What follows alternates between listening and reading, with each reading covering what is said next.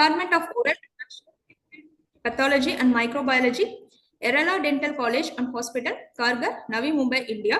Dr. Dhanashree Dalal, Assistant Professor, Department of Pediatric and Preventive Dentistry, Dr. D.Y. Patel, Dental College and Hospital, India. Dr. Seema Marathe, Associate Professor, Prosthodontics, Dr. D.Y. Patel, Dental College and Hospital, Pimpri, Pune. Dr. Tarun Vyas, Associate Professor, Oral Medicine and Radiology, College of Dental Science and Hospital, Amaragat, Gujarat, India. Dr. Sayali Deolekar, Assistant Professor, Department of Pediatric and Preventive Dentistry, Dr. D.Y. Patel, Dental College and Hospital, Pimpri, Pune. Dr. Sonia Abraham, Associate Professor, Department of Prosthodontics and Crown and Bridge, Adi Parashakti Dental College and Hospital. Dr. Priyanka Pampani, Associate Professor, Department of Periodontics and Oral Implantology, Adi Parashakti Dental College and Hospital, for joining us today and imparting their expertise with us. I would also take this opportunity to welcome all our presenters from across the globe who have spared their valuable time in enlightening us with their latest research studies. I would also like to welcome the attendees in joining today. Now, I request our first keynote speaker, Dr. M.K. Sunil sir, Principal, Department of Oral Medicine and Radiology, NIMS Dental College, to start with his keynote speech.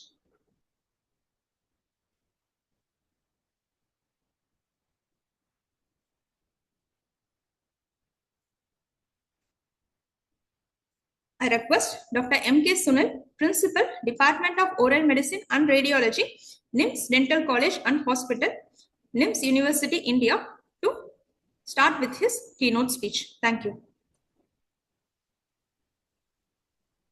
Hello, good morning. Good morning, sir. Good morning. Yeah. Can I share my PPT? Yes, sir. You can start sharing, sir. Yeah, just I'll minimize it.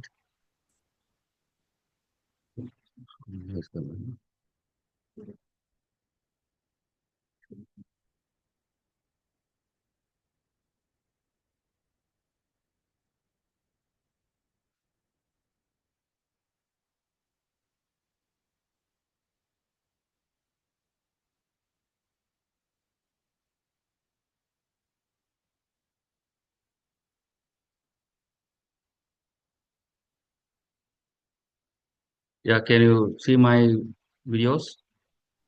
Yes, sir. We can see the video, sir. I mean, PPT. I mean, Yes, sir. PPT is visible, sir. PPT is visible? Yes, sir. Yeah. Yes. Okay.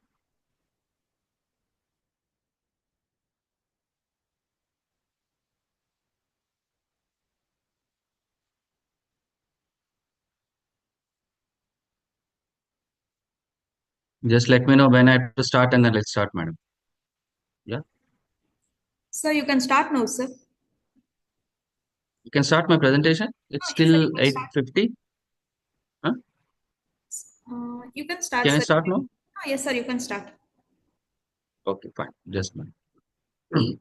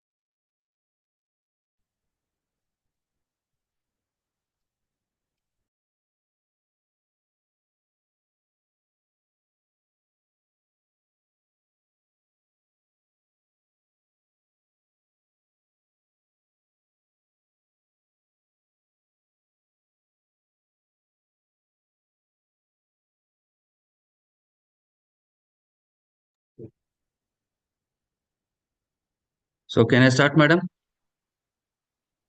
You can start now, sir. Okay. Thank you, A very good morning to one and all. Today We are going to present. The topic is Unlocking the Past, the Role of Dental Records in Forensic Odontology.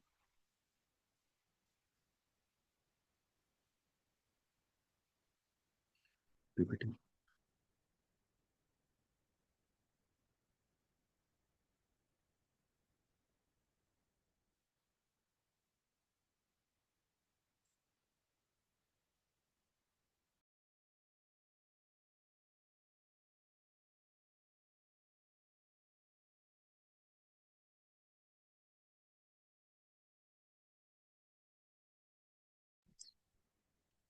Yeah, this presentation comes to you the NIMS Dental College and Hospital, NIMS University, Rajasthan, Jaipur. So myself, Dr. M.K. Sunil, the principal, the senior professor, Department of Oral Medicine Radiology. So first comes to that, who did it? Why this? There are a lot of crime scenes, disasters are happening here and around the world. And why this? The importance of these records is making importance to you. The study of teeth and the jaws as evidence in law and justice is called the forensic dentistry. That branch of forensic medicine in which the interest of justice deals with the proper handling and examination of dental evidence and with proper evaluation and presentation of the dental findings. The father of this forensic odontology, Dr. Oscar Omado, in 1863 to 1945, he said that it's an application of an art and science of dentistry to resolve the matters pertaining to the court of a law. Why the dental records? The dental records, like a patient chart, is a detailed document of an history of present illness, examination, diagnosis, treatment, and management. And it requires certain importance to deliver the quality of patient care, follow-up, and we should know about the forensic purpose and teaching and research and the legal matters, of course, we are facing nowadays. A team of dental surgeons should examine the intact oral structures, destroyed oral structures, pieces and fragments of oral facial structures. The post-mortem record should be prepared and compared with the ante-mortem record to final report. This is a very important point. Like we should know that the comparison of the both ante-mortem and the post-mortem records. This is a victim identification form where you're going to enter the details and then you can compare with the results with the post-mortem. The antemortem records and post-mortem records both are similarly is important. In some instances, you may not have the antemortem, and some instances you may have only the post-mortem. Then how you are going to maintain the records? The importance of records where it is exists. In antemortem, you should write about the written notes, charts, radiographs, study models, reference letters, consultants, reports, clinical photographs, results of a special investigations, drug prescriptions, laboratory prescriptions, patient identification information, comprehensive medical history.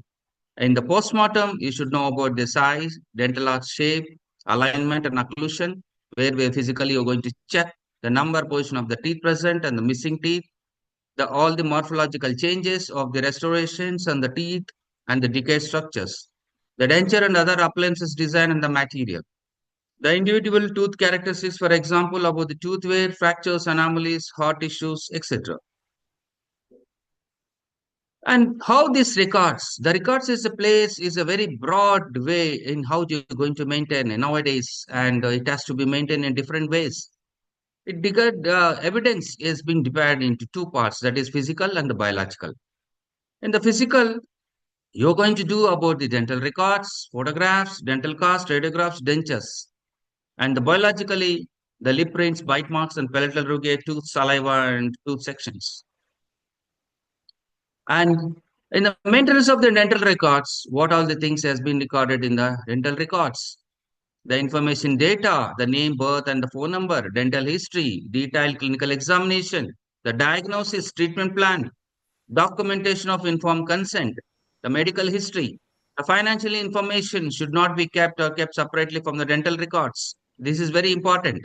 And patient refusal should be documented to accept the recommended treatment plan and the cancelled appointments. The data of the dental records has been divided into two systems. One is file system and the electronic system.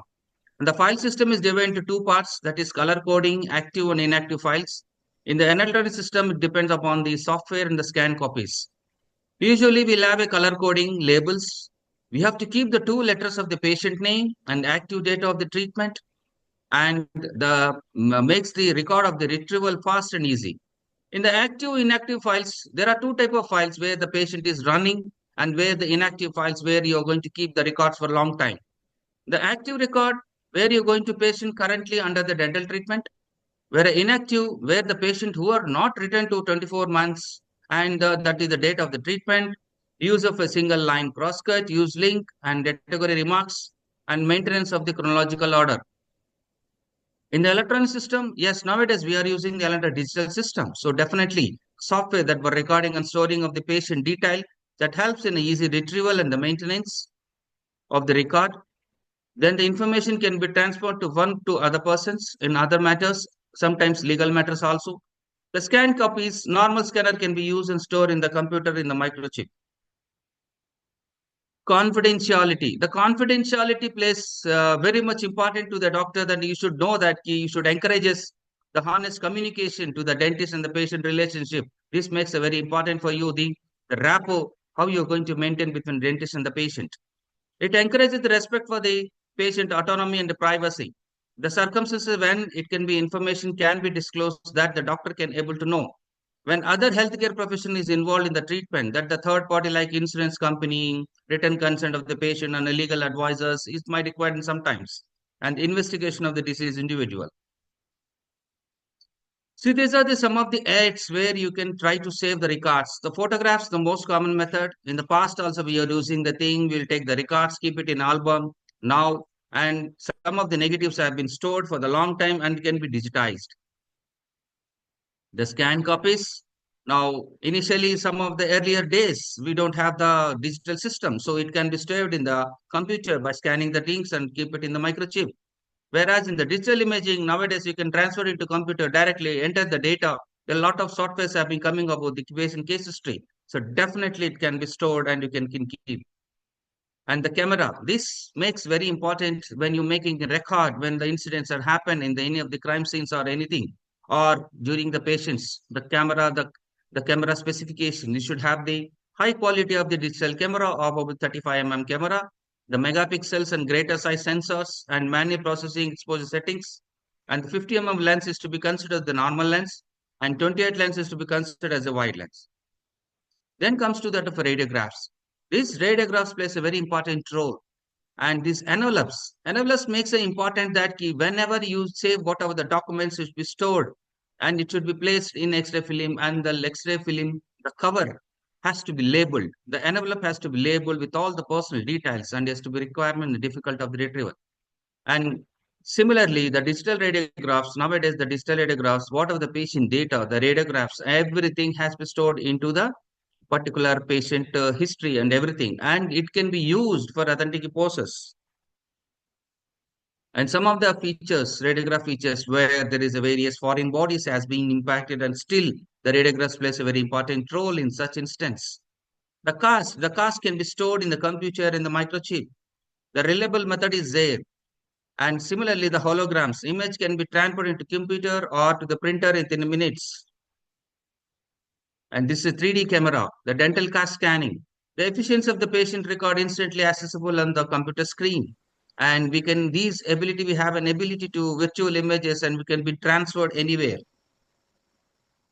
The denture box, yes, denture box also made of a plastic, and the dentures, whatever you preserve, it will be stored in a box and it can be recorded for a long time. And similarly, nowadays there is a barcoding will be there for the denture. So every lab technician or lab fellow has been identified, and he can able to identify the denture quality, the material, as well as about the barcoding. And the barcoding makes you the more specification about where the denture has been manufactured, whatever material and where it has been done. And that can be one of the save or the preservance of a record. So similarly, sometimes they're going to keep it such as the dentures, in the particular in the upper dentures and metallic, they're going to keep about the laboratory name and its number, coding, everything, micro labels, everything will be there. So this also can be stored in a system. The bite marks, this is a very crucial, and it is now the bite marks usually when it bites, it will be stayed depending upon the hours. why this happened. It could be about ranged from the 24 hours. So we have, when the incidents have happened, so we can store this cast, and it can be stored in a crucial matters, and it can be used in a different forensic legal aspects. Similarly, the resin cast also preserves for the period of the, it will not be brittle and having a good quality. Palatal rugae. Nowadays, initially we used to go for a cast and it can be marked of the palatal rugae, and later that analysis will be stored in the system, and the hard copy of the cast also can be saved as a part of a dental records in the forensic investigation. Similarly, now we have the Adobe softwares where we can use the software, we can marking all the rugae and it can be stored in the system. Similarly, preservation of the tooth. This is very important for the when you in the forensic aspects. So saline is not a reliable use for the. It can be used only for the short duration, not all the thing. But the Haas blank balanced salt solution can be stored widely in the biomedical research and support the growth of many cells, and it can be considered the best one. There are other sources also like Veaspan. Then this is a one of the medium to transport of the organs. The osmolality is 322 SMF per kilo, which enables the excellent cellular growth with a pH of 7.4. Similarly, the deep freezers also can be used for long time with the minimum of temperature, so the 4 degrees centigrade. Propolis.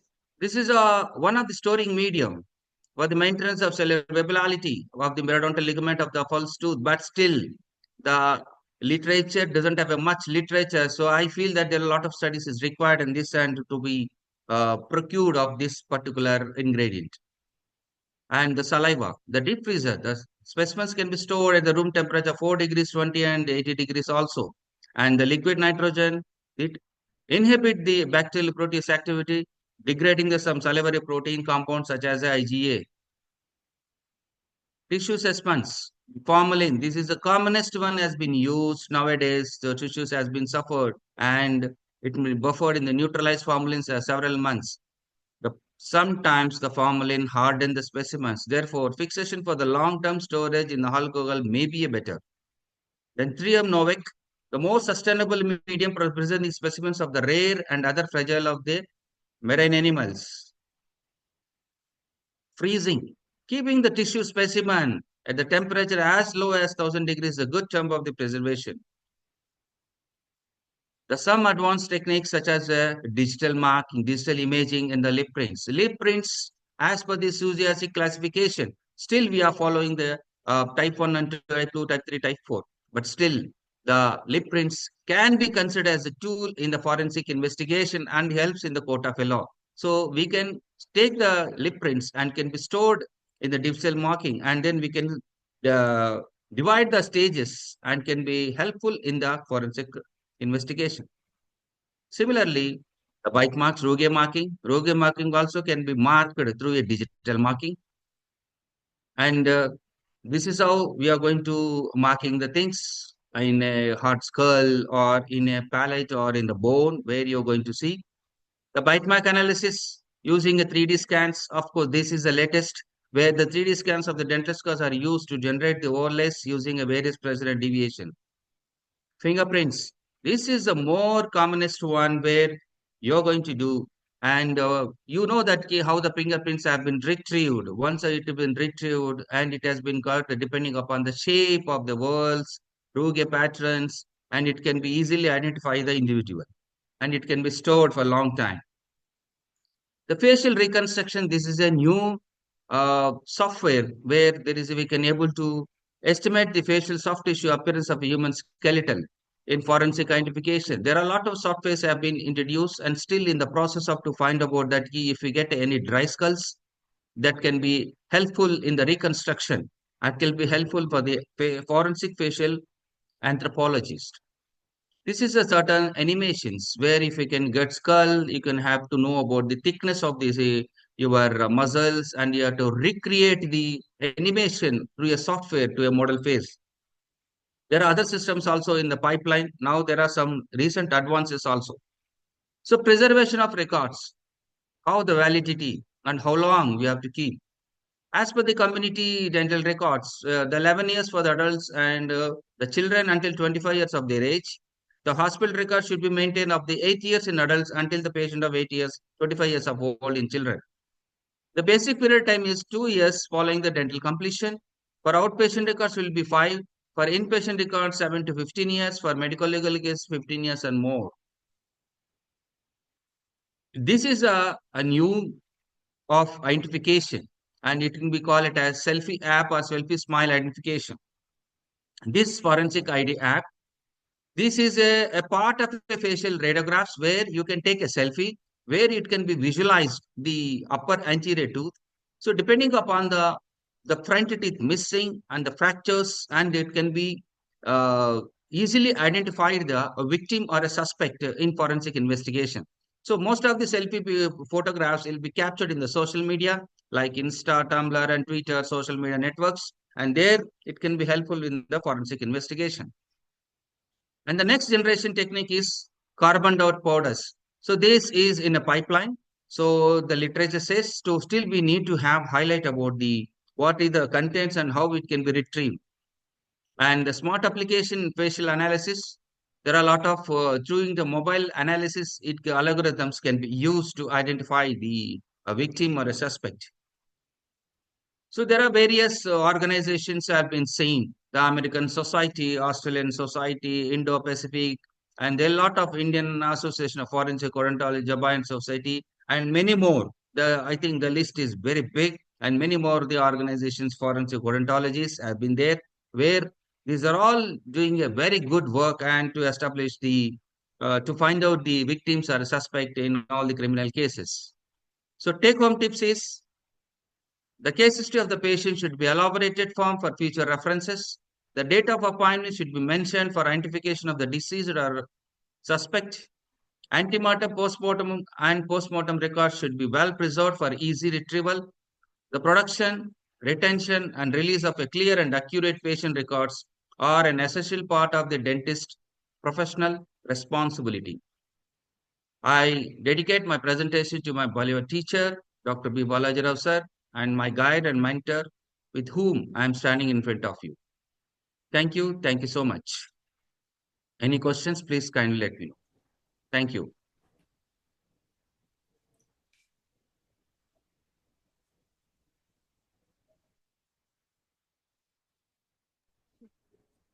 Thank you for your valuable insights in forensic odontology, sir. And if the participants have any questions, they can unmute themselves and ask, or they can put their questions in the chat box.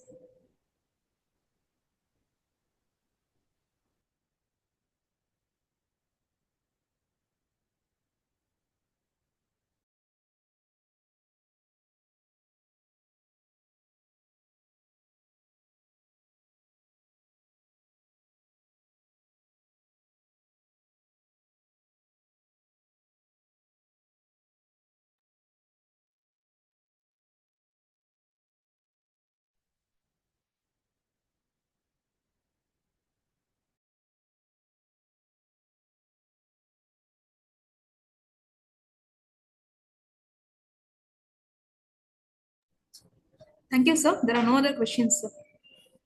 Okay. Thank you so much for giving an opportunity to be part of this international conference. Thank you. Thank you, one and all. Thank you, sir. Thank you.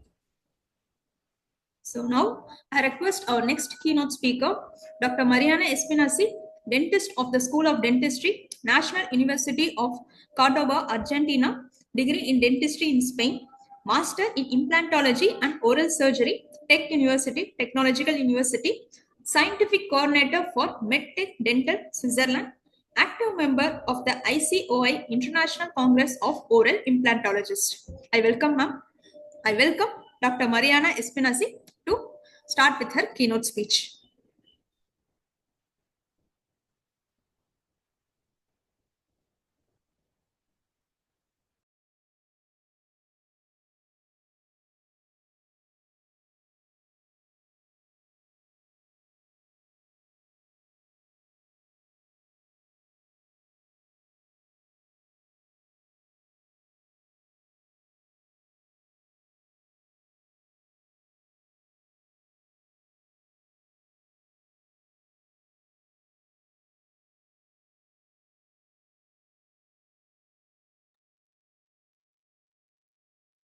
Good morning.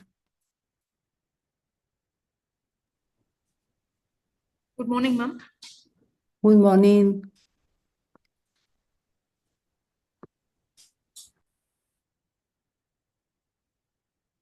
Can you see? Ma'am, your screen is visible, ma'am. It is focusing on Zoom.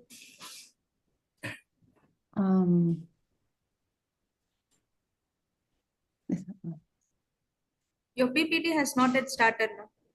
Okay. And now the PPT is visible, ma'am.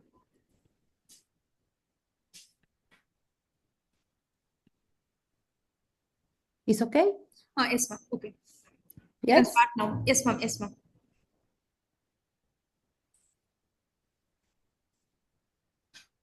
The PPT is okay? Yes, ma'am. It is okay, ma'am. The screen is visible, ma'am. PPT is visible, ma'am. Marieta. Okay, I'm ready.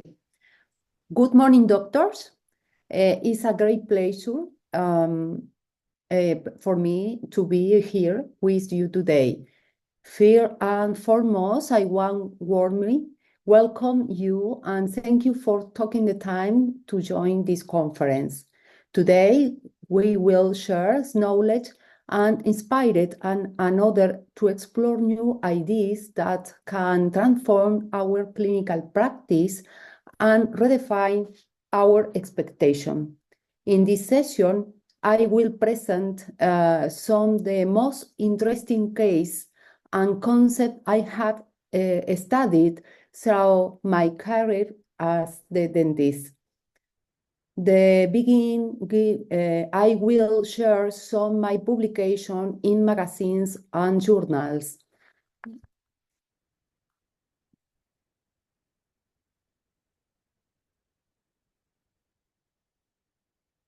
Furthermore, we will discuss the use of guided bone regeneration product from Sineden, Spain.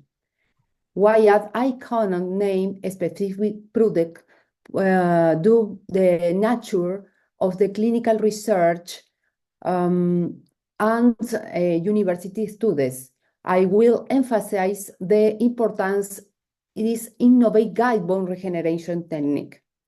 Without further delay, let us embark in this journey together. According to the World Health Organization, tooth loss is considered a psychological disability. This due to associate facial change, such as mandibular prognathism, decreased vertical dimension, and lack the soft tissue support. However, is equally important to knowledge that tooth loss is also psychological disability. Patients often experience anxiety, depression, and significant decrease in self-esteem and result of the exchange.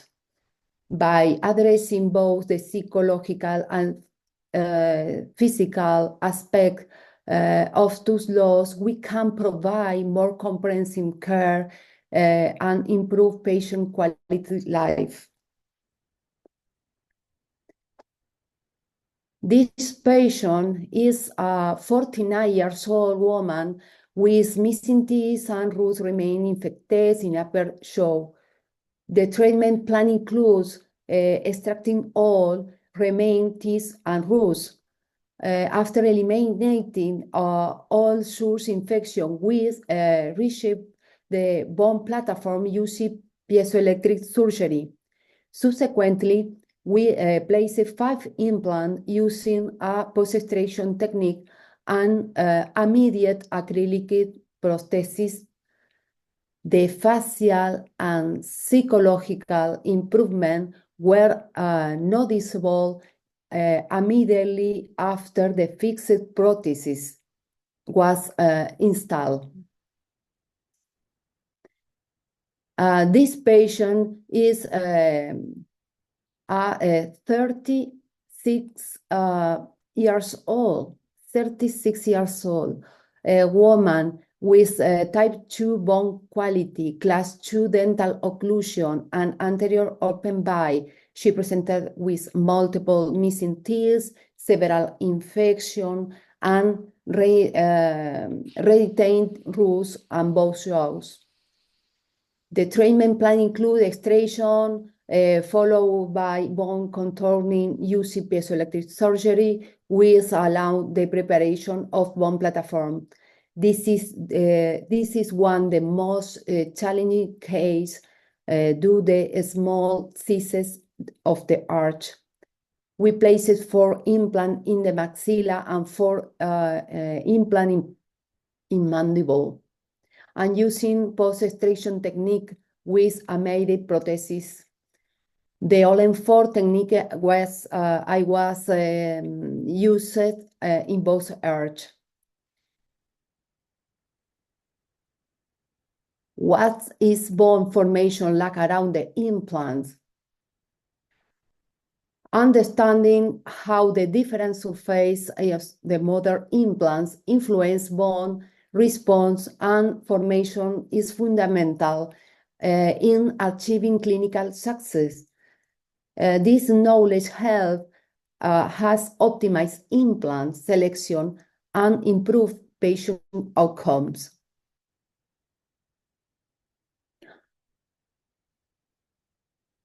We are going to review the type of surface available in the market in dental implant: machine, macro texture, micro textured, nano textured, or biomimetic.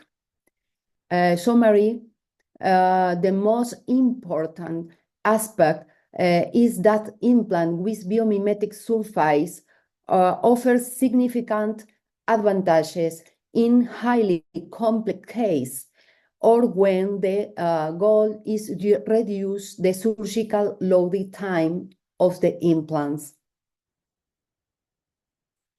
In this article published in Dental Magazine 2023, implants with biomimetic surface in treatment of atrophic jaws. I had the privilege of participating in this publication alongside other professionals.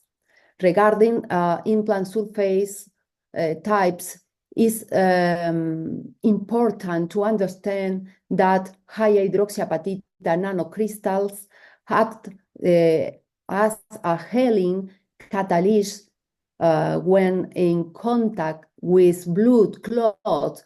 They accelerate the healing process and increase the contact area between bone in the implant is shorter time. Let us now proceed the second part of the presentation. In the outcome slide, I will introduce innovative product aimed at optimizing clinical workflows in guided bone regeneration. I mentioned early the specific name, and this product cannot yet be disclosed, and these remain the clinical research phase in collaboration with leading universities. We anticipate obtain the research outcome by mid years, at which point we are able to share this groundbreaking technique in guided bone regeneration. The clinical case presented in upcoming slide features are patients referred by another dental professionals due to the failure of prior treatment. In this scenario, we employ guided bone regeneration materials in combination with an innovative bone regeneration technique known as the Palespi technique to achieve 3D bone augmentation. The patient come to the my dental clinic with a CT scan. During the anamnesis, he explained that 6 months ago he has undergone endodontics. However, the intraoral fistula has reappeared in the upper left premolar area. When reviewed the CT scan, we identified a significant lesion affecting the entire root of both premolars. Explain to the patient that only viable option in this case was extraction of both teeth. However, this approach required time to allow proper bone volume restoration. This illustrates the clinical situation 4 months after the extraction and elimination of granulation tissue. The CT image confirmed that the residual bone crest is compromised in height, with a narrow vestibular table and varying radiopacity tones. In traditional approach, this will necessitate additional bone regeneration, extending the treatment timeline by 4 to 6 months. Only after this phase will the implant be placed, followed by another 4 to 6 months before finalizing with crown. Now, imagine if we call streamline this process, placing the implant and performing bone regeneration simultaneously using the Palespi 3D regeneration technique, all within a single surgical intervention. This innovative technique offers substantial advantages, is reduced surgical time, and enhances patient satisfaction. We create a full thickness flap. Next, we carefully remove residual particles of particulate bone that had not successfully integrate with the patient native bone tissue. Based on CT scan planning, we opted to drill only 7 millimeters of the implant length using an under-drill technique to achieve optimal fixation in the palatal table.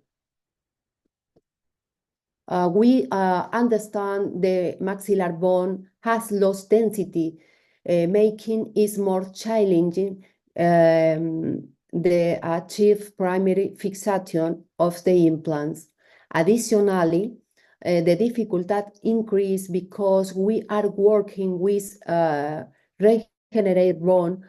In this case, we place 7 millimeters the implant legs into the bone, leaving 4.5 on the implant exposed.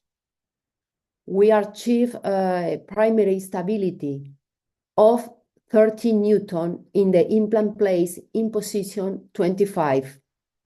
However, for the implant in position 24, we decided to postpone its placement for another intervention.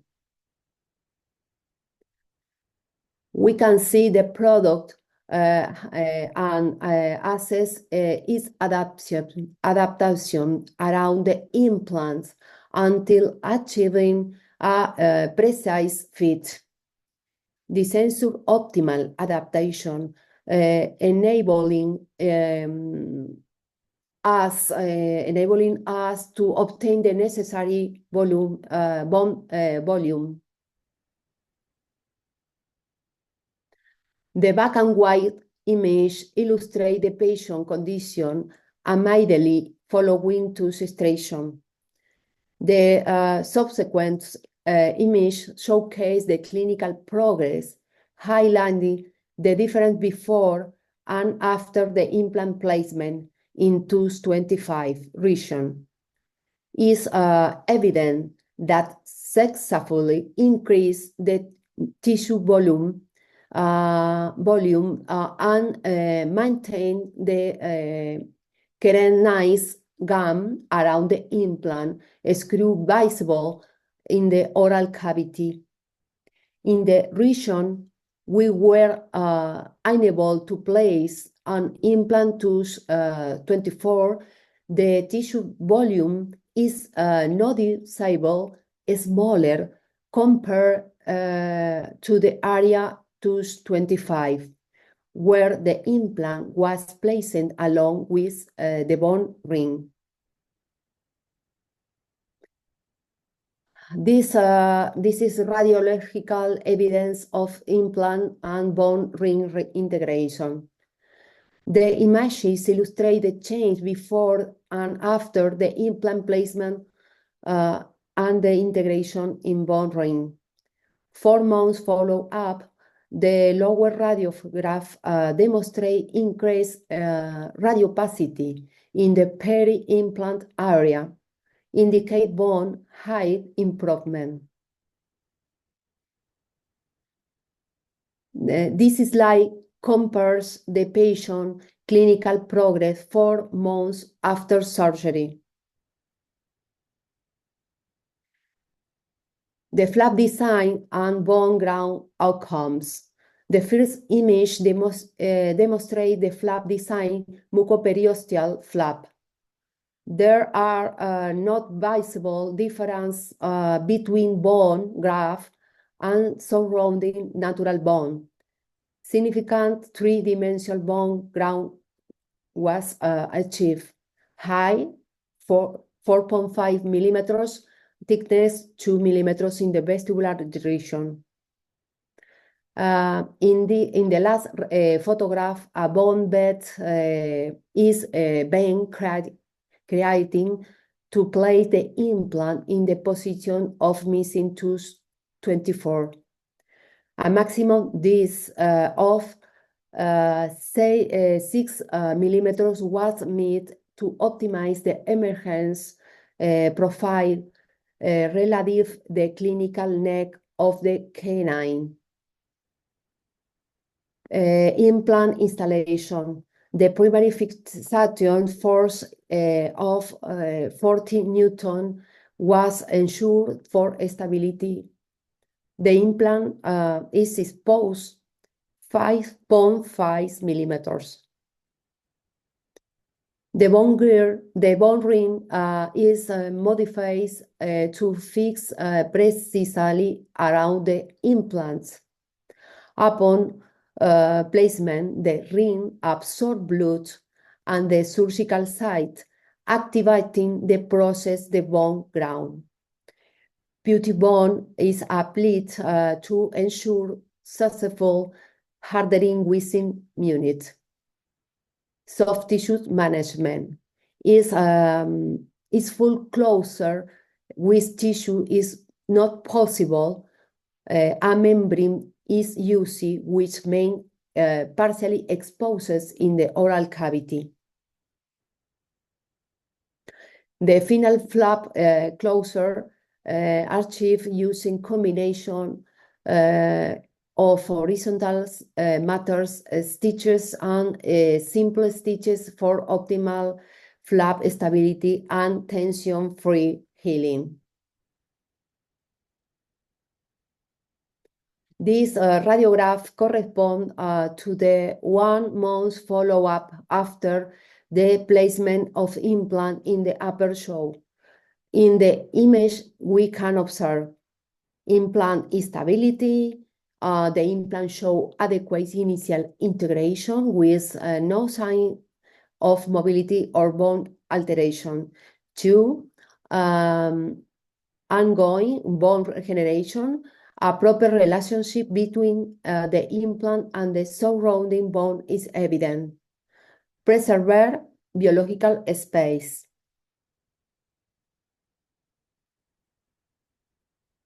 These images showcase a clinical case using the Palesby technique.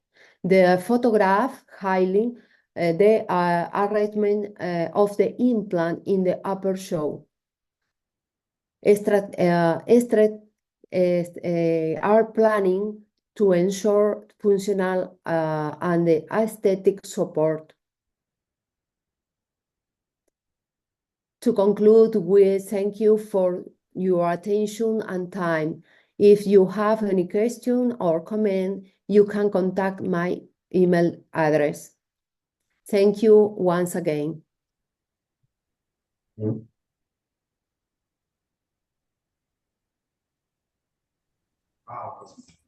Thank you, ma'am. If the participants have any questions, you can ask. Unmute yourselves and ask. Any question?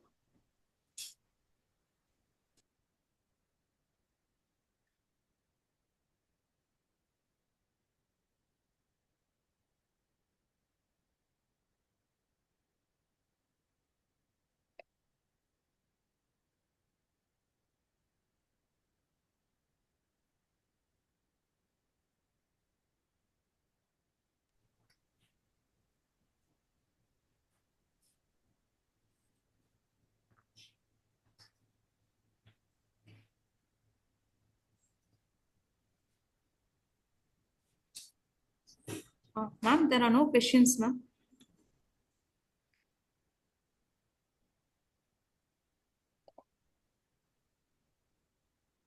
Dr. Mariana, ma'am.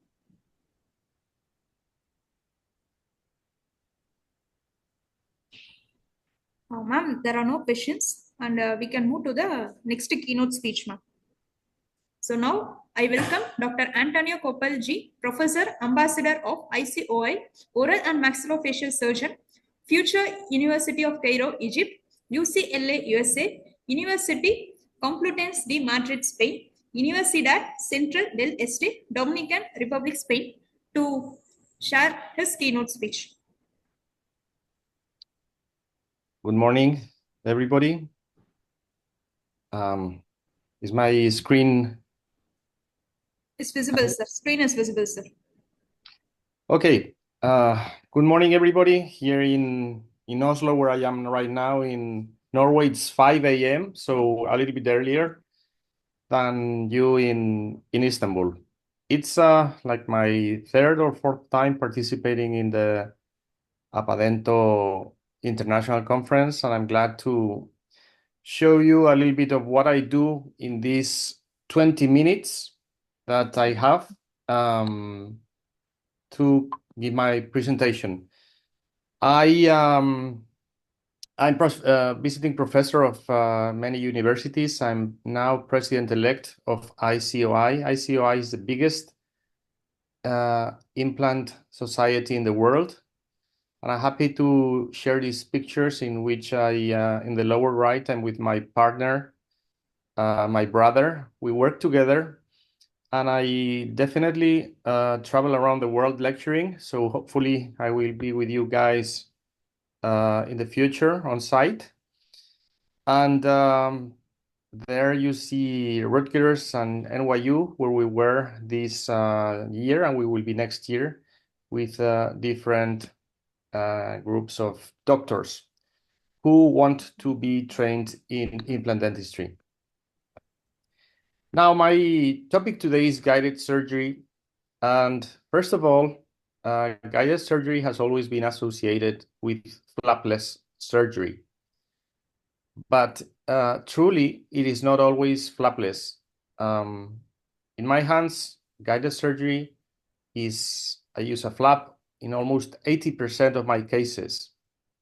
What guide indicates us is the ideal implant position on the bone.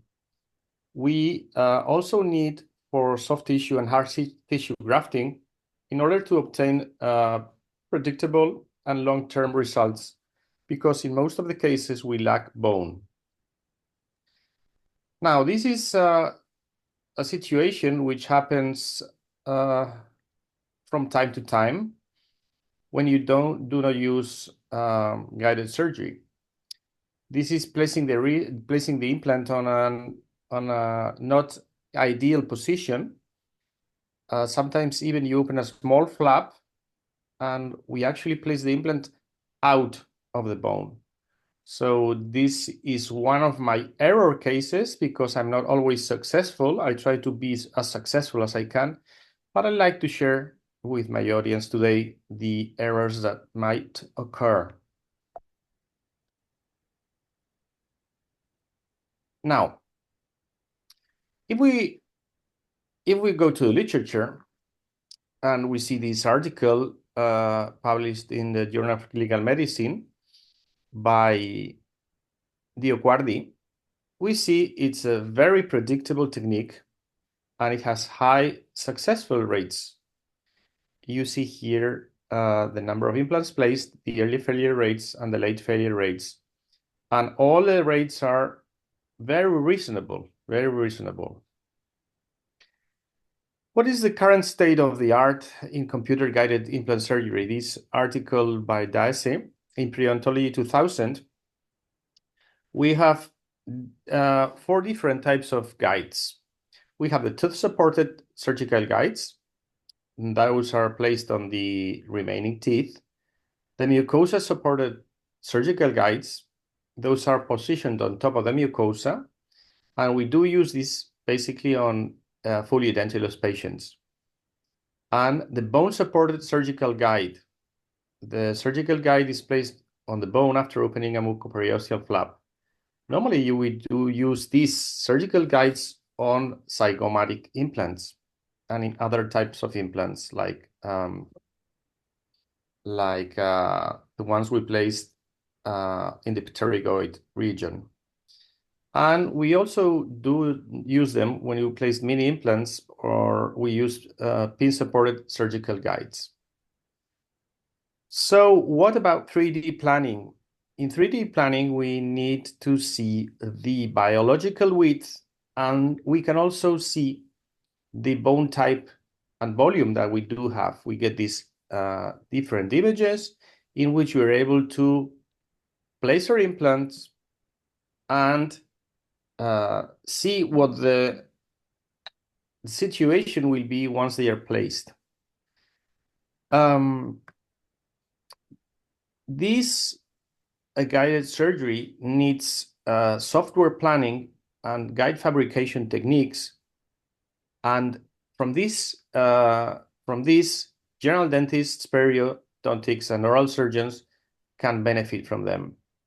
We have an aid in case selection when we have to make a clinical decision and when we have to choose the ideal implant position.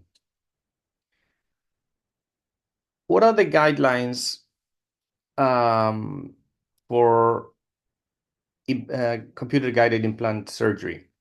We have this nice article by Oringler in which it is important to have a team approach.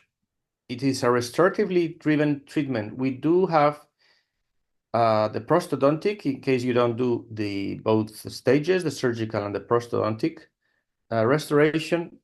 The restorative dentist is the one who has to tell us where to go and where to place the implants. So we do first the restoration planning and then we move backwards.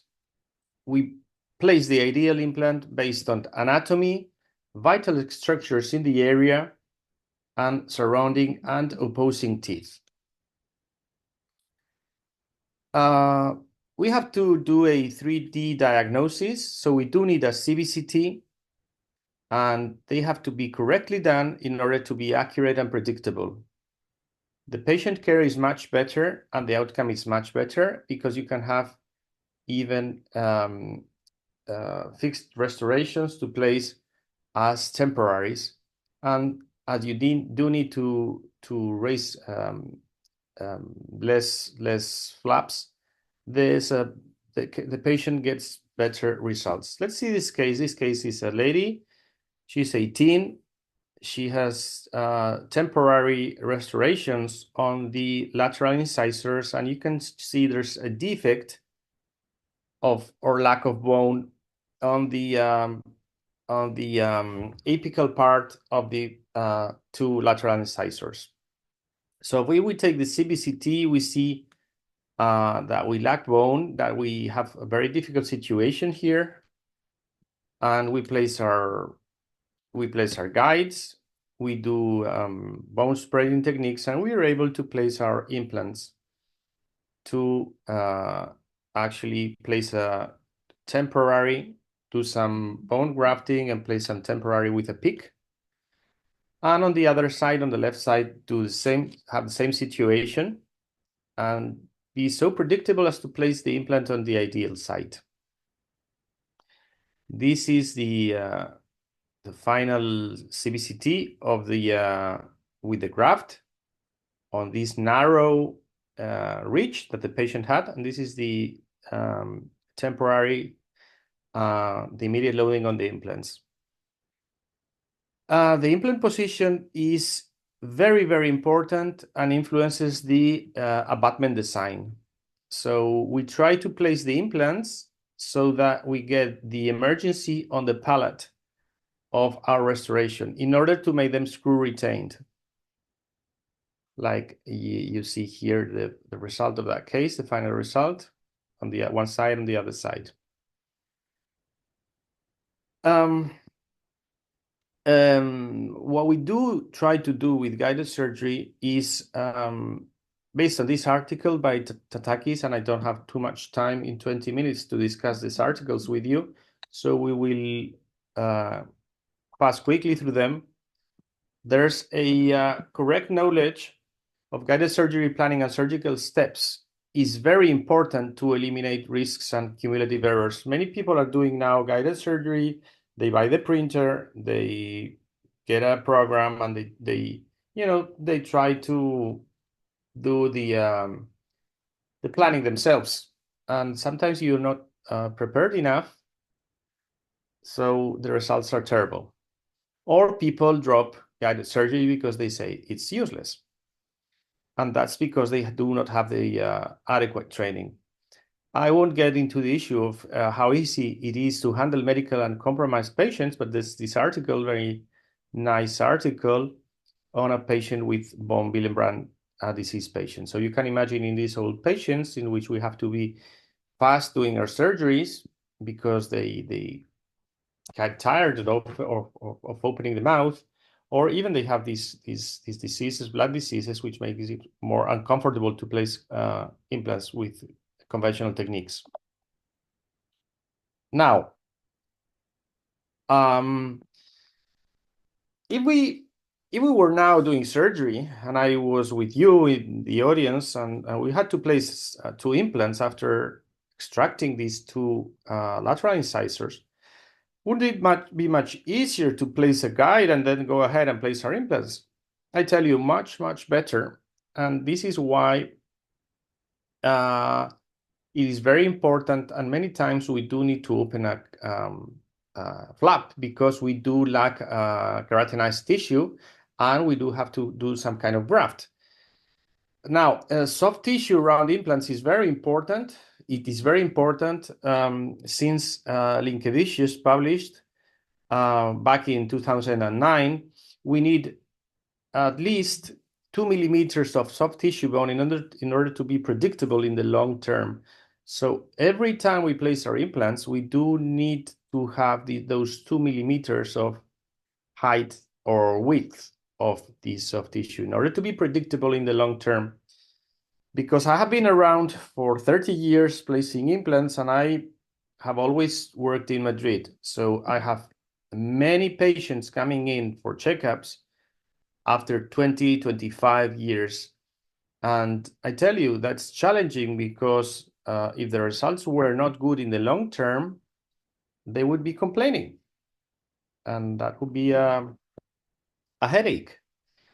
We can also place, as I said, temporary peaks and go ahead and do temporaries, either chairside made or made in the lab before time. As I told you, it is very important to do a CBCT in order to do a correct treatment planning, because in many occasions, we might like to do an immediate implant, like it's this situation, but we do have both an infection and a lack of bone. So in many occasions, we do need to do it staged That means do alveolar preservation when we do the extraction, and then go ahead and do our implants after 3, 4, 5 months. This is a situation where we have placed our graft. Here we have the dental inferior alveolar nerve, and then we will be able to go ahead after 4 months and place our implants. So we do have to decide when we do the treatment plan if we're going to do alveolar preservation, immediate placement. How are we going to deal with this case? The cases have to be prosthetically driven, and I want to share with you these images in which you will see the emergency profile of the implant, and it is important to obtain. This is a very, very nice emergency profile because it is in the middle of the restoration. So this is the case where the situation which we do like, versus some other situations like this one, in which we do not have the best of the positions. I'm not so happy with the image on the left, because as you see, probably this implant was placed on the posterior root. So the emergency is not in the middle of the restoration. Having said that, we can plan with our treatment plan and show it to the patient what we do expect, where our implants are expected to be, the type of bone we are going to get. Even we can check for bone density around the implants, and of course, stay away from the dangerous inferior alveolar nerve, which is always complicated. So in this case, post-extraction implant, we place, we check position, everything is fine, everything is just on the safe side. Again, I encourage you to join ICOI. I'm president-elect, so hopefully in 2 years' time I'll be the president of ICOI. This is in New York, getting the fellowships. And let me tell you how accurate, and I'm going only to share some information with you about single implants, because we only have 5 minutes left. See, in this case, by this article by Palita Smith-Khan, in 52 patients with 60 single implants, we freehand versus guided surgery. Guided surgery had less than a 1 millimeter deviation compared to versus guided surgery. So guided surgery is more accurate, definitely. Another course we did in Cairo, and this is Conchi, a lovely patient. We have to go in, place an implant. There we go. See how easy it is to drill. How easy it is to drill with and fast. And finally place the implant on the exact position where we decided with our guide. So a lovely case. Now I'll show you quickly that it's a good news for the young doctors, because you can get in this study in the European University, no difference between experienced and non-experienced surgeons with guided surgery. The minimum deviation was 0.22 in horizontal and 0.004 in vertical, and 1.61 degrees in angulation. So the good news for the young doctors is that guided surgery is going to help them overcome the lack of experience. So again, you need proper training. This is our friend Conchi. We use some PRP. This is the ideal position, being placed with a very small flap. And here's Conchi leaving the office with an immediate temporary. Very happy. Now, concerning survival rates, you might be concerned on that. There's this article, interesting too. The survival rates and implant effectiveness is the same in guided surgery and those implants, and that with those implants placed with conventional techniques. And the less experienced clinicians reach the same results as more skillful ones. This I came over the point. So again, the drilling is so much easier. This is implant placement. Implant placement in these areas, posterior areas, in which is so difficult. And this is post-extraction case. We have less than 3 minutes to go. So I'll run through this. This is the planning, and this is the last case what we're showing, in which this is the beginning, the before. This is the case, this situation where we have, which is this one I showed you. And these are the implants being placed. And this is the implant being placed, the CBCT after the implant placement. You see the spacing between the implants is ideal. The position of the implants is ideal. And this I only got through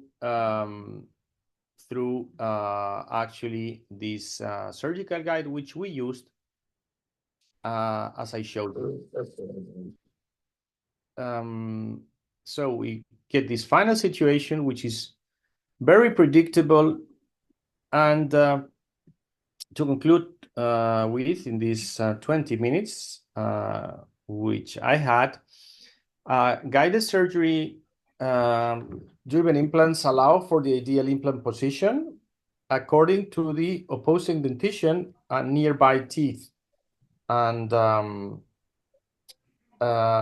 correct implant planning and proper use of the guided surgery will allow for easier, more precise, and faster surgeries, which is sometimes important. Surgical guides prevent from placing dental implants in non-restorable positions, which is a clinical problem which we find in many referred patients. And I want to thank you all. You have my email, my social media, and I want to translate this, which I saw when I was working out at the gym. I like to be on time. This is when I finish a triathlon race, which I like. The translation is success is equal to being humble and work hard. There's no other way to make it. So with this, I want to thank you. I did my 20 minutes on time, and I want to thank you for the chance to share with you my presentation. Thank you very much.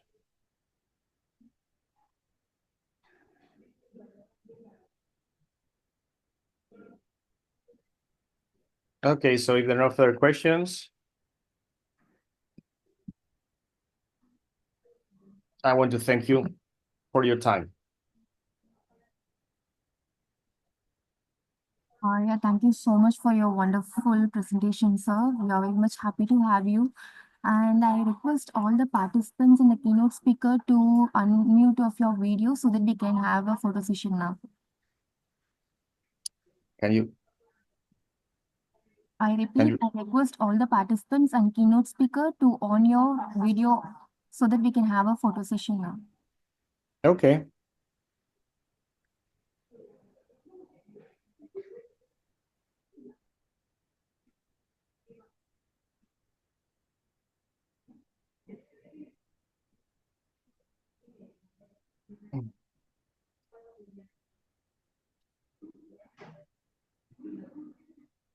Repeat, I request all the participants to make your video on so that we can have a one photo shot and we can go for a presentation.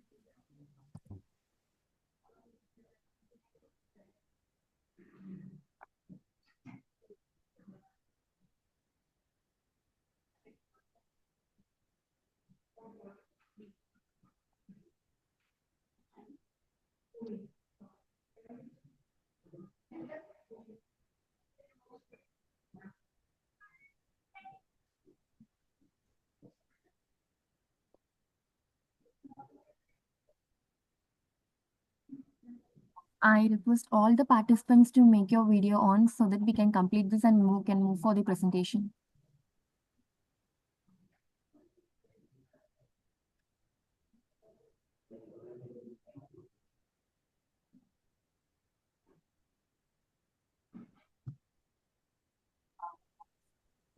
Okay, thank you so much.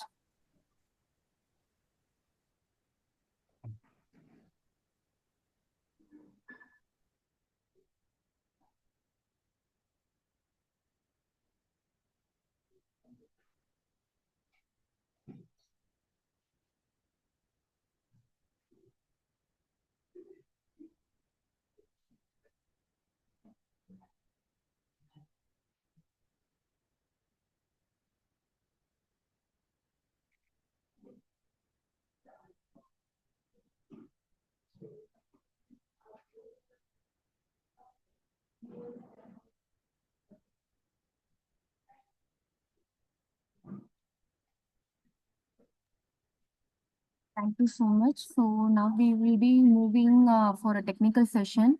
So hope you might have come to know the presentation timing will be allocated for 7 minutes and 1 minute for question and answer.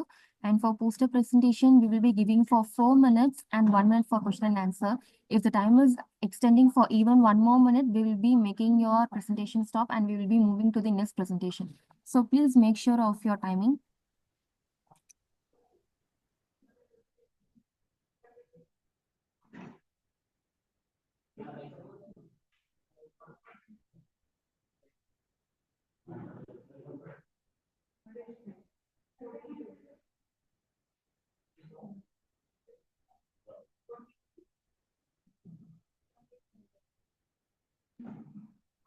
Once again, I thank our keynote speaker, Dr. M.K. Sunil and Dr. Mariana Epinezi and Dr. Antonia Kupel for having your presence over here. Thank you so much for your wonderful time and presentation, sir. Thank you so much all.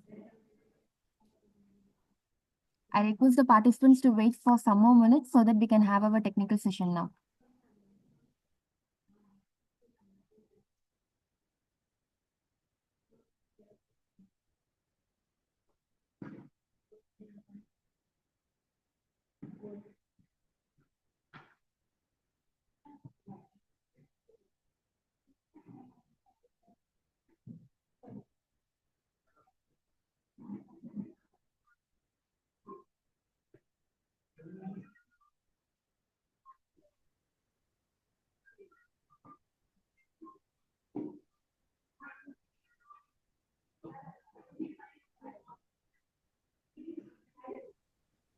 So good morning, participants.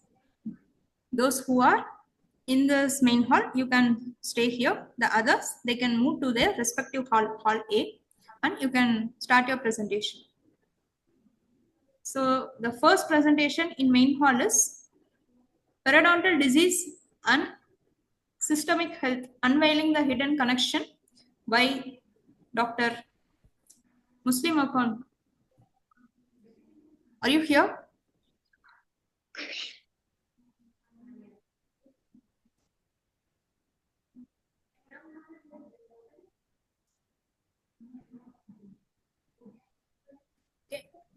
So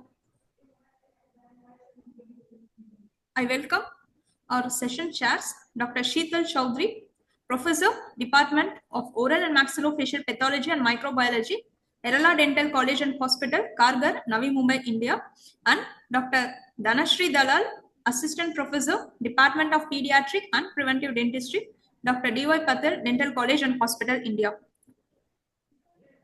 So we welcome. Thank you so much. Our judges, Dr. Sheetal ma'am and Dr. Dhanashree Dalal. So first presenter is Dr. Muslima Khan Saifidinova. Are you here? Okay. The next presenter is Dr. Good morning. Yes, I'm here. You're here. Okay, you can start with your presentation, ma'am. Sure. I'll start now.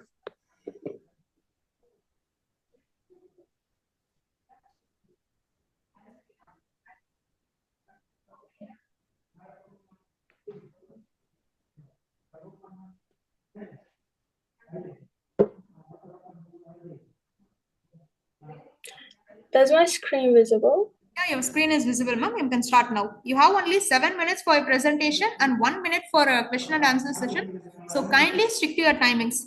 Only 7 minutes for your presentation. So kindly stick to your timings. Yeah, you can start now. Sure. Okay. Periodontal disease and systemic health, unveiling the hidden connection. Good morning, dear colleagues. My name is Muslima, and I'm a third-year dental student in Central Asian University. And again, good morning, dear colleagues. It's a both privilege and a responsibility to speak about a subject that bridges the fields of dentistry and medicine, the hidden connection between periodontal disease and systemic health. Periodontal disease is often regarded as a localized oral issue. However, mounting evidence reveals its profound impact on systemic health.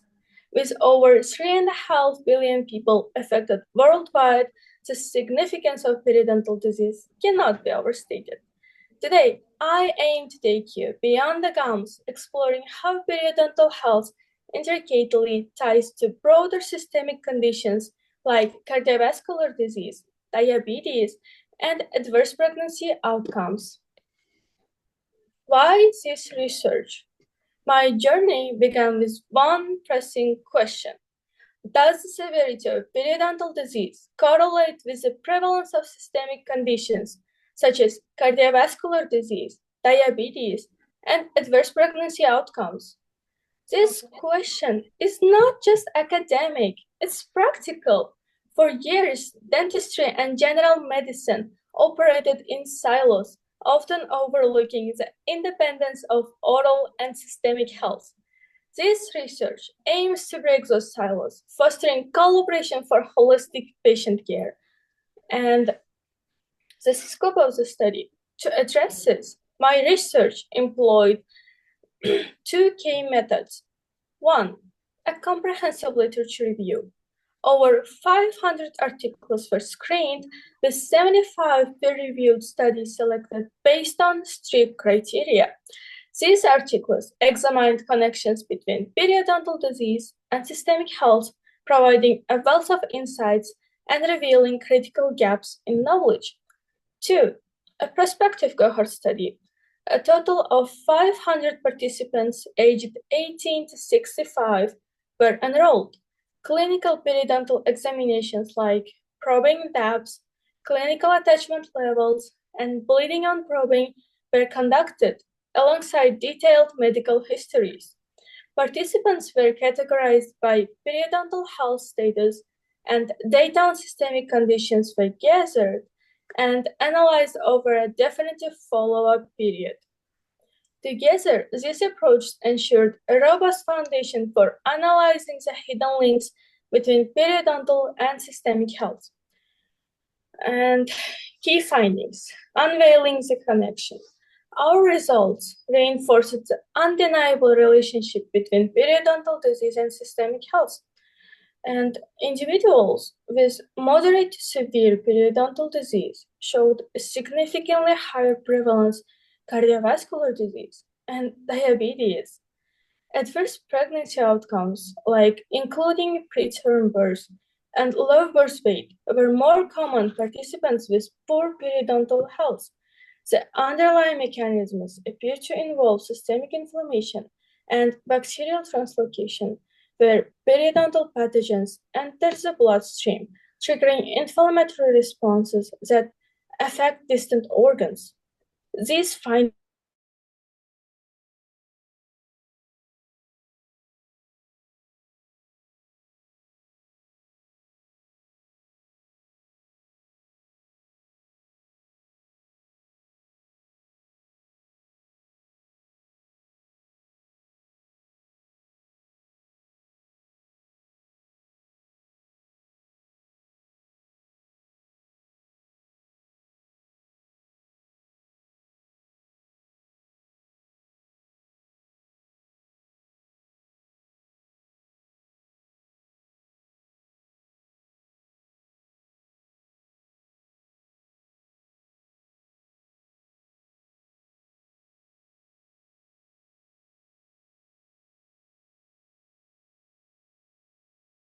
educating the public such as systemic risks of periodontal disease is essential for preventive care. Bridging the knowledge gaps. Despite significant progress, gaps remain The biological pathways connecting periodontal and systemic health require further exploration. We need longitudinal studies that establish causality with greater certainty. Finally, research must explore the efficiency of periodontal investigations in reducing systemic risks. By addressing these gaps, we can pave the way for more targeted therapies and preventive strategies. The broader vision. This research does more than connect oral and systemic health. It redefines how we approach healthcare as a whole. Imagine a future where addressing periodontal disease becomes a routine part of managing cardiovascular risks or improving pregnancy outcomes. Such a paradigm shift can only happen when we, as a healthcare professionals, see the full picture. And as a conclusion,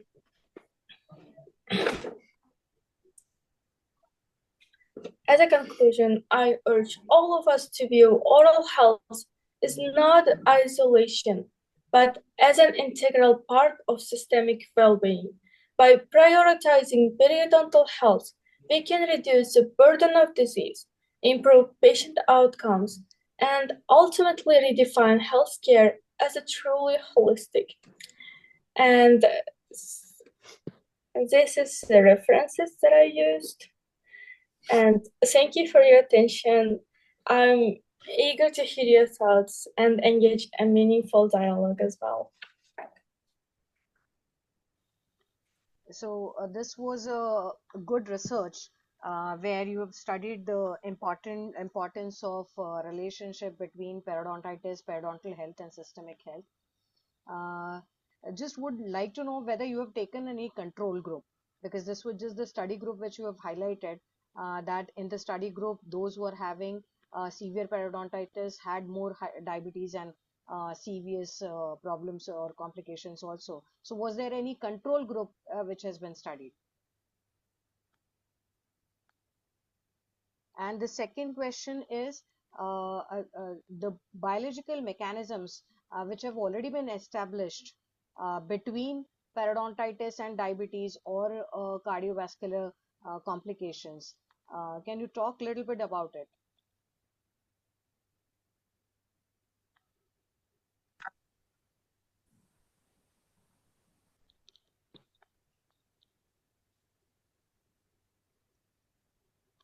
Yeah, I hope I am audible. I'm sorry. It's Yeah, the first question, was there any control group which have been studied? Like those, as you said, that you have studied patients who are having severe periodontitis, had more CVS and other systemic diseases like diabetes. So was there any control group which has been studied against that? Because this could be a, yeah, please go ahead. No, it's my I started it recently, and it's going like I'm improving it yet. It's just a review, you know. It's a review of my research, future research. Good. So you can take a study, prospective study, or you can take a cross-sectional study where you can study the relationship and can prove that this is not causal by taking a control group as well. Since this is a review, you must have studied the literature highlighting the biological mechanisms which already explain you the relationship between periodontal status and the systemic health. So are you aware of any biological mechanisms? What kind of, can you like give me some examples? Yeah, like the periodontitis, how it can be associated with diabetes. Microflora? Correct. Or osteoclasts? Yes. And cardiovascular risk, how can you relate? For cardiovasculars. Yeah, or in pregnancy, you talked about preterm babies. Like bacteremia? No, periodontitis, how it can be related with cardiovascular complications? It's like bacteria triggers some point of organs, and it worsens whole condition. Bacteria can like predispose phenomenetic of the disease. Yeah. Okay, organizers, I'm done with the questions. Dr. Dhanashree, if she has any questions, can go ahead so that we can start with the second presentation. I had a question. I just wanted to know, but it was similar to what ma'am had asked, like, is the relationship between the periodontal disease and systemic conditions bidirectional? But ma'am has already asked that. For example, can systemic conditions like diabetes or heart disease worsen periodontal health? So one, you answered diabetes. For heart disease, I did not get the answer. What did you answer? Could you just repeat it for me, please? Yes, it's bidirectional. Yeah. And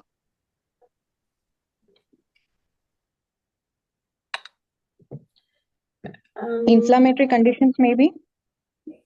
yes, some bacteria can causes rheumatic heart disease, and interfective endocarditis. Okay. Thank you. Good presentation. I'm Thank done with it. Yeah.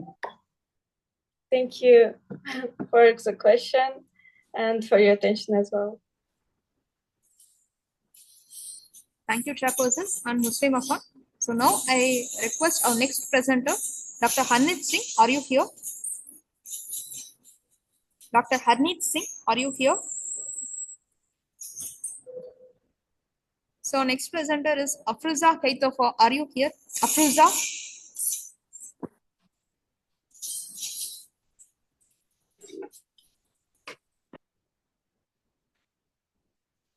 Dr. Harneet Singh or Afruza Kaitofa or Dr. Kunal Kumar, are you here?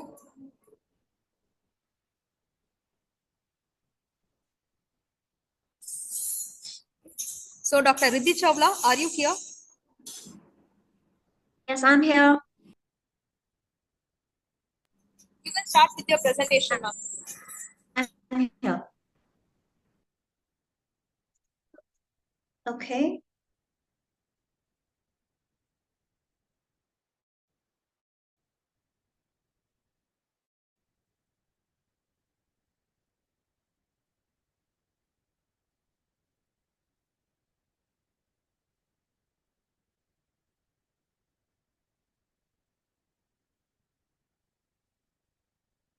Is my screen visible to all, and am I audible enough? Ma'am, your screen is not visible now. Screen is not visible. Yeah, now it is visible now. You can start. Okay. So very good morning to all. I am Dr. Riddhi Chawla. I'm a professor and academic advisor in School of Dentistry, Central Asian University. And today I'm going to talk about a correct diagnosis is 3/4 the remedy. So the quote, "An ounce of prevention is worth a pound of cure," has got different extrapolation for different circumstances. In relation to orthodontics, many procedures are overlapping in preventive and interceptive orthodontics, with the timing of intervention being different. If you look at it the other way around, a same procedure can be categorized to be preventive or interceptive depending upon the target of treatment or even the cause of malocclusion we are targeting at, be it a true malocclusion or a pseudo malocclusion. This makes it very imperative for us to carry out our functional examination and differentiate between a normal path of closure of the mandible versus an anterior glide upon closure and a backward path of closure of the mandible, which can be further substantiated by Rakosi et al. Cephalometric assessment, where we can exactly deduce the rotational and the sliding component of the glide present in our patients. So to further comprehend these different extrapolation and different circumstances, let's have a view at few clinical cases. Starting with the case of pseudo or functional class 2 malocclusion. So here we have a young girl, 12 years, with a class 2 division 2 incisor relationship and an end-on molar relationship bilaterally. This is her intraoral picture. So upon functional examination, she was diagnosed to have a backward path closure and therefore was diagnosed to be a functional class 2 or a pseudo class 2. These malocclusions are basically categorized to be a deck-based malocclusion where the mandible gets restrained within the maxilla and therefore the mandible is not allowed to express its growth in all the 3 dimensions. And a functional class 2 has a chances of becoming a skeletal malocclusion over time if it is not corrected at the correct time. Therefore, we planned on to treat this patient with a very simple removable appliance called a maxillary anterior biplane appliance with a closed loop protrusion spring right present over here. The purpose was just to procline these retroclined incisors present, and it would create a mild disocclusion in the posterior region because it's a biplane. We have added extra acrylic over here, which would enhance the eruption of my molars. And since she's a growing patient, it will be supplemented with the additional growth of the ramus. So this is the picture of the patient after 1.5 months, where we can see a perfect alignment of the anteriors, almost class 1 molar relationship. And we assume that now, since the mandible is free to grow and we have attained an additional overjet, my mandible, a good growing mandible, will be able to grow, cover up the overjet, and get a perfect class 1 incisor relationship over time. Next, we move to a case of pseudo class 3 or a functional class 3 malocclusion. So here we have a young boy who's about 9 years age with an anterior crossbite, and there was no familial history of class 3 malocclusion. Upon functional examination, he was noted to have a forward path closure and therefore was diagnosed to be a pseudo class 3 or a functional class 3. So again, a very simple appliance. We have given a maxillary closed loop protrusion spring appliance with posterior bite blocks in this patient. So we have a same spring with posterior bite blocks here.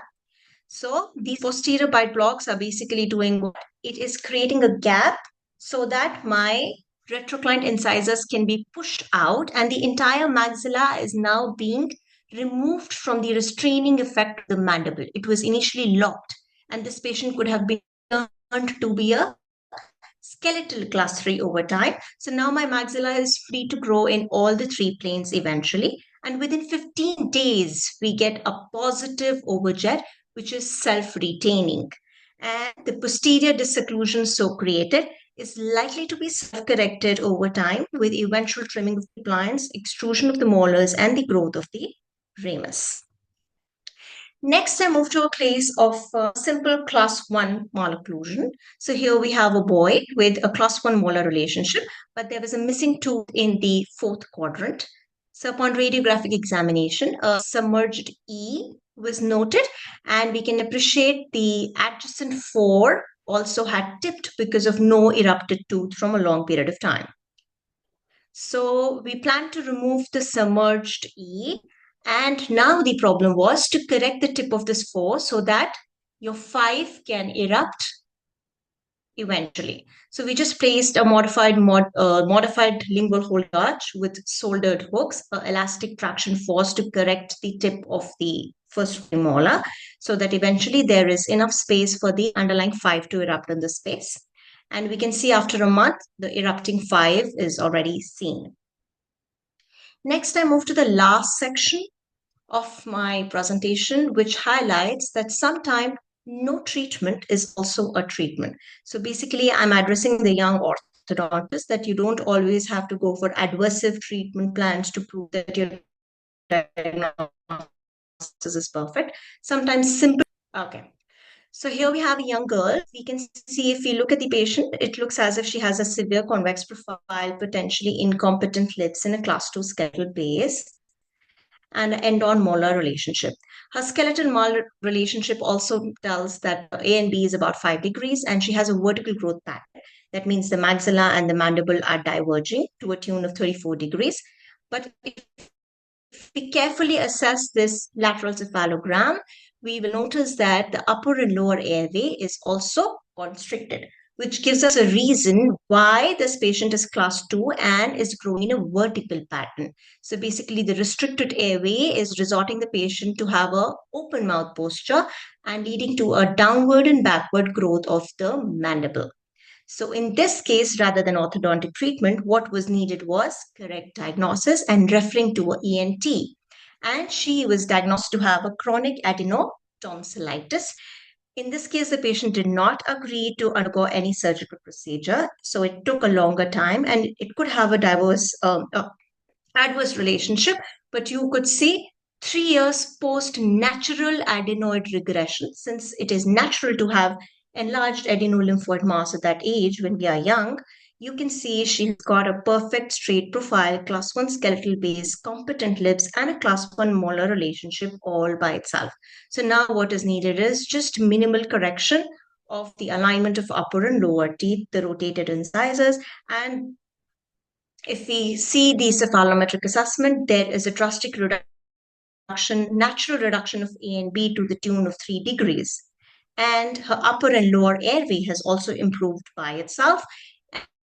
And even the growth pattern has changed. So we often say that growth pattern can change. It can change. Your adenolymphomas actually is too much and regresses by itself. So this is just a 7 months of non-extraction PA mechanotherapy. Very simple, nothing much had to be done. So in this case, the right referral in turn proved to be extremely beneficial for the patient in terms of the cost, the complication, the complexity of the treatment, and the compliance I needed from the patient. Otherwise, I would have placed the patient on a myofunctional appliance 1 year and then another fixed mechanotherapy. So it was very, very beneficial for my patient.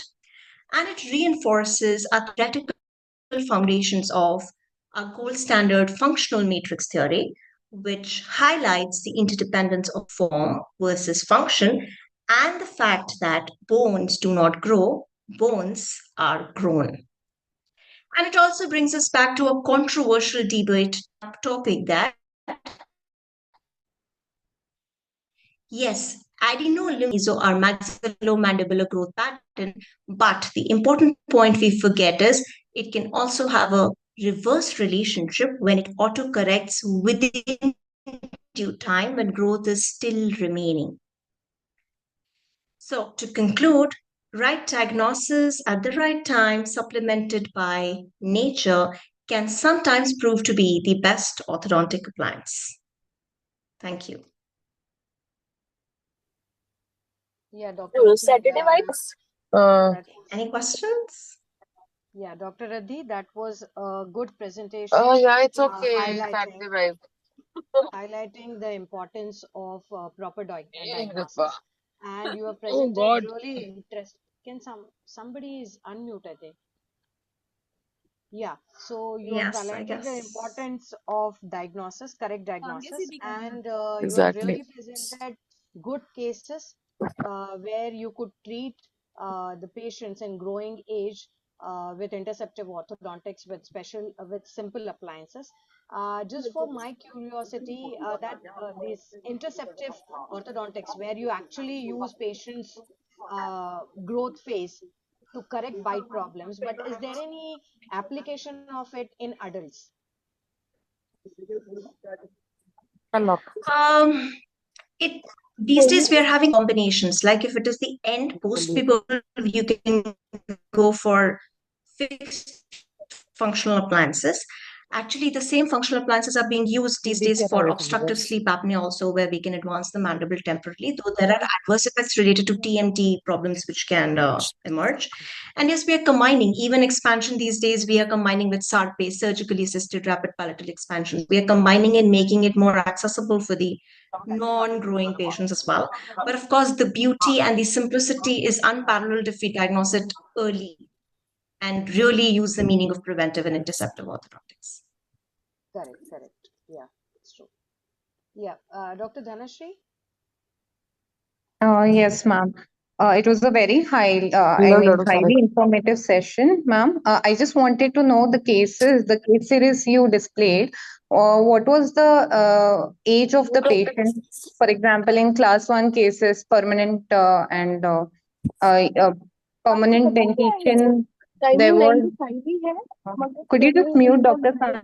Okay, the class one was about 11 years. And the girl, Class 2 one, where I treated non extraction, she was quite young. She was 9 years.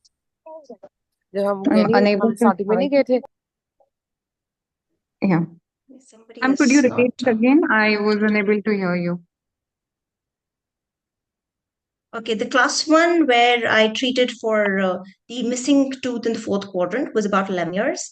And for the girl who was auto-corrected from class 2 was about 9.5 to 10 years. Okay. So, early screening was an important role to play there. At what age the patient came up to you? Exactly. Yes, exactly. Because at that age, we have enlarged adenolymphoid mass, which is a normal finding in itself. Correct. And these days, people are ignoring it. And we are in a case that some patient has come, let's place her on a myofunctional appliance, advance the mandible, and get some money. That's the basic ideology. We want to do something more to prove that we are very efficient. But sometimes doing less can be better for the patient. Correct. Good presentation, ma'am. Thank you for enlightening us. Thank you, Dr. Riddhi Chawla and the chairpersons. Now I request Afruza Haitova. Are you here? Afruza Haitova, are you here? Good morning, I'm here. Yeah, you can start with your presentation. And kindly stick on to the timings, only 7 minutes. Okay. Are you able to see my screen? Yeah, your screen is visible. You can start now. So today I will discuss about the impact of breastfeeding on childhood dental caries. Breastfeeding potential health benefits may also raise the risk of dental caries with nighttime feeding. The World Health Organization recommends breastfeeding for 2 years, though it may increase caries risk if prolonged, particularly at night may contribute to higher rates in children over 12 months. In methodology, there was data collection methods, dental examination, and parental surveys. And in literature review, there was 30 relevant articles from database like PubMed and focusing on breastfeeding, nighttime feeding caries incidence till 5 years. Data analysis compared feeding types, controlling for socioeconomic and hygiene factors to assess the impact of prolonged breastfeeding on caries. The results of this was that breastfeeding rates 92.4% with prolonged breastfeeding over 12 months and nocturnal bottle feeding of dental caries. By the age of 6, 28% of children with low socioeconomic status developed caries. 2.4 times higher risk of severe early childhood caries compared to those breastfeeded up to 12 months. In the 13 to 23 months showed no effect. Also, children of educated mothers showed 30% lower risk due to better adherence to preventive practices such as early brushing habits, regular checkups, and healthier diets. Cleaning a child's gum and teeth after nighttime feeds can reduce risk of early childhood caries to 30%. Guidelines recommend exclusive breastfeeding for the first 6 months according to World Health Organization and UK recommendations. Continued breastfeeding with continuous up to 2 years or beyond, which reduces the risk of infections and is associated with a decreased risk of dental decay up to 12 months. Sorry, it's not moving.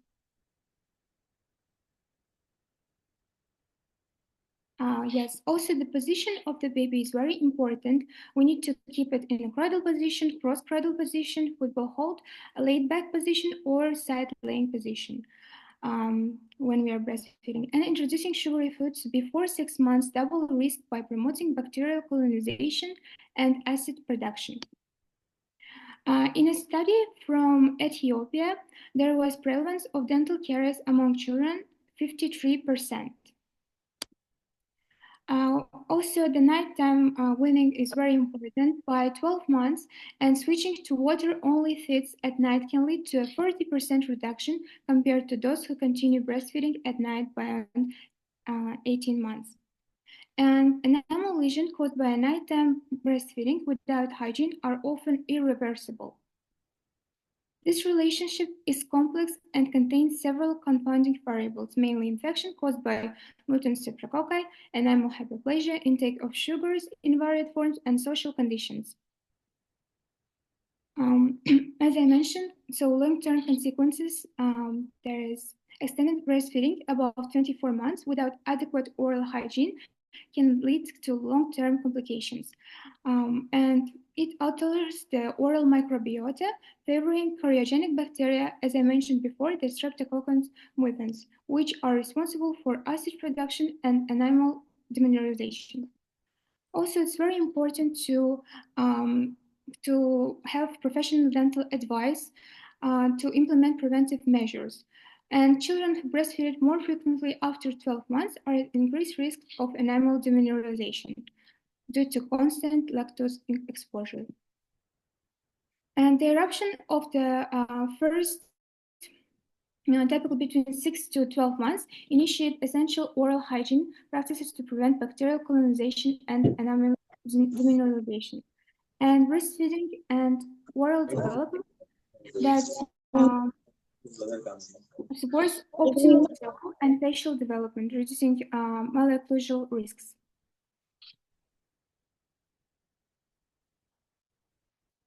So parents should be encouraged to clean their child's teeth regularly and discourage on-demand nighttime breastfeeding after 12 months to minimize the risk of tooth decay. Thank you. These are my references, and I hope I was able to present in 7 minutes.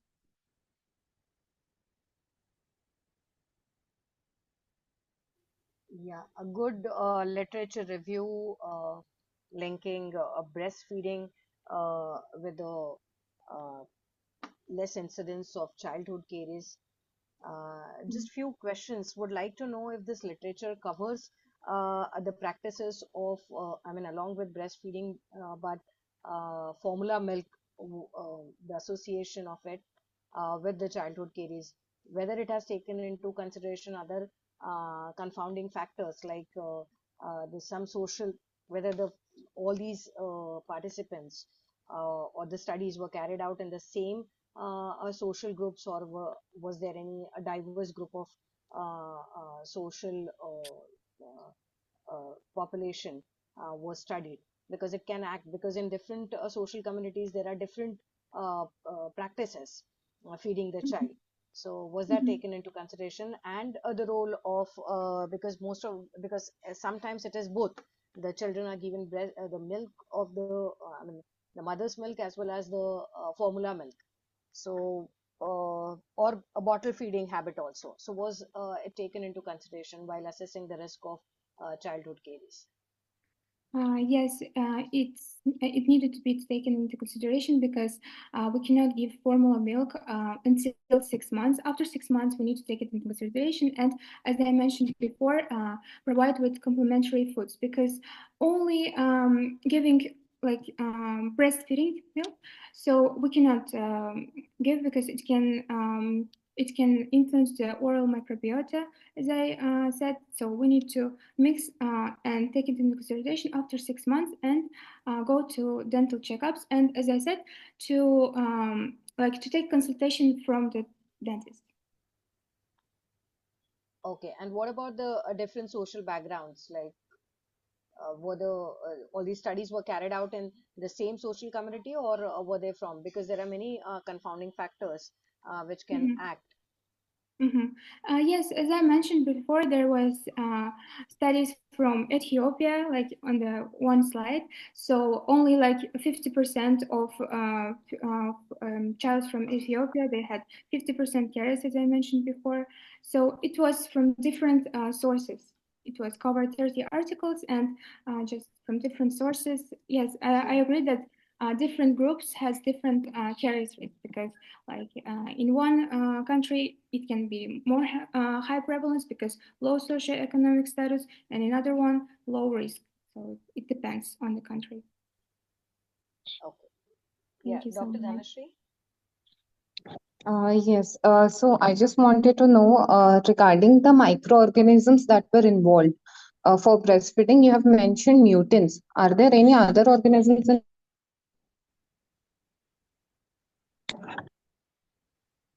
Um,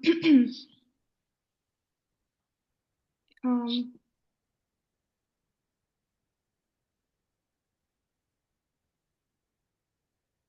can I open the someone slide? from Streptococcus family only? Yes. Yes. Okay. Okay. Study about it. Mhm. Overall, a crisp presentation. Yeah. Mhm. Thank you. Thank you, Afruza and chat persons. Now I request Dr. Kunal Kumar. Are you here? Dr. Kunal Kumar? Dr. Priyanka Lekhwani? Dr. Priyanka Lekhwani, are you here? Yes, ma'am.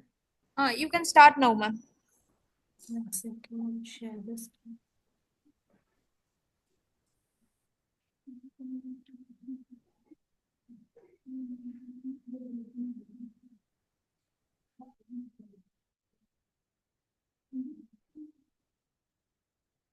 Is my screen visible? Your screen is visible, ma'am. You can start now.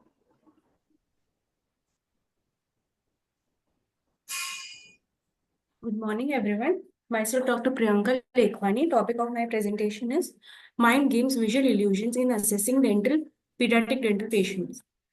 Have you ever encountered such images stating that what do you see first will determine your state of mind?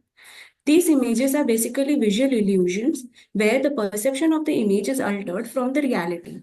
These give insight of the cognitive processing and human perception, thereby giving insight of the psychodynamic state of the person.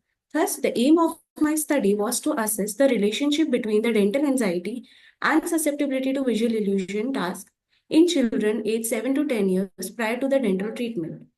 This was a cross-sectional study. Sample size was 62. Prior to the study, ethical clearance was obtained and consent was taken from parents prior to the study.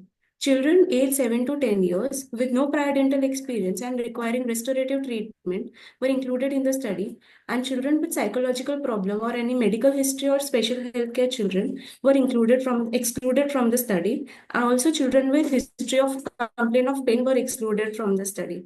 All the children were evaluated by the same dentist and in the same environment to avoid bias in the study. Baseline anxiety was measured using Venom Anxiety Scale, after which the child was subjected to 5 visual illusion tasks named Delboff illusion, Ebbinghaus illusion, Ponzo illusion, Muller-Lyer illusion, square diamond illusion. Here, the children were given the task of, there were two stimuli, comparison stimuli and standard stimuli. Children were given task to adjust the comparison stimuli to standard stimuli. The children were given options of increase and decrease. Once the child is done, he has to enter the username and press the done button. The dimension of the standard stimuli were kept standard, such as 40 pixel for Delboff, 40 pixel for Ebbinghaus, 100 pixel for Muller-Lyer and Ponzo, and 120 pixels for square and diamond illusion. Each illusion was presented twice to the child by interchanging the comparison and the standard stimuli. The comparison stimuli was presented either 20 to 50% larger or smaller than the standard stimuli. So once the participant was done, he pressed the done button. All the data was entered in the Excel sheet and was subjected to statistical analysis. Susceptibility index was calculated using susceptibility index formula, which is perceived size and configuration A minus perceived size and configuration B upon perceived size and configuration A plus perceived size and configuration B. Intergroup comparison was done using one-way ANOVA, and correlation was done using Pearson's correlation coefficient. For evaluation, the children were divided into 4 groups. Group 1, Venom Anxiety Score 1, Group 2, Venom Anxiety Score 2, Group 3, Venom Anxiety Score 3, and Group 4, Venom Anxiety Group 4. coming to the results of our study, as you can see here, as the venom anxiety score increases, the susceptibility index also increases, means the ability to perform the task reduces. It was seen similar for all the illusions. When correlation was done using Poisson's correlation for all the illusions, was found between the visual illusion and venom anxiety scale. Dentistry has made a recent technology. However, fear and anxiety of a child related to dental treatment still remains persistent. Because of anxiety, the child may tend to have uncooperative behavior that will affect the quality of the dental treatment. There are n number of scales available in the literature, such as venom anxiety, venom picture test, Chota Bheem Chutki scale, facial image scale. However, there are certain limitations to these scales. These scales have similar parameter with varying character.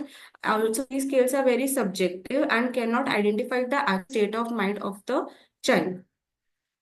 Though visual illusions least explored in dentistry, it is highly explored in the field of psychology. According to the study by Boren et al., they showed significant relationship between the anxiety and perception of illusions, concluding that a person with higher illusion errors have higher anxiety score. Similar results were found by Sperando et al. Increased level of stress explain the enhanced vulnerability to visual illusion tasks. A study conducted by Manning et al. Were based on autistic children, where they saw the susceptibility to muller illusion of the autistic children is heightened as compared to normal developing children. Thus, to conclude, children with dental anxiety are more susceptible to visual illusion adjustment tasks. Visual illusion tasks can be effectively used for assessing the psychodynamic state of the child prior to the dental treatment. These tasks are presented as games or puzzles, thereby aiding the pediatric dentist to evaluate the anxiety level of a children in more engaging and precise manner, thereby increasing the quality of the treatment provided. These are references. Thank you. Yeah, Dr. Priyanka, that was a really very interesting research. Since it is more related to Dr. Dhanashree, I would give it to Madam. Yes, thank you, ma'am. Indeed, a very interesting presentation. Um, uh, what were you talking regarding the scales? I mean, in your discussion part, what would be the Yes. limitations? These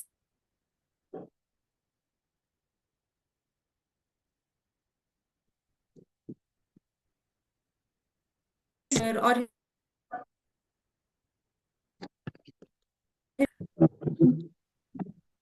Dr. Priyanka, you are not audible. Audible, yeah. hello, am I audible? Yes. Better now. Yeah, these scales are very subjective. These scales are dependent on varying character, but the purpose of these scales are usually same. So these scales are subjective. The child may tend to select his favorite character or his favorite emoji that time. So these scales are very subjective and cannot Okay. identify the exact psychodynamic state of a person. Okay. Okay. And how? I mean, your intervention would be subjected to what all parameters? Sorry. Your We have intervention. measured the baseline anxiety using venom anxiety scale, and then Okay. we correlated venom anxiety score with the visual illusion task score. Okay. Okay. Uh, well researched presentation, I must say. Thank you. Thank you, ma'am. Thank you. Yeah, Dr. Priyanka, just one question. Somewhere I lost the connection. Just wanted to know whether all the study participants were from the same age group, or you have taken for different age group students. Ma'am, 7 to So 10 years. 7 to 10. But Yeah. do you find any differences in the perception and the of these children? Like if you study different age groups, is there any milestone which is like 7-year-old has not achieved and 10-year can achieve? Because No, ma'am. during this? Basically, I have a group. I have taken 10 years based on the cognitive theory given by Jean Piaget.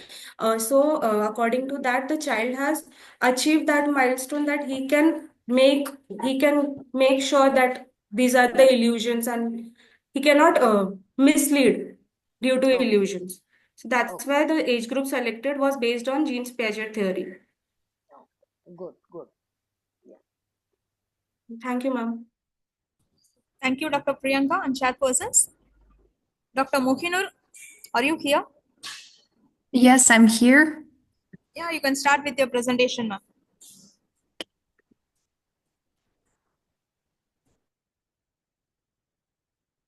So, Dr. Priyanka, can you stop sharing? Dr. Priyanka, can you stop sharing your screen so that the next one can start?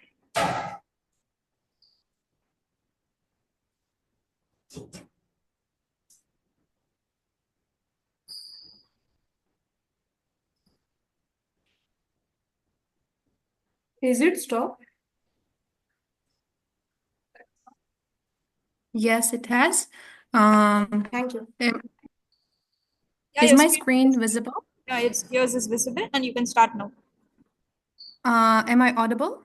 You're audible, ma'am. You can start. So, my name is Mohinur Khudaykulova, and I'm a fourth-year student at dental school at the university, at Central Asian University, and my research topic is pulp stones, aging, or LR. And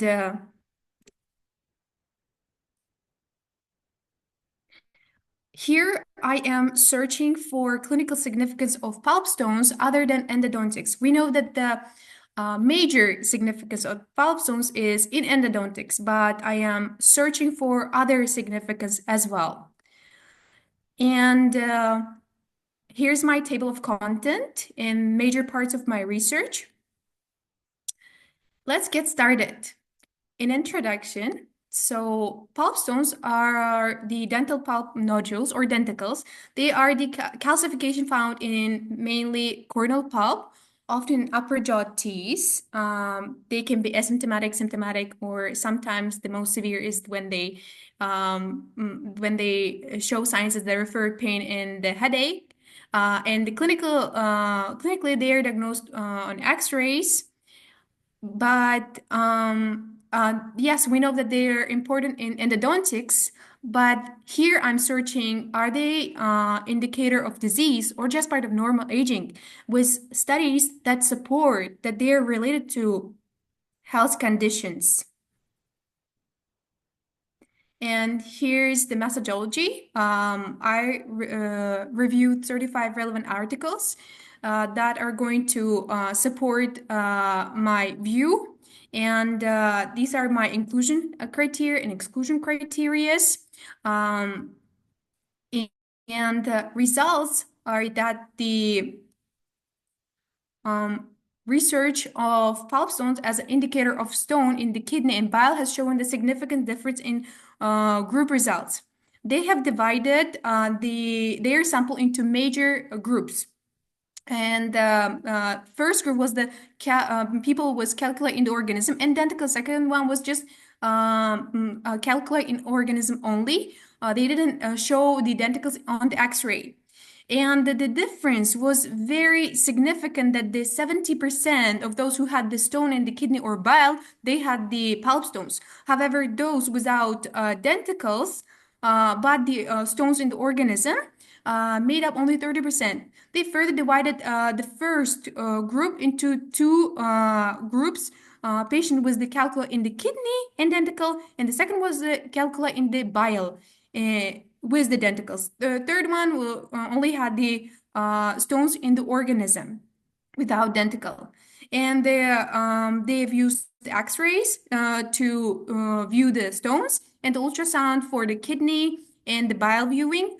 However, for third group who didn't show any denticles on the X-ray, they didn't stop there. They further explored. They have made histological analysis, and they have found out that they had descent on the microscopic view, and they had the irregular shape and size, and they call this sand.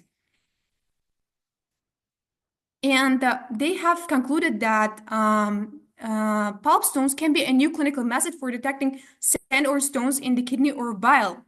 It can prevent further surgical intervention and post-operative complication of stones in the organism. Second, research that said that they have studied pulp stones in impacted teeth in order to remove all the environmental effects, and they found out two types of calcification: concentric and diffuse calcification. We know that the concentric denticles, which are seen on the X-ray, they are similar to pulp stones. Based on their imagining methods and their shape. However, diffuse calcification, they are not visible on the X-rays. And we might say, oh yeah, that person doesn't have any stones. But these two calcification, they had different patterns across the ages. And the result was quite shocking. But can we say that the diffuse calcification and concentric denticles are different? No.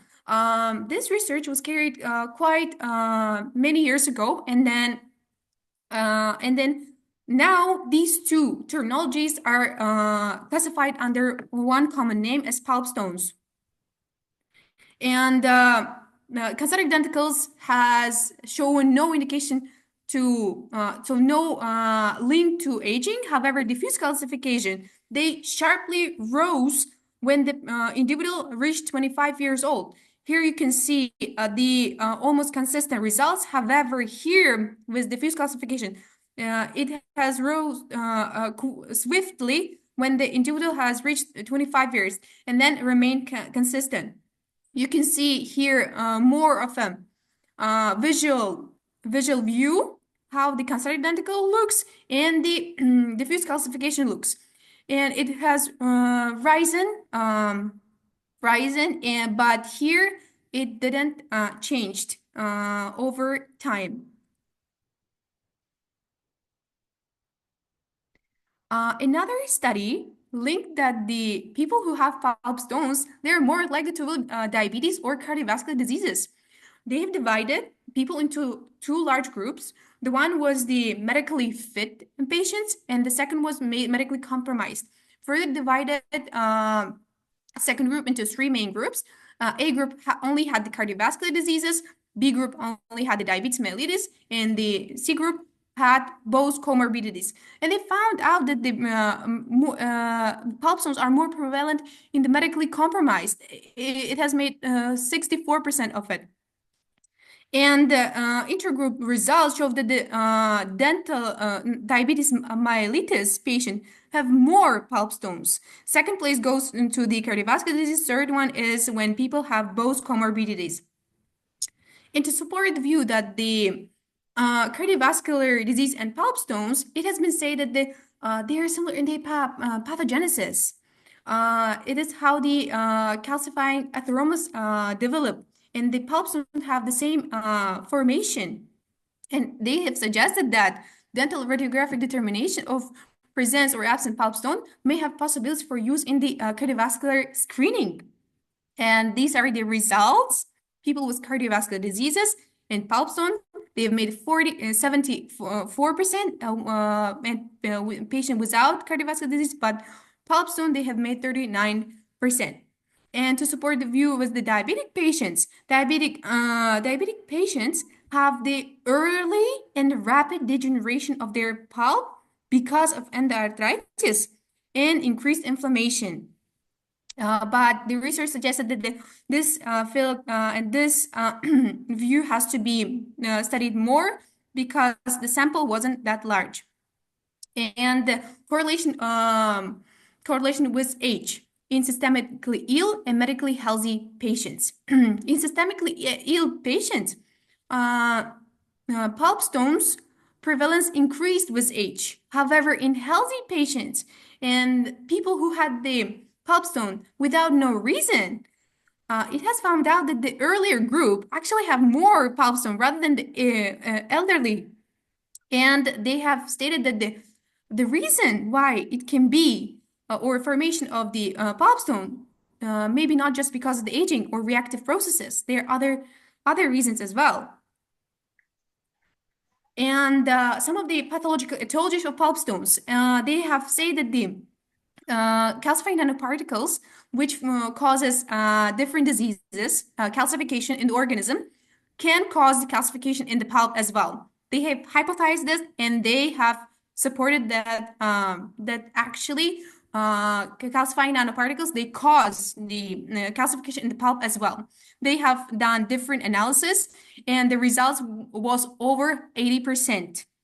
This is the immunohistochemical staining, and this view is a red science shows that that it's positive. It was about 94% of the samples had those red signs, which means it's positive. And when they cultured the pulp stone, they found 80 more than 80% of them had the those bacteria. And the last one is that when the person has the advanced periodontal diseases, those people have more pulp stones. And they've said that the because of the pulpal circulation is disturbed because of bone loss or pocket formation, pulp stone has formed. And people with advanced one have a higher number of pulp stones rather than the ones who are healthy. The control one didn't have or have less number of pulp stones. And my conclusion is that yes, pulp stone may indicate underlying medical condition, known or unknown, and are associated with aging. And this implies they are a secondary pathology. There is underlying main cause, which is causing this pulp stone as a secondary pathology. It's not a primary.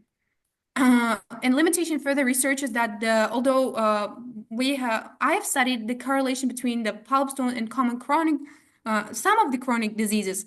There are other ones as well that can be studied. While data exists on the pulp stone number in specific teeth, there is no information on whether the increase beyond that range indicates underlying medical condition. And the relationship between disease and severity in distribution of pulp stones in the cornea and pulp could be of interest of further research because it say that the मेरा शुरू हो गया है एकदम alert रहोगे light कटेगा तुरंत on करोगे These are the references, and thank you very much. Dr. Revati, you can mute yourself. Yeah, Mokinur, I must appreciate you being from the first year's dental student, but I mean, you've really researched well and a good topic you've chosen for literature review. So must appreciate that. Regarding pulp stone, like we have a traditional concept that it increases with age and it's an aging change in pulp, which actually you have highlighted.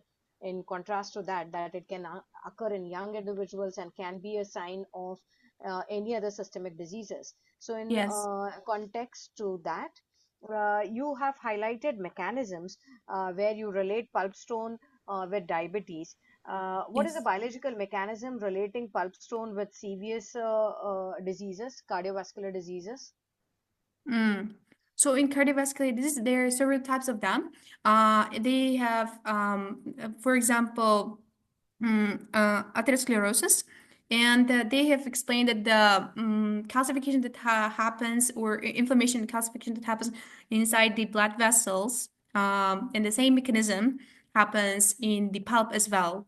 So there is a relation between those two. If cardiovascular diseases happens through this mechanism and the pulp stones also happen through this mechanism and they have the same mechanism, then we can study that if the person have the high number of pulp stones, then the person might have the cardiovascular disease as well. So because they share the mechanism of formation with the cardiovascular diseases and with the diabetes, there is the endoarthritis, inflammation of the blood vessel, and in the chronic stages, the blood circulation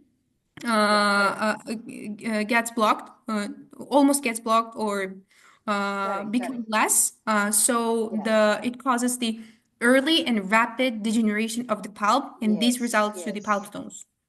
Yes, absolutely correct. Okay, just wanted to know in this literature review whether they have studied that any tooth which has to be screened because that particular specific teeth, as you mentioned, that shows more occurrence of pulp stones. So can you highlight on that? And Actually, also maxilla versus mandible, male versus females. uh-huh.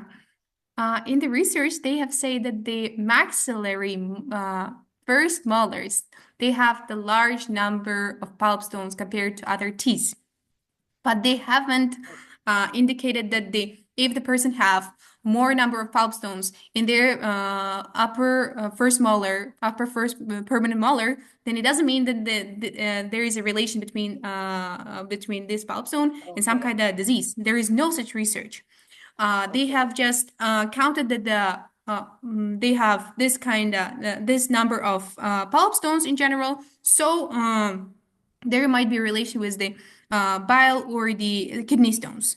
And the second one was that actually between genders there is such a discrepancy. Some of them they say, we have found that the males have, but no, other ones say that the females have more. And some of them they say that the difference is insignificant. So there is no concrete one fact that we can rely on this. Okay. Yeah, Dr. Dhanashree?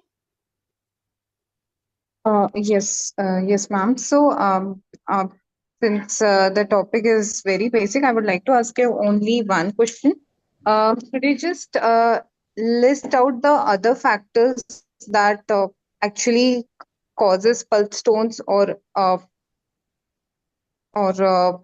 in patients, pulp stones is seen in what other factors except the medical ones, if I may formulate in other words. Okay. I have mentioned in my exclusion criteria that it can happen because of some treatments, such as orthodontic treatments, because of the force that applies its causes. It can happen. So this is not related to medical condition. So this happened due to treatment. Okay, what other factors?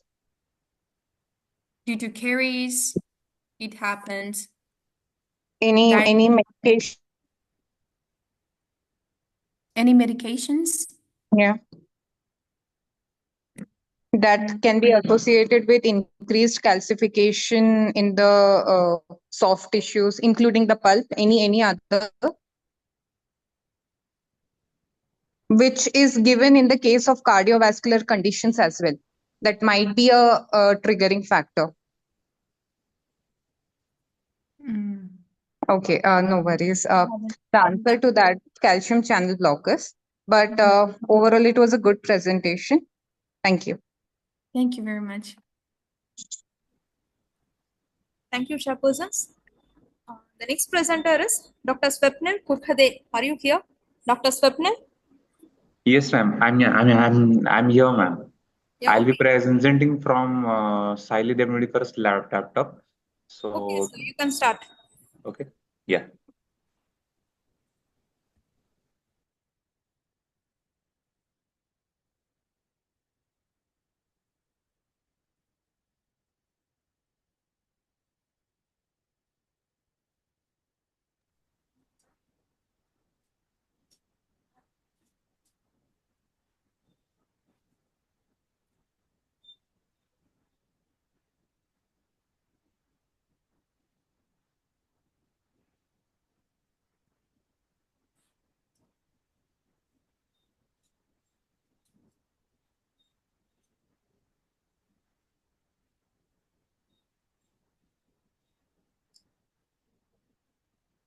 Can you see my screen? Your screen is visible. You can start, doctor. Yes. Myself, Dr. Swapnil Kurade. I'll be presenting paper on impressions of the ecosystem. Okay. So these are my current contents. Need for study review of literature, then the various studies and the summary and conclusion. So to begin with, the use of dental alginates as impression material is widely used because of it is very easy to manipulate, and the required armamentarium is so basic, and it is easily available. Also, it is economic material. The accuracy of the material is good, and it forms a good mold, and we can reproduce a good more models from this. So dental clinics are the major source of producing alginate waste, which piles up on the Earth's ecosystem. So as it's a widely used impression material, these needs to be these materials should be taken care for to reduce the medical waste, and they should there should be some alternatives to reduce the burden on the waste wastage found in the ecosystem, and manage the waste system. Okay. And this will help in reducing the waste and reusing of the resources.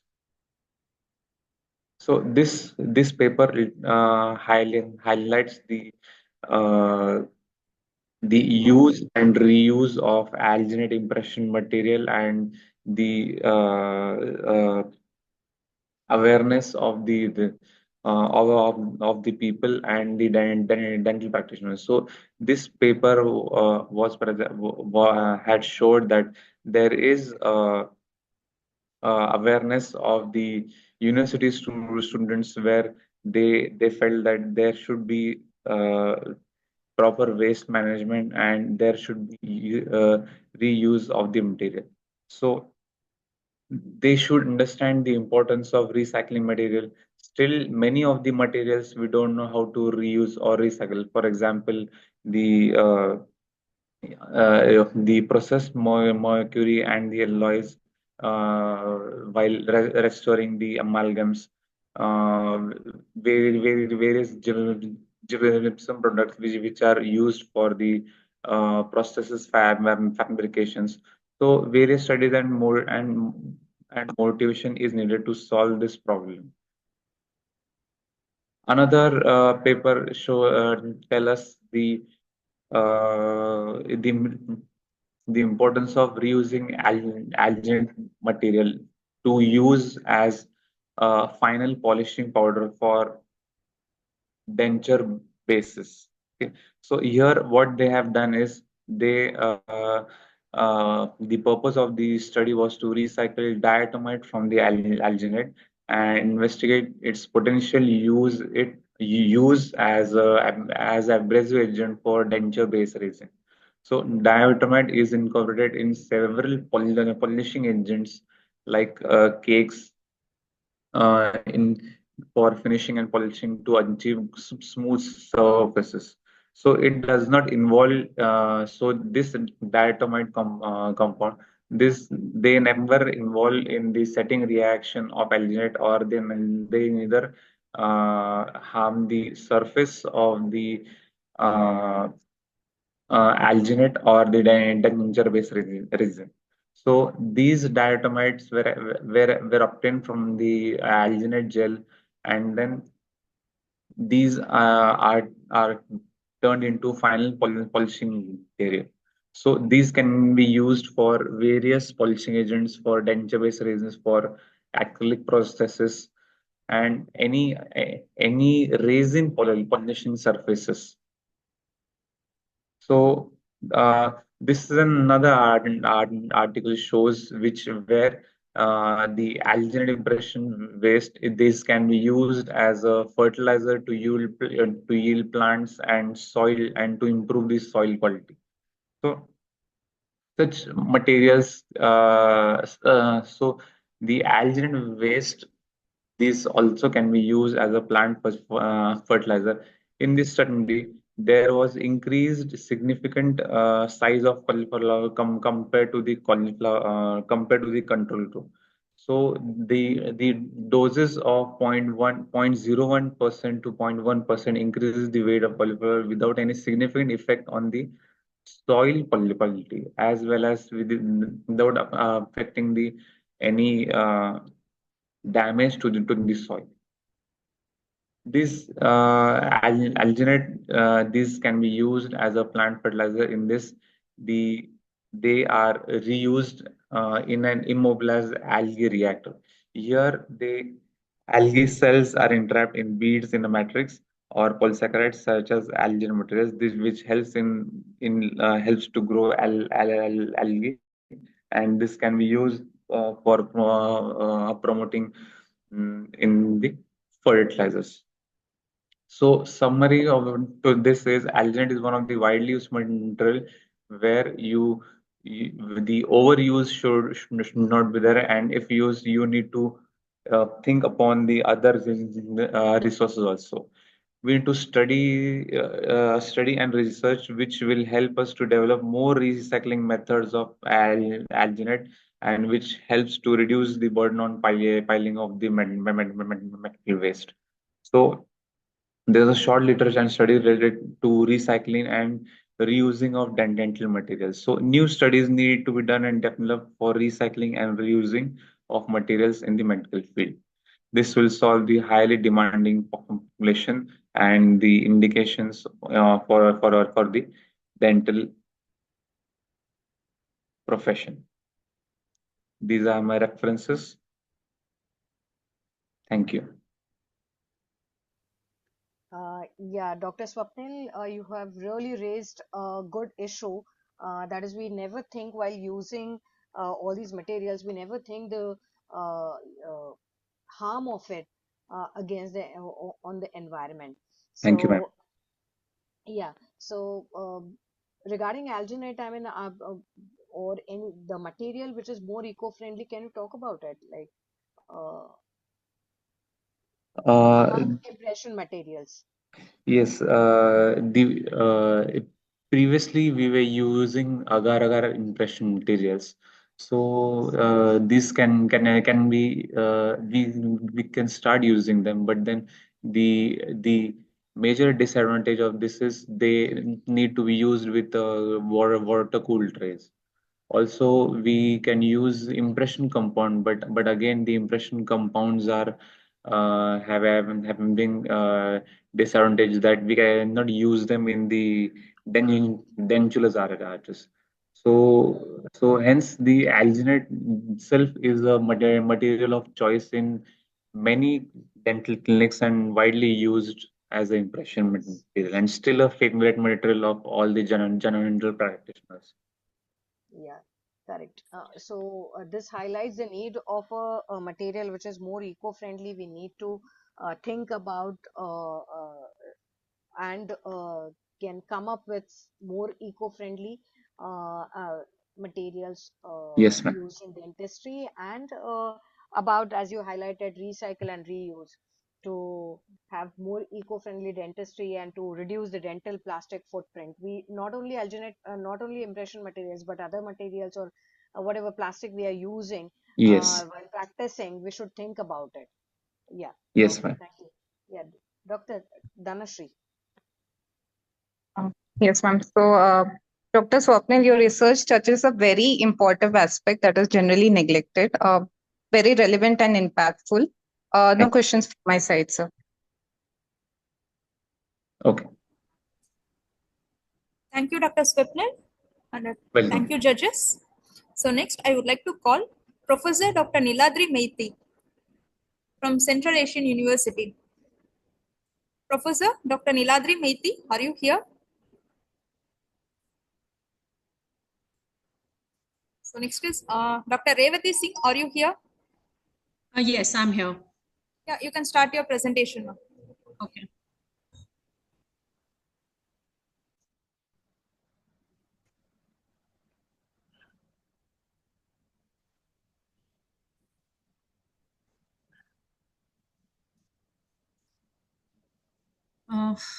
I'm having some issue. Just sharing my screen. Okay, shall I call the next speaker, ma? Just 2 minutes. Just 2 minutes. Some time, please. Okay. Yeah. Is my screen visible? Oh, yes, ma'am. Your screen is visible. You can start, ma'am. So my presentation is on use of platelet-rich fibrin in immediate implantation of posterior teeth and its effect on soft tissue. Immediate implant placement is favorable as it reduces the number of surgical appointments and overall reduces treatment duration. However, at times, there are disadvantages of this procedure is that it is inadequate dimension of soft tissue surrounding the implant, which presents a challenge for immediate implantation in posterior teeth, due to which the patient frequently requires soft tissue augmentation to avoid posterior potential complications. This study was minimally invasive technique in which we utilized platelet-rich fibrin, which was employed to enhance the soft tissue thickness and keratinized tissue during immediate implantation of the posterior region of the jaw. The best time for implant placement in relation to tooth extraction is a topic of extensive discussion. The implant placement can be categorized into 3 approaches: immediate, delayed, or staged. The choice for the approach should be used on the basis of various factors, including amount, quantity, support of extensive bone, as well as preference of both the clinician and the patient as to what they are agreeing to. Immediate implant placement involves the placement of an implant at the time of extraction, while delayed implant placement is usually done after approximately 2 months, which allows proper tissue healing of the wound socket. It is better that at the time of implant surgery, the socket is filled with bone replacement to augment the soft tissue to prevent the socket to get collapsed and to improve the biotype of labally placed soft tissue.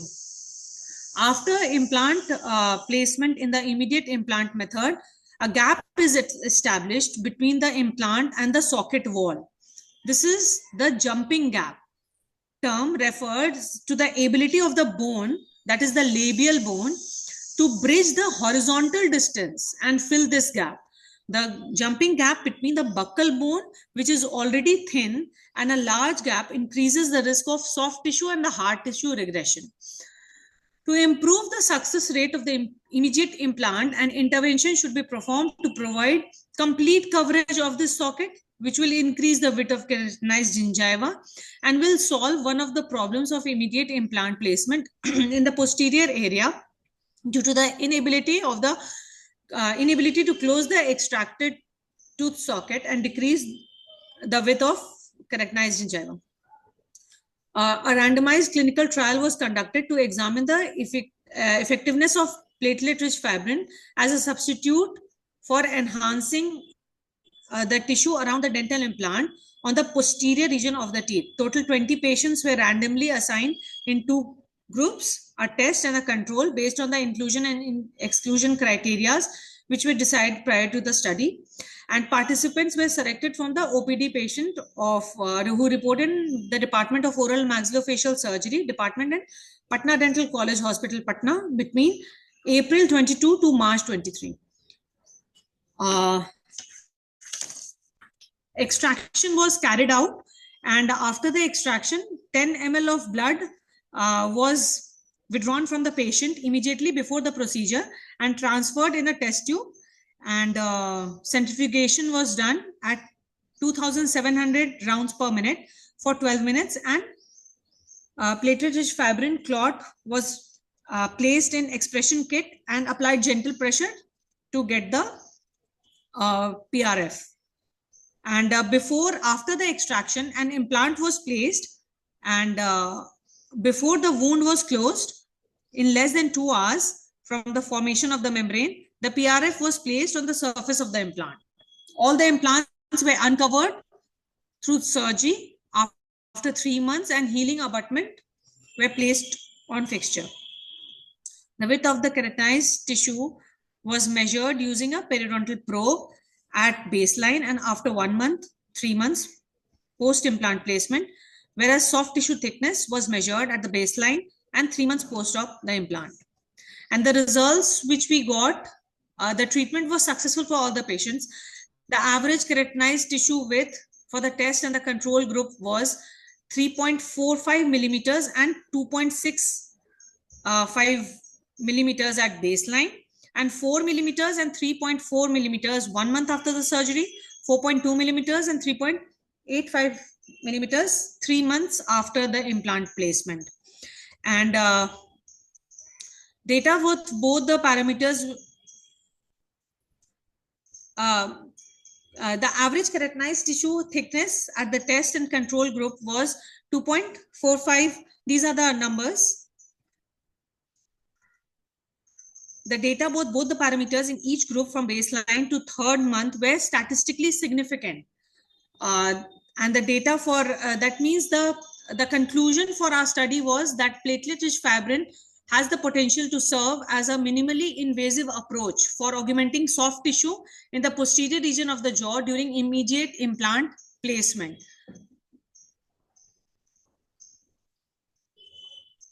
Thank you. Yeah, Dr. Hello. Revati. Yeah, Dr. Revati. Good use of platelet-rich fibrin for enhanced healing Yes, in implant. yes. Just wanted to know, so you have checked the soft tissue healing, but have you checked the effect of it on hard tissue healing, that is bone density or radiographic Yes. evaluation? Yes, ma'am. We conduct TBCT for few patients because not every patient could afford it, as it was done in a government clinic, hospital. Every patient could not afford to get it done. But in patients that we did CBCT before and after, there was a difference, but we could not statistically analyze it. So I did not mention it here. Yeah, I understand that. Yes, ma'am. But don't you think so? I mean, checking the implant stability is very important, and for that, radiographic evaluation is also equally important. I mean, I'm not aware, but is there not a protocol of checking the bone density after implant placement? I understand that patient cannot afford, but is there not a protocol regarding checking the Ma'am, hard tissue density? IOPA was done. IOPA was done, but CBCT we could not afford for every patient could not afford it. So I did not mention it here, ma'am. Yes, ma'am. Okay, and was that all the cases were of immediate implant placement cases, or was there any variation No, in ma'am. the cases? All were of immediate implant placement only, ma'am. Yeah. Okay, and the patient consent was taken when you had collected blood and made platelet-rich fibrin out of it? Yes, yes, ma'am. The patient who agreed to for blood withdrawal were in the test group, and the rest were in the control group. Yeah. Okay. Yes. Okay. Yeah, Dr. Dhanashree. Hi, Dr. Revati. A good presentation. Is this your PhD topic? Yes, ma'am. No, Okay, ma'am. okay. This is not a PhD topic, ma'am. Okay. How did you ensure that PRF stays in place during the healing phase? I mean, was it incorporated with any kind of material like collagen membrane or something? No, ma'am. It was not. Okay, so how did you ensure the PRF stays in place? Ma'am, the wound was closed with suturing. And Okay. that's Okay. it. Yes, ma'am. Okay. But do you do that or suture? I mean, suturing is the only way that is followed Ma'am, here, yeah. Yes, ma'am. for wound healing? Sorry, ma'am. Your voice is not clear, ma'am. No, what I was meaning to ask is for wound healing, suturing is the only thing that is taken care of. Yes, ma'am. The implant was placed, and over it we placed the PRF, and then suturing was done. Yes, ma'am. Okay, okay, okay. Thanks. Thank you, Dr. Revati, and thank you, judges. So next presenter is Dr. Sania. Dr. Sania, are you here? Yes, ma'am. I'm here. Yes, ma'am. You can I'll start just your share my screen. presentation. Yeah. Yes, sure.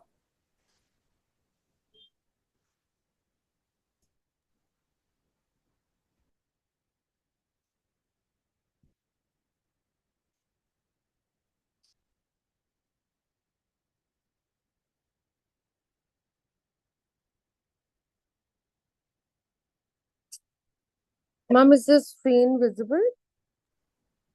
Yes, ma'am, your screen is visible. You can Yeah. start with Yeah. your slideshow. Yeah. Yeah. So, good morning, everyone. My topic for today's presentation is the dental awareness, which is actually the need of the hour in present days. Now, this dental awareness does not involve only the people who are into this profession. I mean, the people who are into this profession, the people who are surrounding the people who are into this profession, and the people who are in other co-medical fields, like, all those departments which directly or indirectly have a role to play when it comes to dental fields.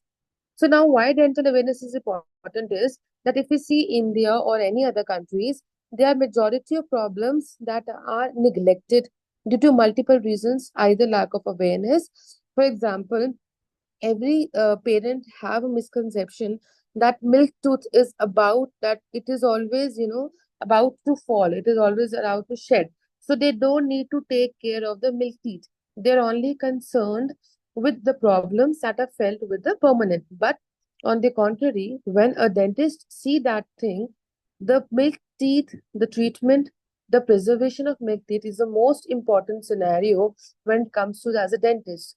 So the awareness about all these factors are minimal.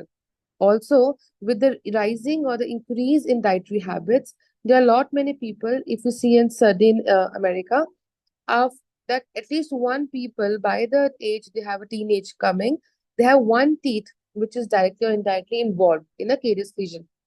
And now, why do we need to actually go for an awareness of ourselves, of our family, or all the people who are coming to see you as a dentist or people around is that there are multiple diseases that are linked with oral health, any issues like cardiovascular, thyroid, preterm low birth baby weights, which I will be leading on later on. And if a person is having any of the risk factor, like maybe a stress, smoking, and a female who's undergoing hormonal imbalance, or a person who is on drugs that are for either immune suppressants, either any anticonvulsants.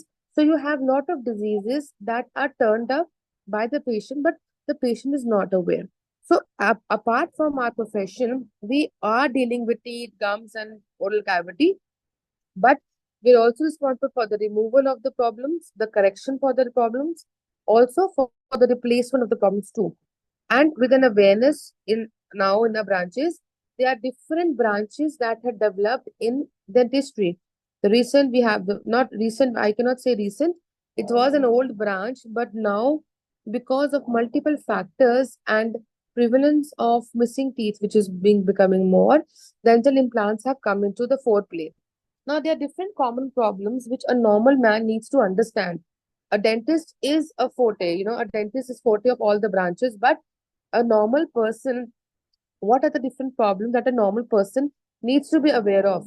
First is the normal caries that a patient has, any gum disease, any teeth that is restored in the cavity, but it's, sometimes we say ki ye, a normal patient will say that it's an third molar, it is not required, but sometimes it's not always not required, but sometimes it depends on patient to patient. So people say ki it is better to extract it, but sometimes according to the patient's multiple, chief complaints or taking a history, saving the eight is also required. There are different factors like bad breath, missing tooth, or sometimes a normal person who sees a white cheek line on the, oral mucosa, they are unaware of what it is and it is neglected. So as a dentist, we need to make it aware also. Now, tooth decay, it's one of the most common, problem, whether child or adults. Most probably in children's after the common cold and flu, this is one of the second problem because it is neglected by the parents also. It is a misconception that a child in a built tooth that is supposed to shed off, so will not preserve it or will not go forward for any treatment. But as a dentist, we are aware that we need to save the milk tooth also, so that the permanent dentition, the tooth bud that is underlying, that is preserved. Secondly, most commonly problem which is faced by many people is, and people are unaware of it, that is any redness in the gums. Those redness in the gums is referred to as gingivitis disease, which is if left untreated, will eventually turn into a periodontal disease, which becomes a cost factor, which becomes a time factor, and it is a very important requirement to be understood. Third is a very common problem, bad breath. It's a problem until it is not, majorly oriented by the patient. See, if a patient is having some foods which have high sulfur contents, which could be garlic or any other things, that time halitosis is fine. But if there's no reasons, there is no food intake which is causing so much of halitosis in the patient, and the patient is unaware of it, because eventually when a dentist screen it, could be because of any upper respiratory tract infections or lower respiratory infections or a diabetic patients. So we need to make the patients aware in our clinics also that halitosis of a particular type is fine, but halitosis which has no unknown etiology and the patient is having good hygiene or anything, it could be because of some underlying cause which is in the patient. Now, there's another common factor is the irregularity that we see. Now, all the parents are not aware of what to do when they have irregular. They only have that they need corrections or what. But during ortho treatment, post ortho treatment, and pre ortho treatment, the cleaning of tooth is the most important etiology that has to be considered, because that is the eventually plaque removal. If plaque removal is not there, eventually it will lead to gingival inflammation. So that has to be taken, that has to be made, patient has to be made aware by the doctor also, that it is not just the ortho treatment that is being done. It's a multiple, treatment plan. So you have to keep oral hygiene also to prevent any post-operative complications. One of the most another commonly feature that we see is like the patient's known term is that the tooth has been wading off, कि घिस चुका है. But we have to make it aware that it is not normal. Yes, age is right, dietary pattern is fine, but younger age, normal 30-40 is having attrition is, it could be of multiple reasons. One is it could be because of their diet pattern which is there. If they are having any, alteration habit like tobacco eater or a betel nut chewer, or some people, the most common which are people are unaware of it, that they are sleeping in the night and they're grinding their tooth, which is in our terminology called as bruxism. So once a patient comes to our clinic, we need to make them aware that yes, it is a problem that has to be made correction, because it will eventually cause post-operative lot many problems. So there's one more most important is that we as a dentist have to concern when we see a pregnant female.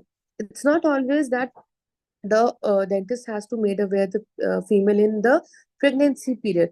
It's a prenatal period also, the pre-pregnancy period, when the female is pregnant, and post-pregnancy. Why? Because when in the starting, what happens is when the hormones are increased, some females, they could have minor inflammation or some could have major inflammation. If major inflammation is concerned or it is not left untreated, without the patients having aware that they are having problem, it could lead to different granulomatous diseases also. So what happens is inflammation in the body will eventually cause inflammatory markers to be released in the body. And when it comes to pregnant females, any type of inflammatory markers will either lead to premature birth or low birth baby weight, to different pregnancy inflammations. So we have to take it that we have to tell the females that they have to keep their teeth and gums clean. They have to avoid any foods which are highly acidic, because the more acidic they produce, it could lead to attrition or abrasion in the acid production. They have to prevent gum diseases by following a good oral hygiene production, and they have to avoid, ideally they have to quit smoking and drinking also. The major rules are that you have to maintain for oral hygiene, and that the patients have to made aware is that they have to brush their teeth twice daily. They have to floss. They have to maintain a follow-up with the dentist. Multiple mouthwashes are available in the market. Not all mouthwashes are meant for everybody. We have to avoid the drinks, and we have to use sugar-free gums in case if you are an overeater of gums. Now, the conclusion is that as a dentist, we have to see that we have to get knowledge about the basic and core dental fields also.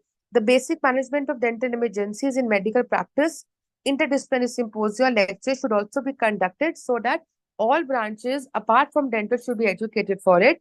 It is also that the medical practitioner should always keep up to date awareness education about new things coming up or new diseases that are not treated, and the patient or the normal society is not aware of it. Because oral health is generally called as a window to the overall health.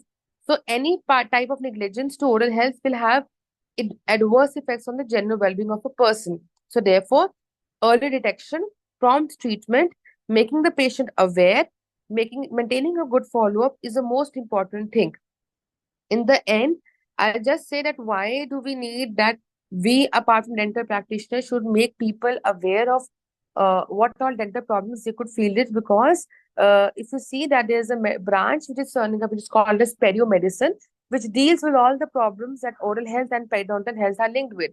So we have seen that there are different problems like lung conditions, decay, bad breath, tooth loss, gum diseases, diabetes, cardiovascular, in pregnancy, preterm birth, low birth baby weights. These all problems are coming up, and it's not that 100% they will have a problem, but if they have poor oral hygiene, obviously they will be increasing the inflammatory markers in the body. So we need to protect them. So in the end, I will say that the tooth is the only part of the body that cannot heal itself. So we have to educate the patient. We have to protect the patient as a dentist also. Thank you so much. Yeah, Dr. Sania. Yes. Would like to know, have you carried out any survey highlighting the poor dental health Yes, ma'am. Ma'am, awareness? I had conducted a survey, I think 3-4 years back, where I had a survey about the prevalence, of oral health education when it comes to rural and urban section, and it was seen that even in when you say urban people, not many people who were already diabetic or who were having hypertensive drug, they thought that oral health is so important. Yes, rural may the education was less, and that is why after that surveys we have also increased the amounts of dental camps in rural sections as compared to the urban sections, and we have been keeping a regular follow up of all those patients coming to the college, and if at all So those patients this are you are talking cardiovascular about. involved, that is also seen. This you are talking about at institutional level. Your presentation was more like as a dentist, what Yes. you can, No, ma'am, not as how you can institutional manage. level. No, I'm saying as a personal level. Not the So camps are not held. what can be done? What can be done at Yes. dentist Yes. level? How can you improve the dental health awareness? Okay, How ma'am. can you Yes, ma'am. The first thing is that all those patients who are coming in my clinic, not institution, who are coming at my personal level. For example, if it is just about a normal scaling, I'll do it. But if I see that you give me your medical history, and the patient says that yes, I was diabetic or I'm hypertensive or I have had stents or anything like that, it is my duty to make the patient aware that you have to maintain your oral hygiene, you have to follow up for the dental This is because what is routinely done, Dr. Sania, because as a professional, you are supposed to educate your patient when the person comes to your clinic. But I'm talking about, as you have highlighted, that in the community it is lacking in yes. countries like. So, what is your role at the community level? Don't you Ma'am, have those community kind of levels, that is that I at a personal, I'm not saying about institution, I just go into holding different camps and educating by model assumptions. Yes. Yes, I go for the dental camps. I hold the oral health programs. We have videos to teach them the toothbrushing models also.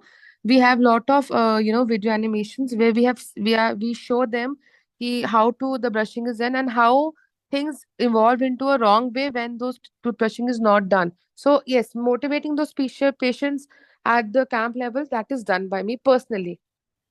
And what about at the school level? Because it starts from the young age, Yes. the Ma'am, in school dental care also, habits.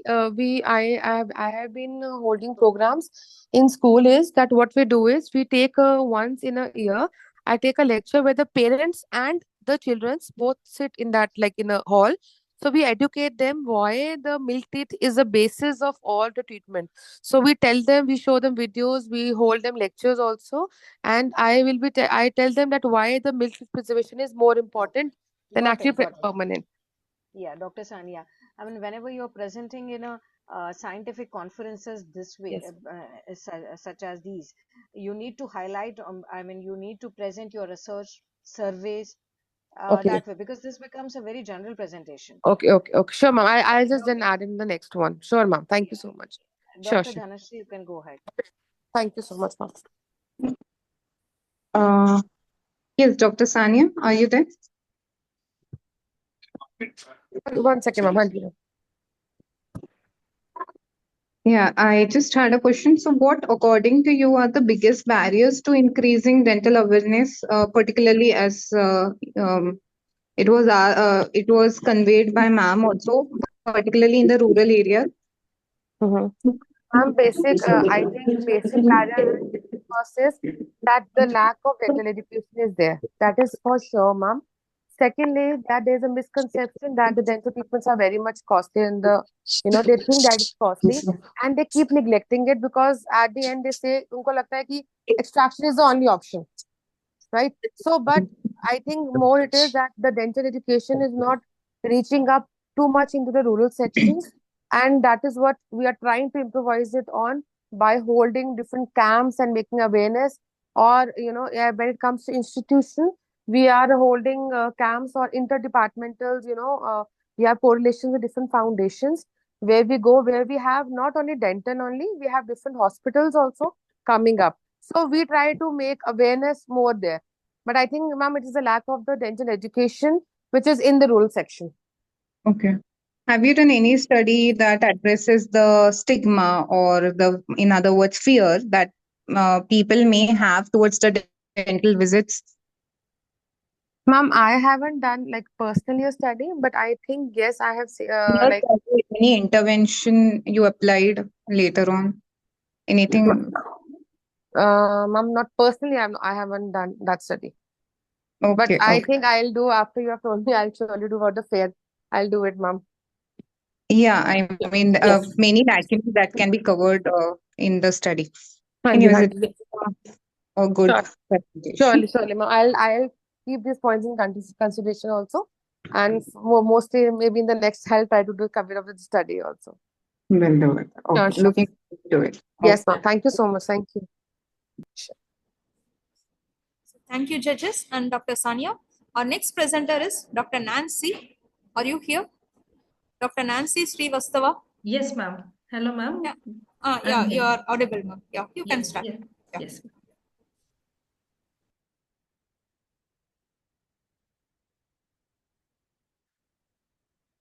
Good morning, everyone. A very warm good morning from Jaipur. I am Dr. One second.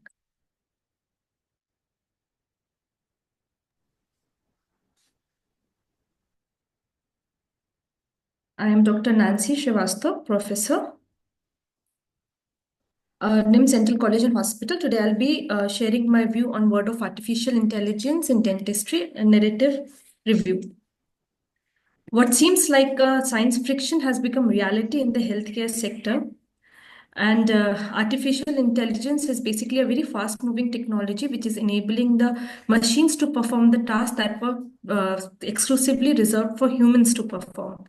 It is a newly found science which bequeaths the smart machines to impersonate the intelligent human behavior. Our daily lives are already being impacted by the various management and the office management softwares like Siri, Alexa, etc. They are just few examples of the intelligent conversational user-friendly interfaces.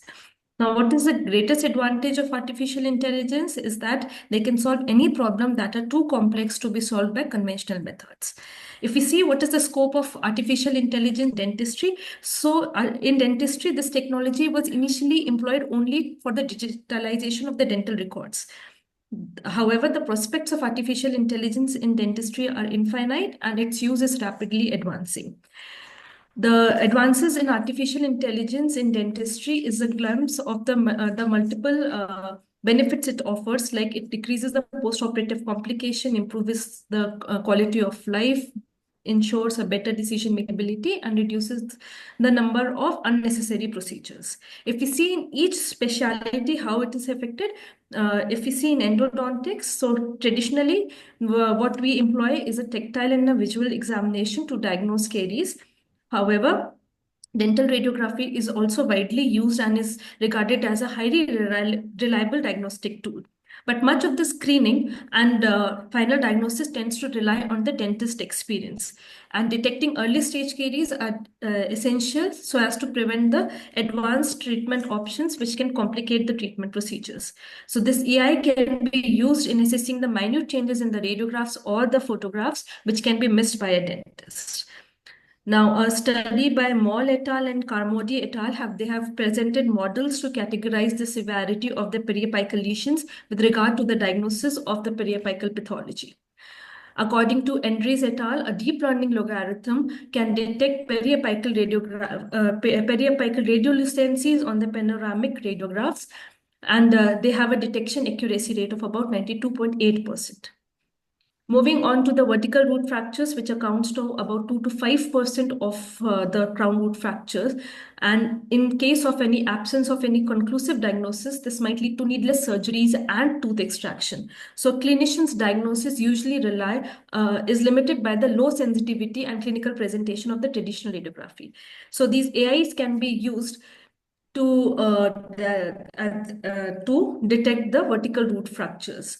According to a study by Fukuda et al. In 2019, they said that this artificial intelligence can be used as a valuable tool for identifying vertical root fractures in panoramic radiographs. Moving to the branch of periodontics, in which there is information of the supporting structures of the tooth and is accounting for the major burden of billions of individuals. This is traditionally diagnosed by probing pocket depth, assessing the gingival recession, and by radiographs. However, the clinical evaluation is limited by has got a low reliability. So the screening of the periodontal disease is still based on the dentist experience, and they may miss out the localized periodontal tissue loss.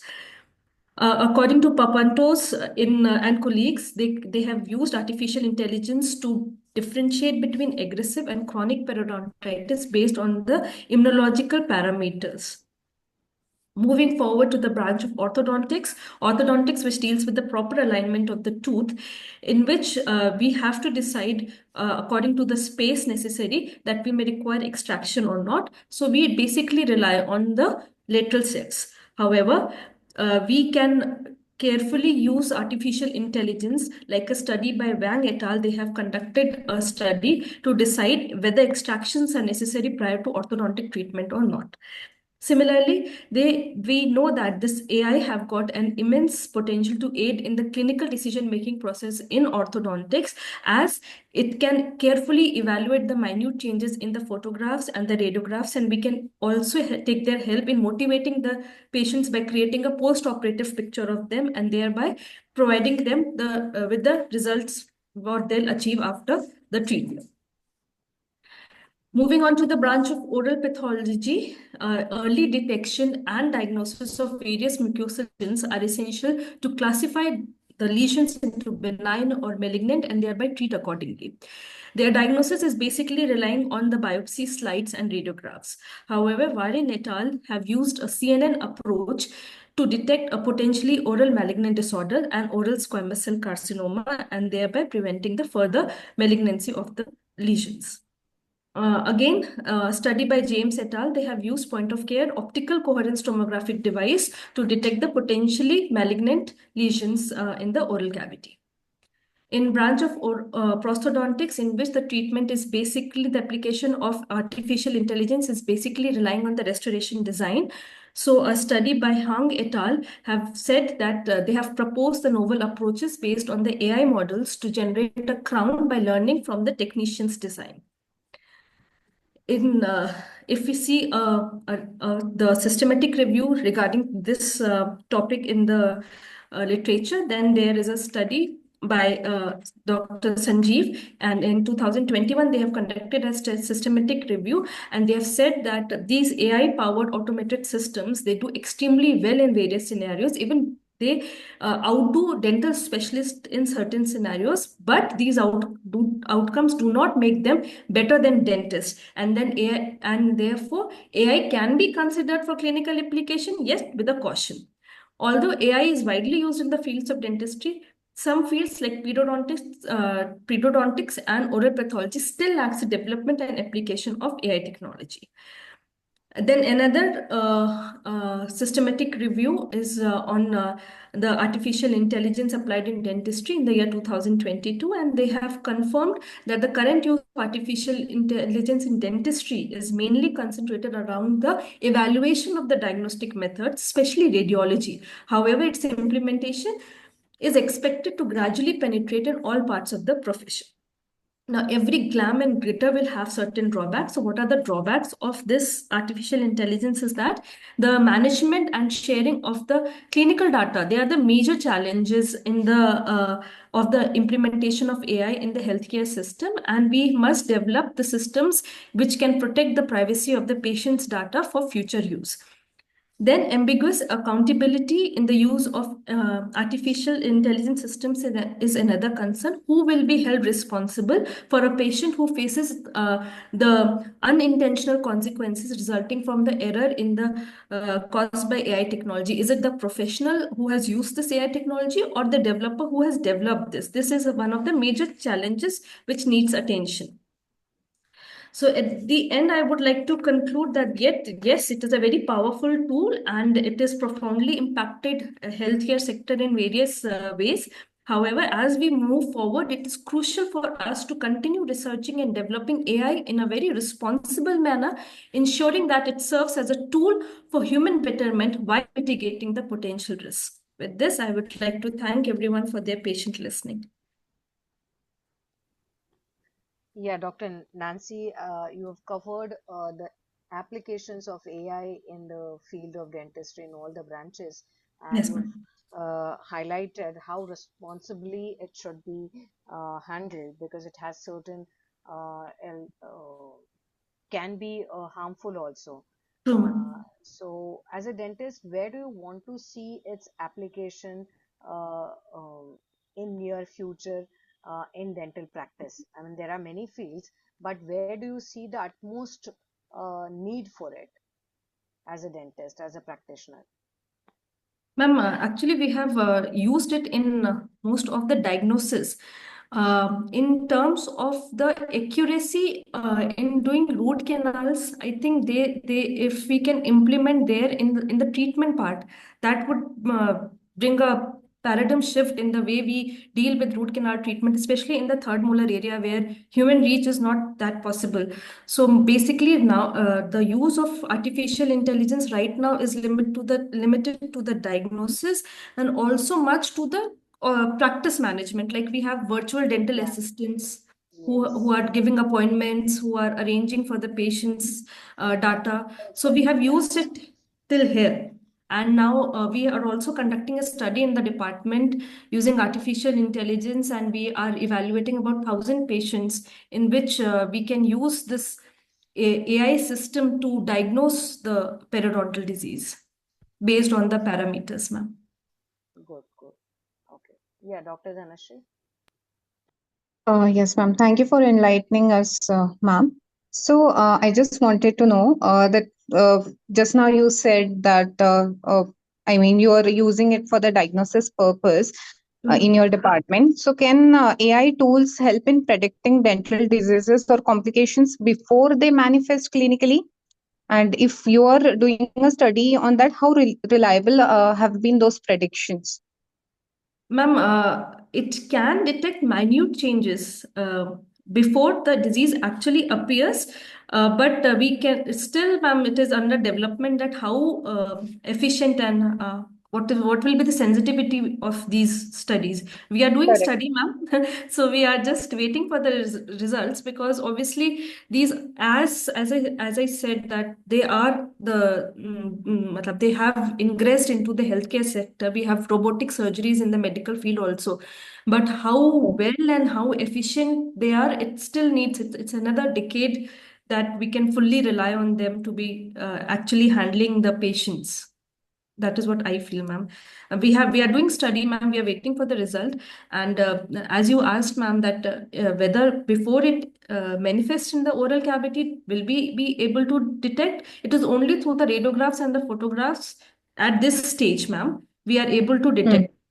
But in the patients per se, still developments are going on and researches are being developed so that we can detect in the patient's oral cavity. Right now, we can only detect through the radiographs and the photographs the minute changes before it progresses to be clinically visible in the patient's mouth. Okay. Because AI is infamously called as dangerous master and useful servant. I just hope there is always a need for human dentist. Yes, Because right now we are coming to an era where AI is trying to handle most aspects of our dental practice. True, ma'am. True. So Ma'am, there should be fingers always- crossed, ma'am. We shall be there in the next 100 years. The dentist should be there. We should not be replaced by these AIs. Correct. Thank Yes. you, ma'am. Thank you. Thank you so much, ma'am. Thank you, Dr. Nansima. And now I request Dr. Tina Hanif, the next presenter. Are you here? Dr. Tina Hanif. Yes, ma'am, I'm here. You can start with your presentation.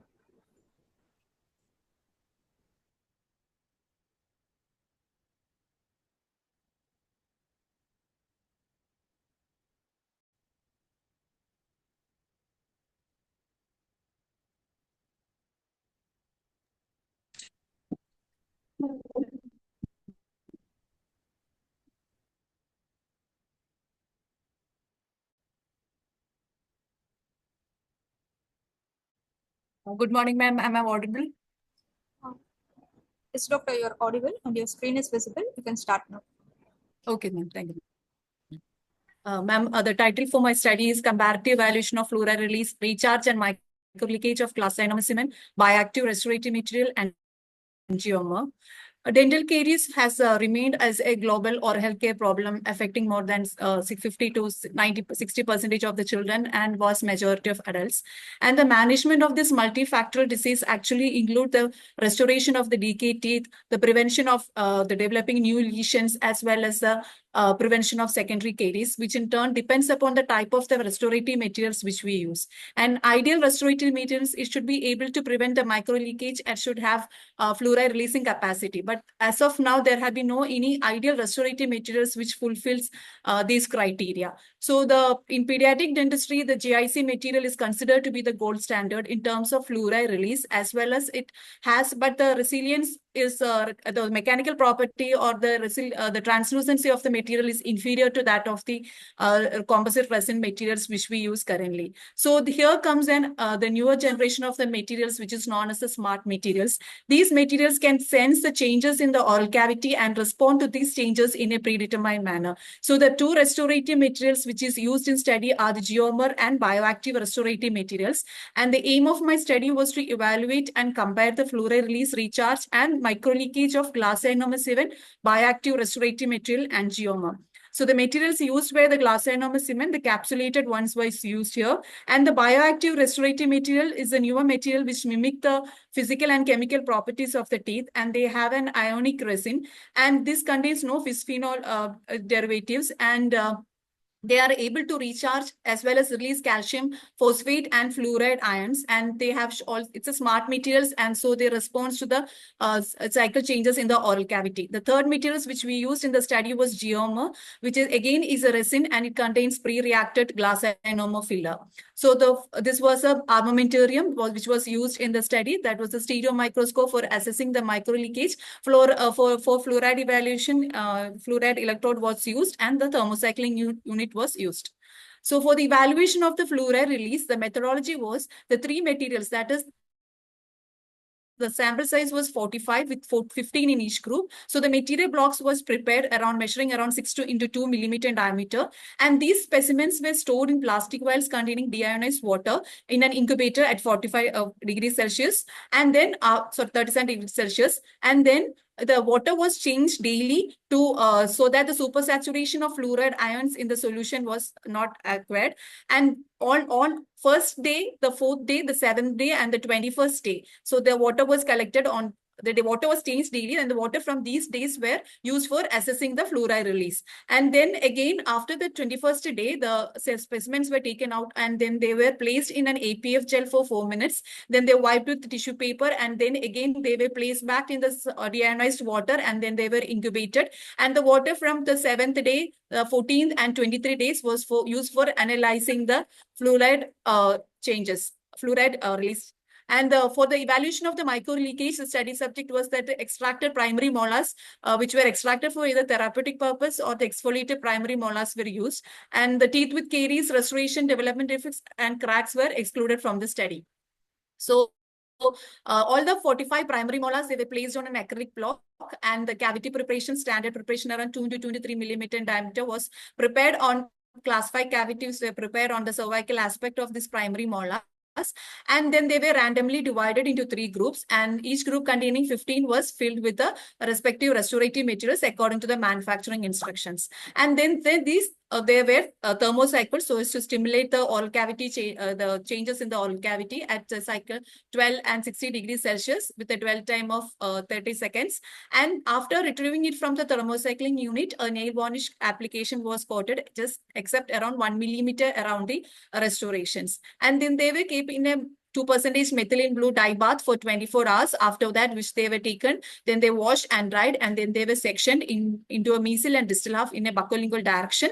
And then they were examined under the stereo microscope for micro leakage. So the scoring criteria was, the scoring 1 was given if there was a micro leakage just into 1/2 of the restoration. If it was more than 1/2, then the scoring criteria of 2 was given. 3 if it was approximating the axial wall, and if it was including the whole of the axial wall, a score of 4 was given.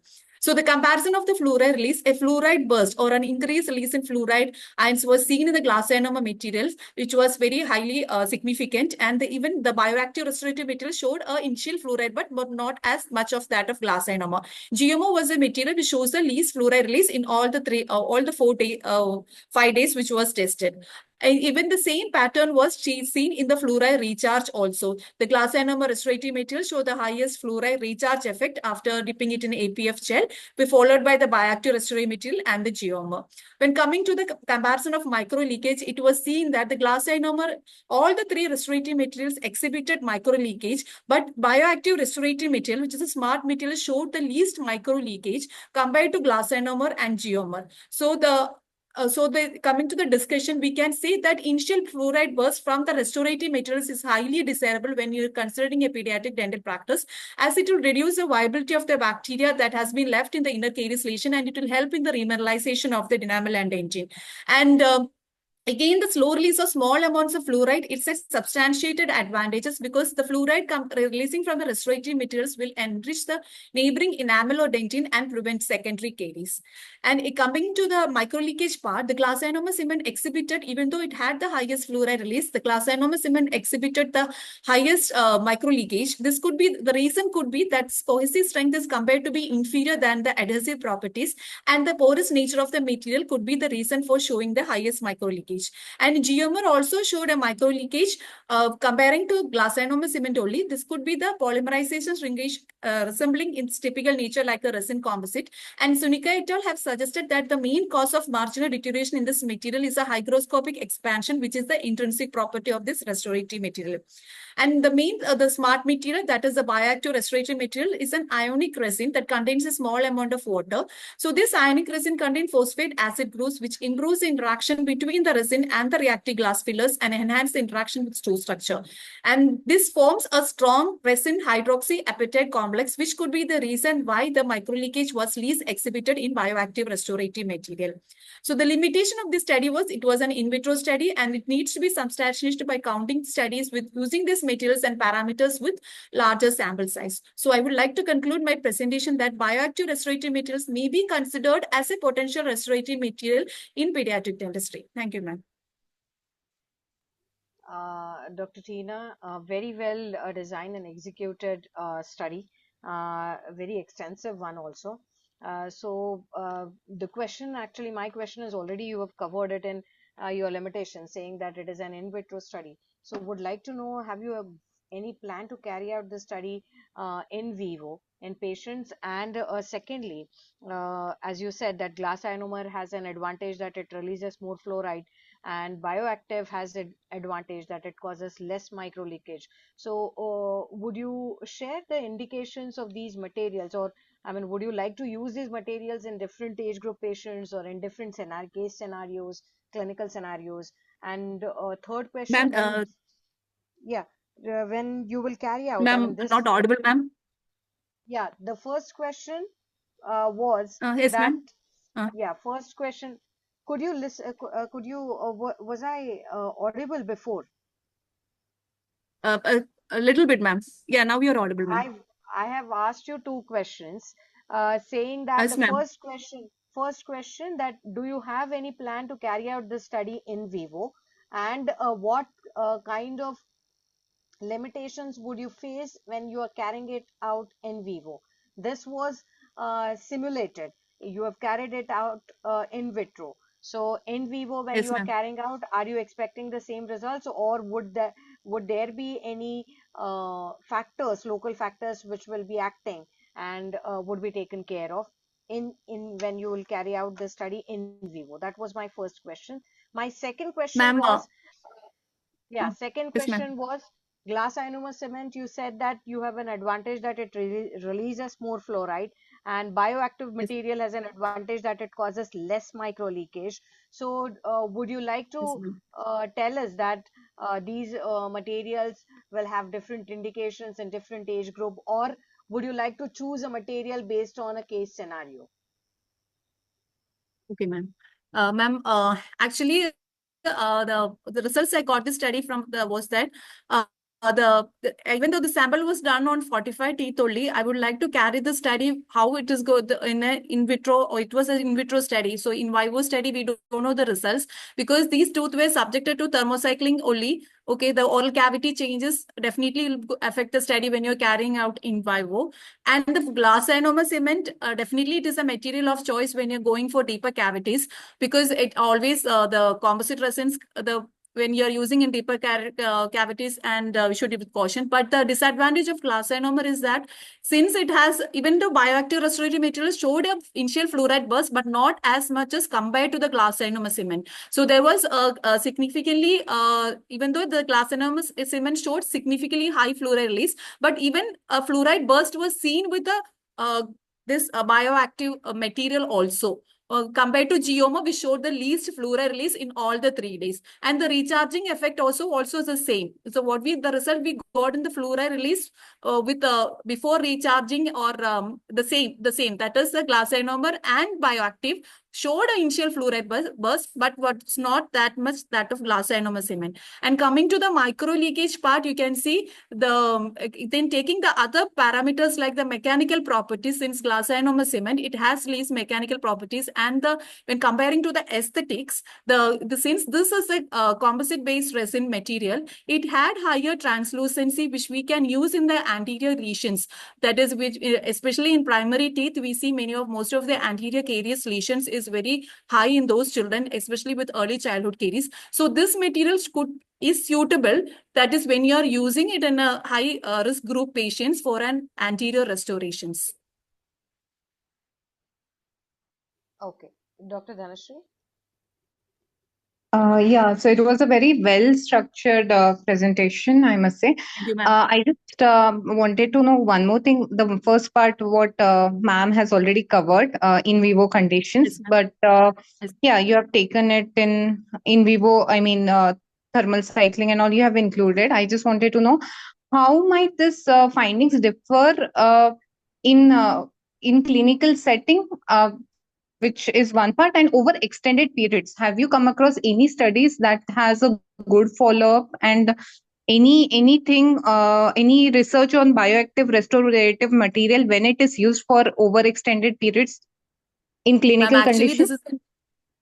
this is a newer material, and many studies are going on. So long-term studies are not there yet to come out, ma'am.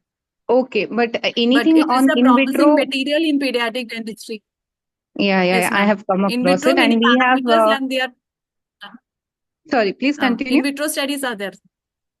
Yeah, In vitro studies are there, ma'am, but Long-term studies in vivo are not there yet to come out. Okay. Okay. And any other limitations to your study? So as I said, ma'am, my sample size was only 45. So that actually, okay, it was, even though it was clinically, it was significant study, but I would like to carry it on a larger sample and see if there is any change, especially to the micro leakage part. The fluoride part is clear, ma'am. There is no change in that. It will be the same only. But to the micro leakage part, I would definitely would love to do on in a larger sample size to make the results sure. Yes, and even you could The have fluoride less performed part in is clear, ma'am. There is not going to be any change because it was done on a block of materials, and so there is not going to be any change in that. Yes, you have taken a complex in vivo condition like thermal cycling. You could have taken it in acidic environments as well. Or more than that, my department is conducting clinical studies on bioactive restorative material, and we are also yet to receive the results. So I feel in vitro that aspect can be taken on. But overall, it was a very well-structured presentation. Thank you, ma'am. Thank you, ma'am. Thank you. Okay. Okay, ma'am. Thank you. Thank you, Dr. Tina. And now I thank our judges. Yeah, you can mute yourself, Dr. Tina. You can mute yourself. Okay, ma'am. Thank you. So now I thank our judges, Dr. Sheetal Chaudhary ma'am and Dr. Dhanashree Dalal ma'am, for providing valuable inputs for further enhancing the research. And also I thank the participants for your engaging presentations, and I thank the attendees for your active participation.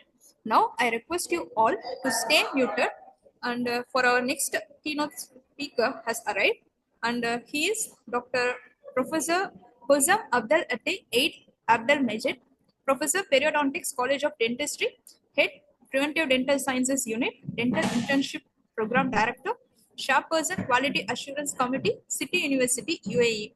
I request our keynote speaker, Professor Dr. Hosam Abdel Ate Aid Abdel Majid, Professor Periodontics, College of Dentistry, Head Preventive Dental Sciences Unit, to start with his presentation.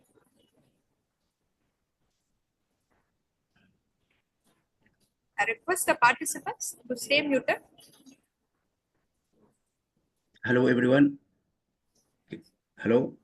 Good afternoon, sir. Yeah, very good morning, ma'am.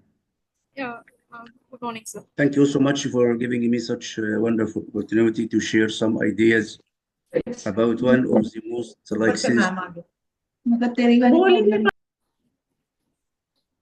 Hello. Sir, you can start with your presentation, sir. Can you see my screen now? Yes, sir. Your screen is visible, sir. You can start your presentation, sir. Okay. Very good morning, everybody.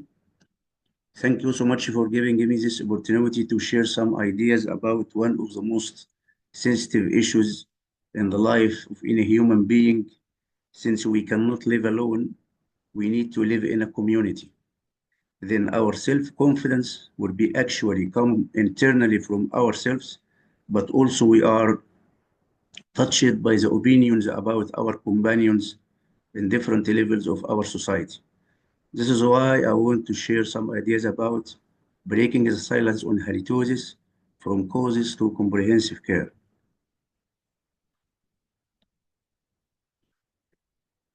So actually, by the end of this lecture,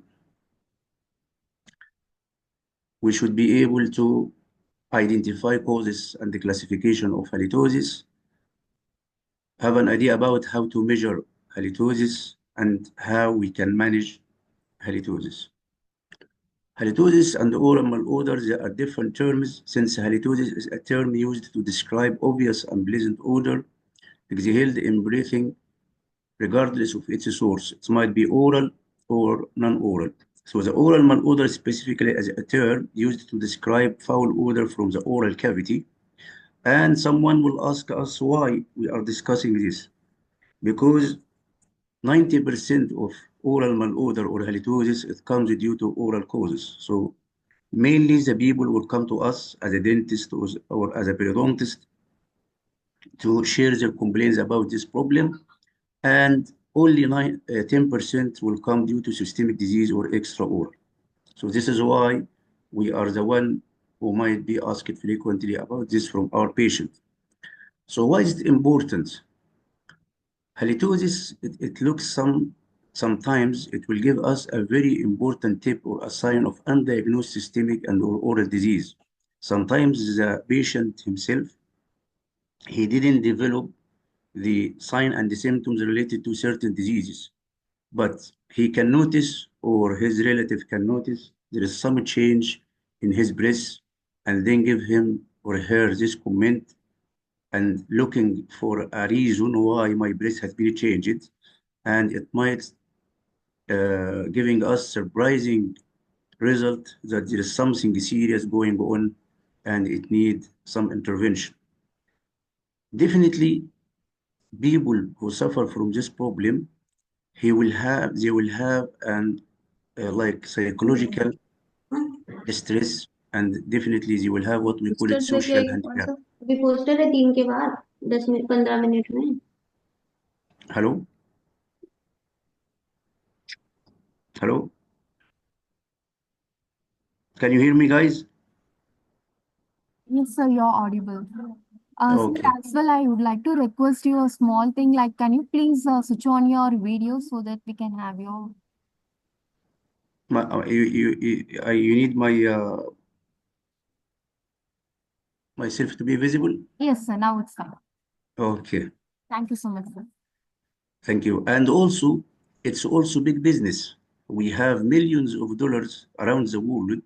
The people use a lot of products to cover their, what I will say, unpleasant odor coming from their bodies or from their mouths. So we are talking about also an economic impact of this oral malodor or halitosis. And as I concluded here, sometimes it seems minor issues like a shadow of malodor that cast the longest shadows on the confidence and the human connection. And all of us can see this poor lady.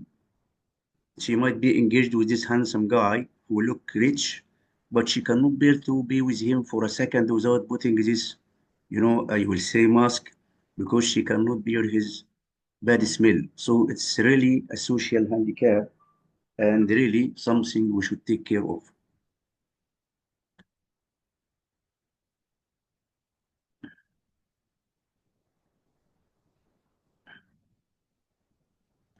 Then simply we can classify halitosis into true halitosis or genuine halitosis into physiological causes and pathological causes.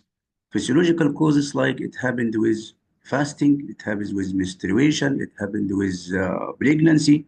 So these are some physiological events which as a human we have to go through it. And unfortunately it comes with some change in breath. And also we have some pathological reasons. And like I said before, 90% of these reasons will come from our oral cavity and only 10% will come from extraoral or systemic diseases. But also we have some sort of pseudohalitosis, in which the patient can feel he has some change, but on examination, we didn't find anything or anatomical cause for this change in breath. And the most dangerous one, it's halitophobia, when the patient doesn't have anything and he has the obsession of having oral malodor, which really it will destroy the life of these people because they become very sensitive without any reason. It's such a psychological problem. So simply, if we're gonna to manage such ways or such types of halitosis, if it's a true halitosis, it's our job as a dentist to manage intraoral causes, which might be periodontal disease, of course, excessive tongue coating, ulcers, granuloma, abscess, overhang restoration, which is food impaction. All of this, it's our job, and we have to verify by good clinical examination and radiographic examination, and together we can reach to a proper diagnosis. So what if we don't have reasons as a dentist, we didn't find anything that we can fix? This is your turn to do a good referral. So what is the interpretation here? Not every case of halitosis we will be able to manage, but you should be able to make a good referral for our colleagues who are treating our neighbors, which are the ENT, and then go for GIT, endocrinology, nephrology, All of these specialists can help us in managing halitosis if it is from the 10%. And we have pseudo halitosis, which requires some counseling. And for halitophobia, we need to refer for psychotherapy because it's beyond our limitation to have such management. And the question will come, where from this halitosis or oral odor will come? We have biological sources, of course, and all of this happened on the tongue coating. So it's a very important and the most impressive or the most efficient method to control the oral malodor is to remove tongue coating because everything it's happens there.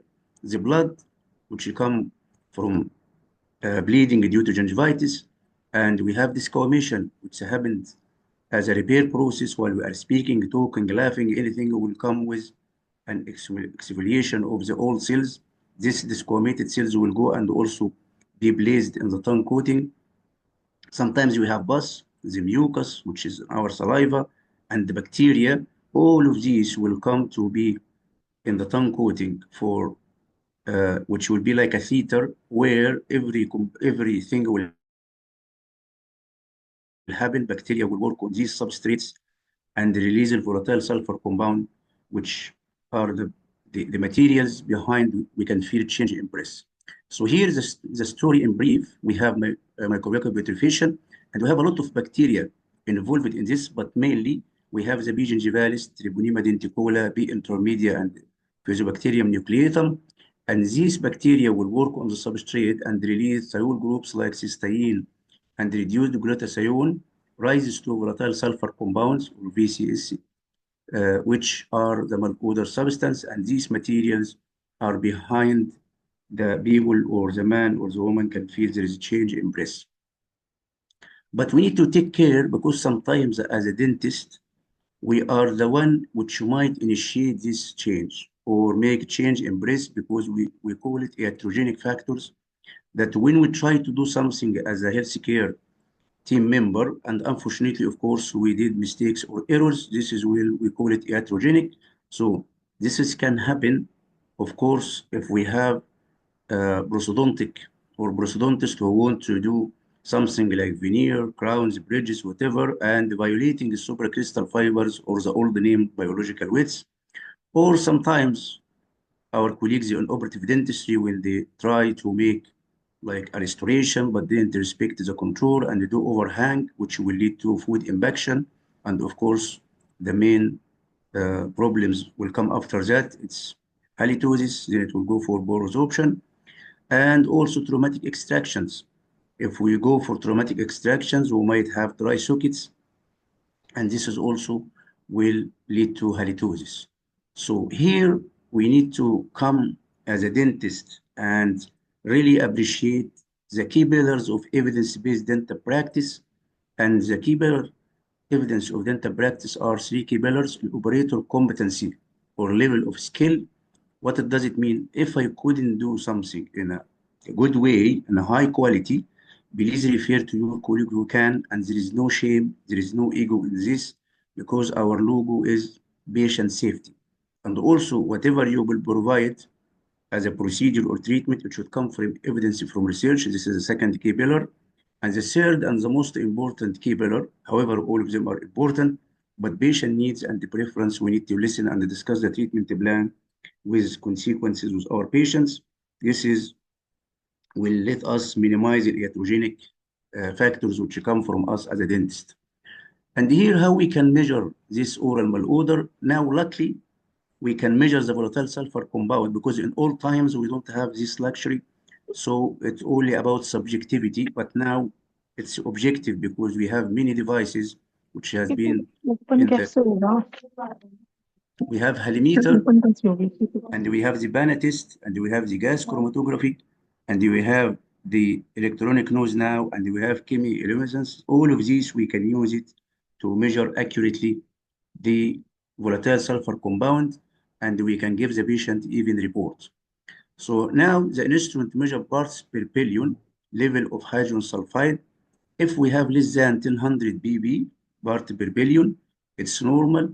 If it's from 100 to 180, it's minor halitosis. if it's greater than 250 ppe chronic halitosis, and we can use this chart or this objective or this finding to differentiate between the people who has true halitosis or they might have halitophobia. Definitely this will be reflected on the chart. We have also organoleptic test.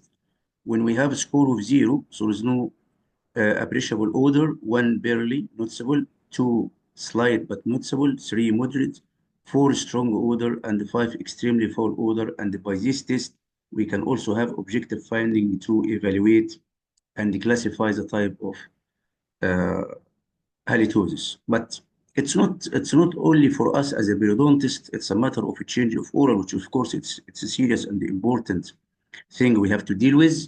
But the idea we need to tell people, because we need to make awareness for them, this halitosis, it has more than a smell. It will go and make alteration in the permeability of the gingival tissues, modulating a factor of gingival fibroblast, which will induce changes in the non-keratinized epithelium and facilitate entry of other bacterial antigen, such lipopolysaccharides, and this will have an overall negative impact in immune cells, which in turn will lead to progression of periodontitis. So we need to tell them it's more than a smell. It's also will lead to progression of more periodontitis and let them aware about this fact. So definitely how we can manage this, if it's our issue, we will be from the 90%, which is intraoral causes, as I said before, and you need to manage as a dentist. If you have overhang fixed, if you have ulcer treated, if you have class 2 restoration, caries make restoration in a good way. So this is dentist can do. If you cannot do, please refer, because it's not our domain, and we need to make good referral to our colleagues, and then they can find reason, maybe systemic or something, so they can fix it. So here again, to make it very clear, treat all existing dental diseases and conditions, which is our job. Encourage posterior tongue coating, because if you did anything without removal of the tongue coating, you actually will not do anything, because this is the place where everything is there and the bacteria can have time to work and release more volatile sulfur compound. And we can use, of course, masking fragrance from mouth rinses, from drops, from gums, from mints. This is why it's a big business, as I said in the beginning. And we can prescribe for the patient chlorhexidine with zinc, which we call it halita. Why zinc? Because the zinc can interact and deactivate the volatile sulfur compound in the breast, which will have an impact on fast improvement in the oral malodor of this patient. And finally, now we have the probiotic concept, when we can replace the bad bacteria, which I talk about, B. gingivalis, T. denticola, F. nucleatum, with good bacteria, and this is, we call this, it's a probiotic, but of course it needs further investigation, because it's very serious, because we cannot control what happened after we introduce this bacteria, and they might go with another serious relation with other bacteria in the field. But we need to be more simple, since now we have a very harsh time for economy, and most of the people maybe cannot afford even the drug is available, but with reasonable cost. But now we can advise them to go for very simple preparation, which is using saline as mouthwash and the gargle. We can bring sodium chloride, table salt, because it's a hypertonic solution and it should be freshly prepared. This hypertonic solution will dehydrate bacteria. It will start to be bacteriostatic, and by time it will be bactericidal, because the concentration will increase. This will also will help also to reduce edema. If you remember, I told about bleeding from gingivitis, so it can reduce edema, hence reduce bleeding, and it can irrigate and reduce mucous membranes, and also it will help in slowing the inflammation. This is why it's a very economic, very reasonable, no cost at all, maybe, and no side effect, because all of us know chlorhexidine is good. It has substantivity, which you will appreciate, but also it has a couple of side effects like allergy, like loss of taste discrimination, like discoloration of the tooth-colored restoration. So saline here can be a good choice.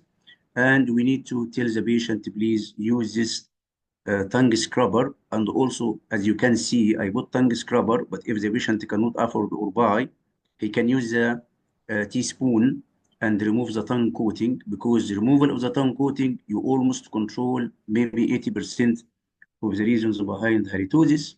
And also, we have our patient who have like partial denture or complete dentures.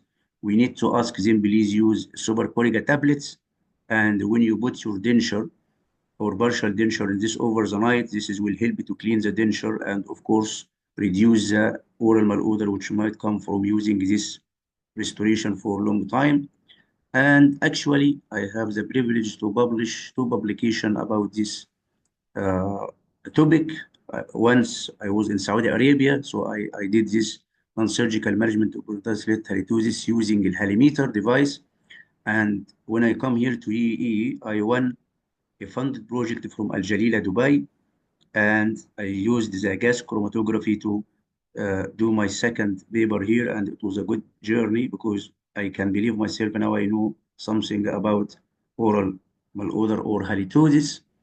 And finally, if you want to advise anyone how he or she can control the whole smell of her body or his body, and also the oral malodor or halitosis, any one of us can control the smell coming from his sweat or her sweat by being optimistic, drink fluid as much as you can, decrease the protein content in your diet because we need to decrease the substrate which can be utilized by the bacteria and release the volatile sulfur compound. So it's an invitation to be more vegetarian and eat more fruit than proteins. Regular dental checkup visits because it help us to discover something. Use zinc containing mouthwash because zinc will deactivate the volatile sulfur compound. And the most important message, don't ignore the change in your breath. Maybe undiagnosed systemic disease behind, which is very serious. And I want to just give you one tip. The most costly or the most salaries given for the people who can smell the perfumes in the big factories. So it's sometimes a gift to differentiate. And even now, the police, as all of us know, use the dogs to discover the drugs by dogs because they can smell and differentiate. And also now the dogs can smell the people who has prostate cancer. So now to identify and analyze smell or oral or odors in general, it might give us a very good tips about serious disease like cancer prostate in male.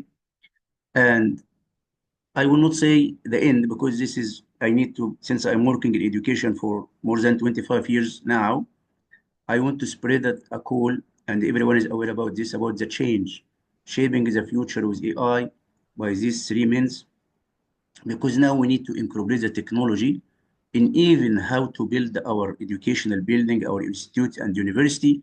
Patient expectation became very high, including how they can manage oral malodor or halitosis, and AI can help us a lot in this.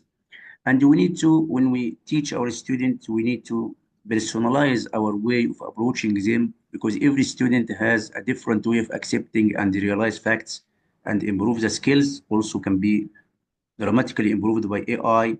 And of course, this should come and incorporated in our new curriculum, which I believe 2025, we will be different world with more integration of AI in our lives. And this is my references. And this is my logo, which I'm telling my student and my colleague, let's level up and ensure patient safety because we are coming from the society and we're working for the society. We need to be very careful and uphold the patient safety in everything we are doing in this career. Thank you for your time. I hope you got something from this and all best wishes. Thank you. Thank you for sharing your valuable experience, sir. Thank I you. request, sir. Thank you, sir. Sir, if any participants have any queries, you can unmute yourselves and you can ask, sir.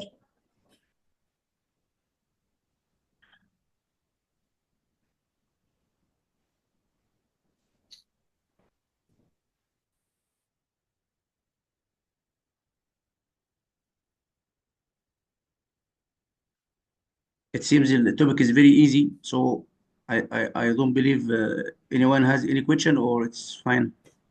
Yes, sir. There are no questions, sir. Thank you, sir. Okay, thank you. Shukran. Thank you. Bye.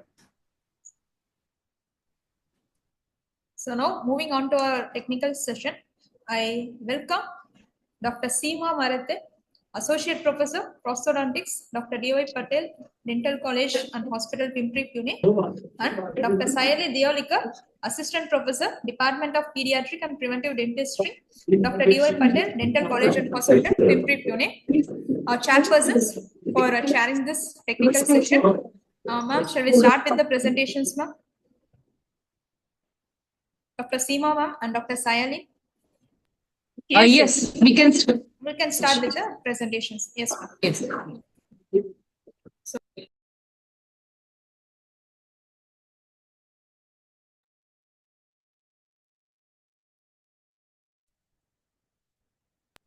Dr. Manjula, are you here? So next presenter is Mohammed Rifat. Are you here? Me, yeah. Yeah, Manjula. Okay, you are here. You can start presenting, ma'am. Actually, the posted the timing is 4 minutes only. So please keep up the time. Yeah. Okay, ma'am. Yeah, thank you. You can start sharing this.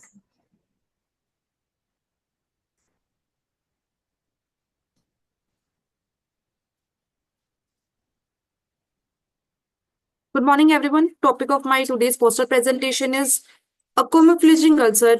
What can it be? Ulceration is a commonly presenting sign of a wide spectrum of disease of the oral cavity involving many etiological factors, which usually poses a diagnostic dilemma to the clinician. Here, I present a similar case of 53-year-old male who presented with a complaint of pain and ulcer over right palatal region from past 2 weeks. Patient was diabetic and was a smoker, chronic smoker, 4 to 5 BD per day. Other histories were non-element. On examination, a solitary ulcer measuring 1 centimeter to 0.5 centimeter with everted margins was present on the right palatal region, which was non-indurated, and the lesion was present with respect to 1.6 and 1.7. And the lesion was painful with VAS score 7. Patient was having a very poor oral hygiene, and based on his systemic and local factors, a diagnosis of necrotizing ulcerative peritonitis was given. Hence, scaling and root planing was advised. But no sign of healing was there even after 2 weeks. Even his EC was non-conclusive, Monto test was negative. Hence, biopsy was planned, which was suggestive of histoplasmosis. And on biopsy, presence of epithelioid cells was there, and spores were scattered in periphery area of tissue, giving a diagnosis of histoplasmosis. And accordingly, treatment was planned. Itraconazole 200 mg OD for 3 months. To rule out his pulmonary involvement, chest X-ray and HRCT was advised, which showed no pulmonary involvement, hence it was a localized oral histoplasmosis. The lesion was completely healed after 3 months. Being an oral physician, to conclude the session, I would like to say that being an oral physician, each and every ulcer should be diagnosed carefully, and invasive fungal infection should always be considered as a differential diagnosis in painful ulcers of the oral cavity. Thank you.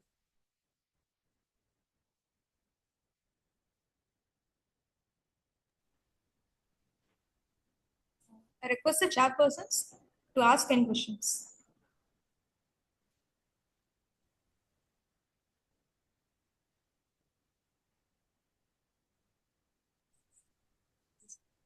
Ma'am, anything from your side? No. Yes, Manjula, can you tell some biomarkers for the cancer? Ma'am, In patient's saliva. Ma'am, K16, P53. Okay. Fine. Dr. Saili? Can you just describe any methods, any diagnostic methods, specific diagnostic methods which are used for ulcerative agents, or can you put some light on that? Ma'am, you want for toluidine blue for malignancy, we can do. Any other diagnostic names? KH mount for fungal infection. Okay. Okay. Just okay, ma'am. Thank you. Manjula, does this patient had any other symptoms than an oral ulcer? Ma'am, no, ma'am. He just had oral therapy, but patient was diabetic. His systemic condition was compromised. Any other signs on the any other region or any other mucosa? No, ma'am. Patient. It was a solitary ulcer on the right palatal region. And can you tell some side effects of antifungal itraconazole for Ma'am, it can such a long duration? ma'am, it can do hepatotoxicity, and it also prolonged QT interval of the heart rate, and the kidney toxicity, hepatotoxicity, and renal toxicity is there. Are we supposed to monitor the hepatotoxicity? Yes, ma'am. We are supposed to. We did LFT and KFT after every month. Okay.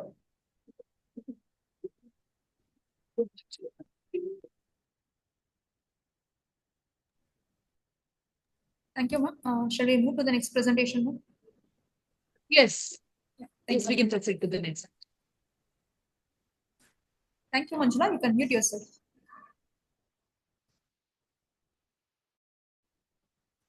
Now, the next presentation is by Mohammad Rifat from Savita Dental College. Dr. Mohammad Rifat from Savita Dental College, are you here?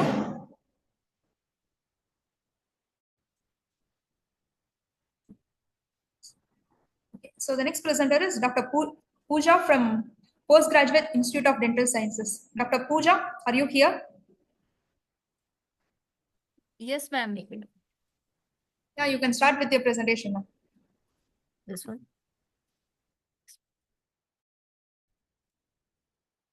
Sure.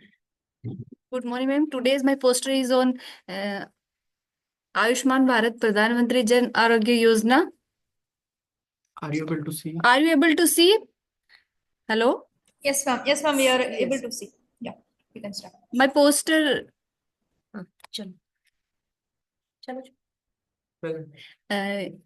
It's transforming dental care and ensuring financial safety in India.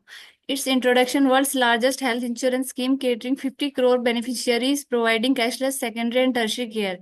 It covers secondary and tertiary care hospitalization, public and private hospitals across India. Dental care is covered to limited extent, covering selected treatments and with limited frequency and extent. Its objective to evaluate the scope and effectiveness and limitation of dental care covering under the Ayushman Bharat Pradhan Mantri Jan Arogya Yojana in India with a focus on accessibility, financial protection, and areas for improvement in providing comprehensive oral health care.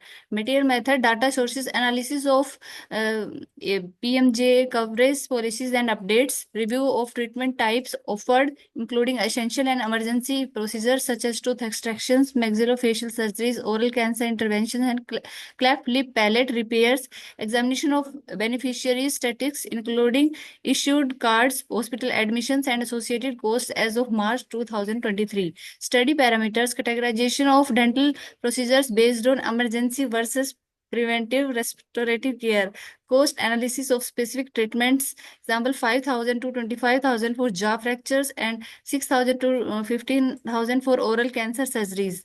It's the result. Awareness and level of Ayushman Bharat highlights the low level of dental aware, about 12.5, and high awareness of the scheme. Utilization of Ayushman Bharat card shows a small percentage of beneficiaries, 25%, with very few utilization, as in shown in the bar graph. Discussion: PMJ scheme has significantly improved access to emergency dental care for underserved population, focusing on financially challenging treatment like jaw fracture, oral cancer surgery, and cleft lip palate repair. The key limitations include lack of coverage for routine and restorative procedures like fillings, dentures, or root canals, gaps in provider availability in rural areas affecting equitable access, limited awareness among beneficiaries about the inclusion of dental treatments under PMJ like cosmetic injuries or short procedures, or like very minimally invasive procedures. The conclusion is Ayushman Bharat PMJ scheme is transformative step in improving essential dental care access for economically weaker section in India, where we can't every person is not able to reach, maybe some distance problem, while in addresses critical and emergency needs. Its restricted scope leaves significant gaps in routine oral health care. Policy revisions, enhanced coverage, and strategic interventions are essential to deliver comprehensive dental care and ensure sustainable oral health equity across the nation. Thank you.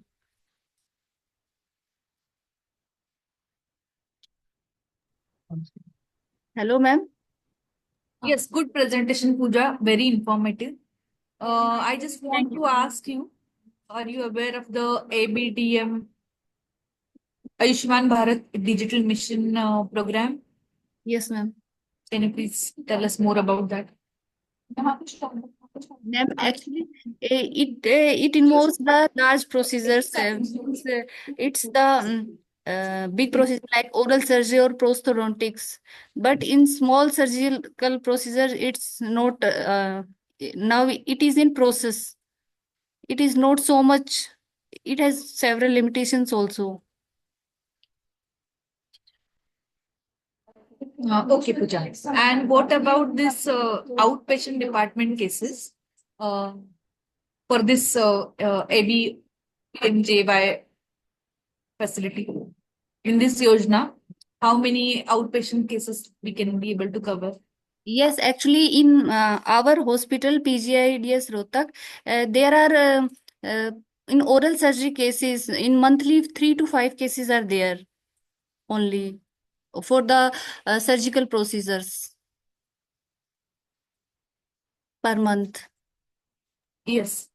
I'm asking what all procedures we can treat in a outpatient department which can get covered in this Yojana? No, it can't be treated. Cosmetic surgeries are not treated. Dental treatments, it is not covered. Expenses does not cover expenses. OPD में Fine. नहीं. No. Yeah. Only for the IPD patients or higher cases? Yes, higher cases, not in OPD. Fine. And is it available in every hospital or for the hospitals where they have taken this? No, it is not in every. Actually, 38% in all India is not every. It is in tertiary care. In our hospital, it is available. Not all. Okay. Fine.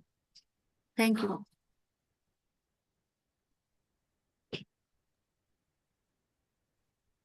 Good presentation. I just want to ask you about what do you feel is the need of this scheme, or can you put a light on the burden of care, concept of burden of care? And there are other programs as well, which currently are going on uh, uh, by the government of India. Are you aware of such programs? School health dental programs, such programs which are focusing right now on the concept of providing equal care for the patient. So, are you aware of such other programs? Actually, ma'am, it is a very good program for the low budget people. Okay. Do you know? Can you explain Every about the person concept of can't burden afford of care? Every person can't afford this more budget procedures. Correct. So, how the program is run, or what is the basic concept behind this program? And there are similar programs which are run by Government of India, especially in pediatric point of view. Are you aware of such programs? So can you at least elaborate on the concept of this program, that even if they're planning to kind of provide the care, how are they going to go about such procedure, the evaluation, the kind of, Yes, ma'am. the actual running of the program? No, ma'am. Sorry, ma'am. Okay, that's it from my side. Thank you. Thank you, ma'am. Thank you, Dr. Pooja. You can mute yourself now. Thank you. So the next presenter is Dr. Yashashri Pramod Nehite. Dr. Yes, Yashashri, yeah, Yes, ma'am. you can start with your presentation.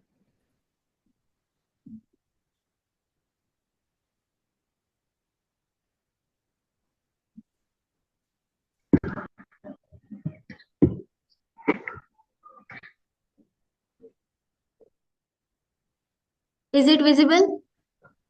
Yeah, it is visible. You can start. Good afternoon, everyone. Today I'll be sharing my views about the exciting advancement in local anesthesia that are shaping the future of dental procedures, especially in pediatric dentistry. These innovations are improving patient comfort, reducing anxiety, and making dental treatments more efficient. First, let's view recent vibrotactile delivery devices, which are Dental Vibe Acupulse, and Vibraject. Dental Vibe is a new device that vibrates while giving dental injections, stimulating certain receptors to reduce pain. It has a handheld, cordless, U-shaped tip that delivers tiny vibration to the injection site. Acupulse, created by Michael, is a cordless gadget that combines vibration and pressure to condition the mouth tissue before injections. It applies pressure and vibrates around the injection site to close the pain gate. The next is Vibraject, which was introduced with attached needles, and it also sends vibrations to the patient and the soft tissue around injection site. Then the recent delivery techniques. The first is quick slipper. Quick slipper is method of administering anesthesia that reduces the pain of injection by delivering anesthesia at constant speed and pressure. The handpiece drills the injection anesthesia into bone to achieve maximum effectiveness. Quick slipper technology makes dental treatment easier for young patients and adolescents by reducing discomfort and anxiety. STA is single tooth anesthesia, which involves a short 30 gauge needle which inserted parallel to the tooth's axis into the gum line. Depending upon the tooth's root, 1 or 2 points may need to be anesthetized. STA, shaped like a pen, has advantages such as less anxiety, being painless, and not affecting the lips. It is the very important advantage. The Calaject, which allows us to deliver pain-free injections with ease. The Calaject computer controls the flow, ensuring smooth and gentle flow of anesthesia. It is a light pen grip design and foot pedal switch provides the relaxed working position and excellent finger support so that the needle can keep perfectly still without vibration and ensure quick anesthesia. The intranasal spray, that is oxymetazoline spray, is a topical anesthetic containing tetracaine, which is very potent and metabolized in the blood. It is used before surgical procedures in the nose and throat. Studies shows that specific spray has high success rate in numbing teeth in upper jaw for dental work. Next is Burgee system. The Burgee system is shaped like B, very useful in pediatric dentistry. Uses eye swings and body vibrations to block pain signals according to certain theories. It is externally administered and applied adjacent to the side of local anesthesia. The jet injection, also known as needleless injection. The jet injection works by using mechanical energy to generate pressure, allowing fine stream of anesthesia to penetrate soft tissues. Next, we will see recent advances in local anesthesia drugs that are articaine and sambucridine. So these both are newer medications shown to be effective as or even more effective than lignocaine. Articaine belongs to amide family of local anesthesia, while sambucridine is a local anesthetic molecule which is developed as Center of Drug Research in Lucknow in India. Let's see non-pharmacological local pain management.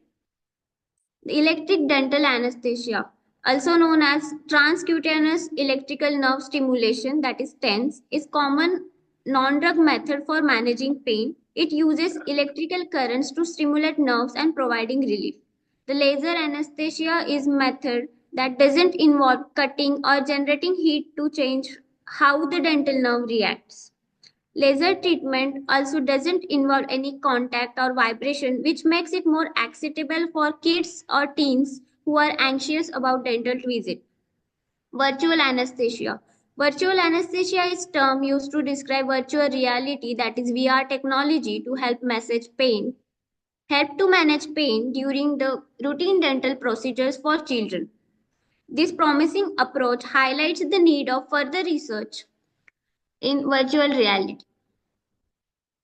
Cryoanesthesia is basic method where cold substance like ice or spray is used to numb the specific area of body by stopping pain signals from reaching the brain. Using lignocaine gel or Pre-cooling the soft tissues before dental procedures can also have similar pain-reducing effect. Concluding, modern advancements in local anesthesia offer safer, more efficient, less painful options for pain management in dentistry by redefining comfort and precision and reducing anxiety in dental patients for the better cooperation. Thank you so much, ma'am.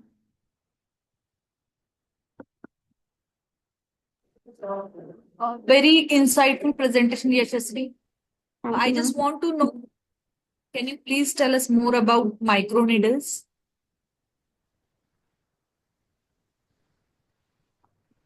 Yashasri? Yes, ma'am. Yeah. Ma'am, Can you microneedling. Ma'am, microneedles are very small size microscopic needles.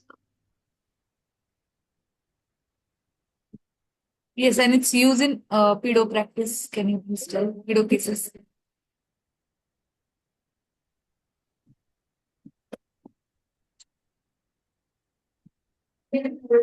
Fine, Yashasri. Over to Dr. Saili. She's the better person for this. Yes, ma'am. I do have few questions. A good collection of the data, I would say you have compiled the data very well, Dr. Yashasri. Could you just explain the mechanism of CCLAD system? Oh, okay, ma'am. You know what CCLAD is, right? Yes, ma'am. Right. So could you just in brief explain about the mechanism of action? Ma'am, CCLAD is a computer control device which is a quick slipper. So when we say that they are less painful, so how is the system? Like how the sensation is felt less by a patient? What is the mechanism of action of the system? Ma'am, it delivers small amount of anesthetic in some stable rate. Okay, you explained about Articaine, right? Yes, So ma'am. can you tell me the injection techniques of Articaine? Can you, for example, if you want to give anesthesia for the mandibular primary molars, so where will the Articaine injection would be? Is it the same site as that of lignocaine?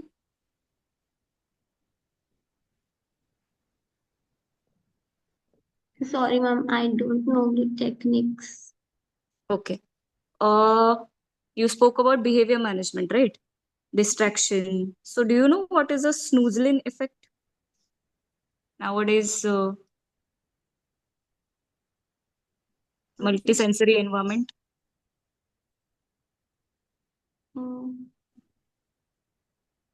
Sorry, ma'am. Okay. Thank you. Thank you, Yashasri. Thank you. Thank you, ma'am. Thank you, ma'am. And thank you, Yashasri. You can mute yourselves. Yeah. Yes, So ma'am. next presenter is Dr. Shifa Akhtar. Dr. Yes, Shifa, yes, ma'am. you can start Am I sharing your audible? screen. Yeah, you're audible. You Okay, can ma'am. start sharing your screen. Ma'am, is the slide visible? Not yet, Shifa. Yeah, it's visible now. It is visible. Your screen is visible. You can start, Shifa. Okay, ma'am. Good afternoon, everyone. The topic of my presentation is Insinuating Invader, a case report of TB osteomyelitis. Tuberculosis has been India's severest health crisis and is killing an estimated 480,000 people every year. Maxillofacial manifestation of TB form nearly 10% of all extrapulmonary manifestation of the disease. The present case report is aimed at highlighting the rare incidence of this master mimic and thus making clinicians aware of such rarity. Now, coming to the case report, a 22-year female reported to the Department of Oral Medicine and Radiology with the chief complaint of swelling in the left side of the face since 10 days. swelling has the history of present illness was swelling was there for the past 10 days. It subsided with the course of antibiotic. Trismus was there, but subsequent course of antibiotic had no effect. On inspection, swelling was solitary, diffuse, dome-shaped. It extended anteroposteriorly. The anteroposterior extension was 1 centimeter below the left lateral border of the nasolabial fold, and posteriorly from 1 centimeter below the left preauricular region. Superiorly, it was from the left lateral canthus of eye, and inferiorly, it extended till the left lateral border of the mandible. On intraoral examination, there was deep probing depth with respect to 3.6 and 3.7. On the basis of these findings, on palpatory finding was that swelling was non-tender, it was soft in consistency, febrile, compressible, non-reducible, and immobile. Left submandibular lymph node 1 centimeter into 1 centimeter in size were tender and palpable. Based on these findings, we gave the provisional diagnosis of dentoalveolar abscess. Differential diagnosis of space infection, bacterioperitotitis, ameloblastoma, TB, osteomyelitis. And OPG was performed. On OPG, it revealed altered morphology with significant resorption of the anterior and superior posterior aspect of the left condyle. As the patient gave the history of weight loss, we went further with the investigation. FNAC was performed, which revealed mixed inflammatory infiltrate, predominantly neutrophils in the necrotic background with AFB negative. And a Montauk test was done, which revealed 24 into 26 flare. And USG guided FNAC sample per sample was sent for the CBNAT, which detected low MTB and rift resistance was not there.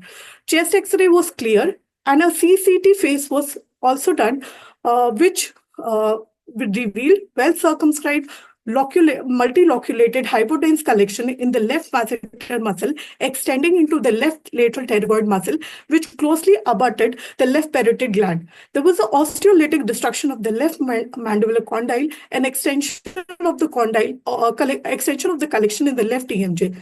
Based on these findings, the diagnosis of tuberculous osteomyelitis was given. Patient was sent to chest and TB, and the treatment was started, and anti-tubercular therapy was given. Initial HRZE, that is rifampicin, isoniazid, pyrazinamide, and ethambutol with daily doses of 2 months. Continuation phase of HR for 7 months was given. Post-op,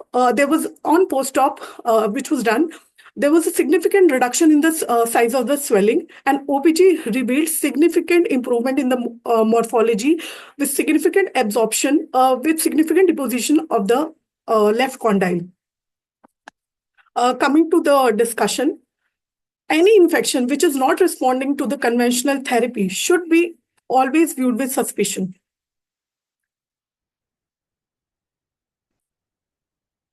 And orofacial osteomyelitis, mandibular osteomyelitis has a rare presentation because of its rarity, so it should always be looked upon with suspicion.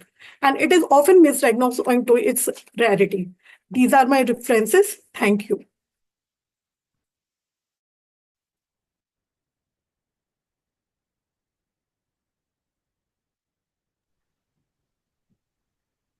I request the judges to ask the questions session.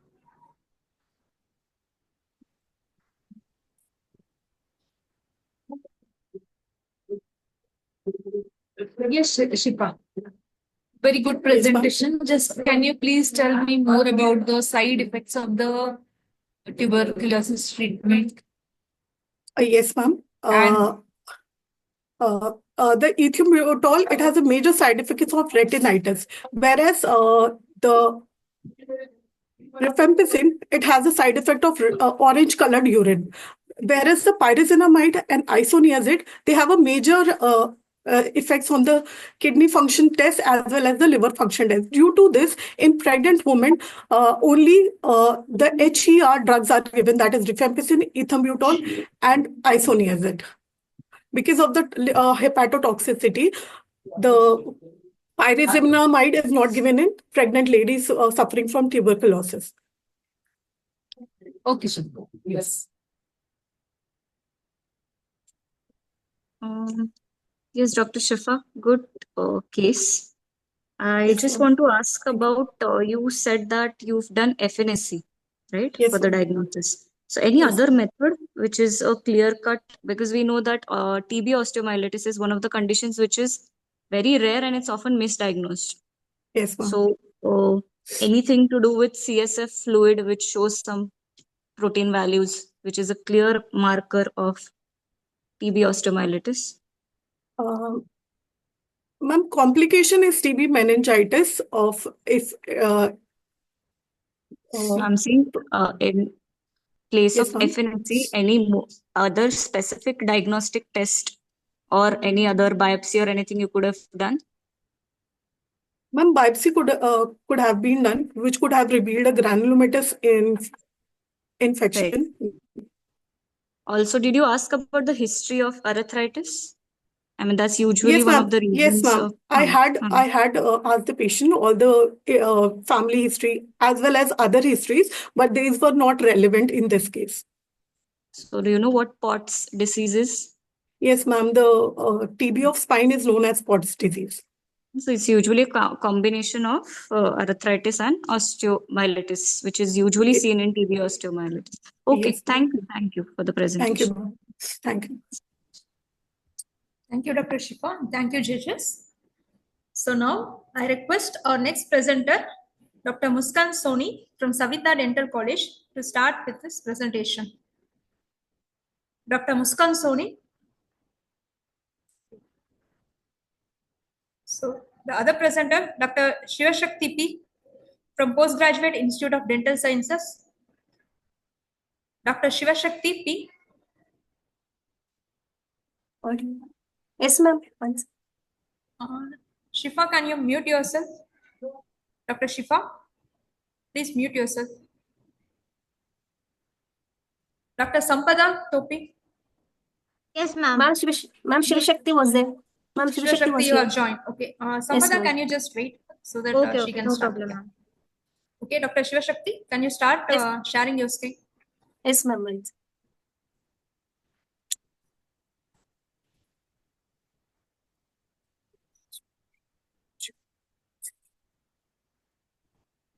I request Dr. Shifa to stop sharing her screen. Dr. Shifa, kindly stop sharing your screen. Yeah.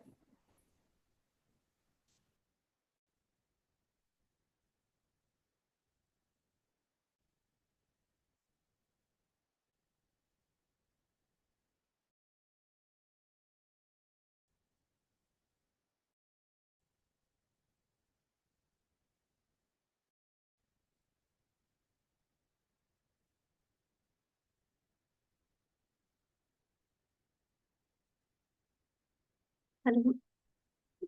Ma'am, is it audible, ma'am? You're audible and your screen is visible. You can start Yes, now, ma'am. Dr. Shivashakti.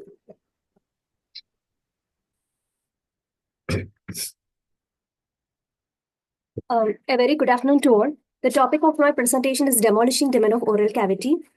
A 48-year-old male is came to our regular OPD with the chief complaint of right facial swelling, facial numbness, and blurring of vision for the past 5 days. Patient gave the history of COVID on 2021, and patient gave the history of nasal congestion when the swelling starts.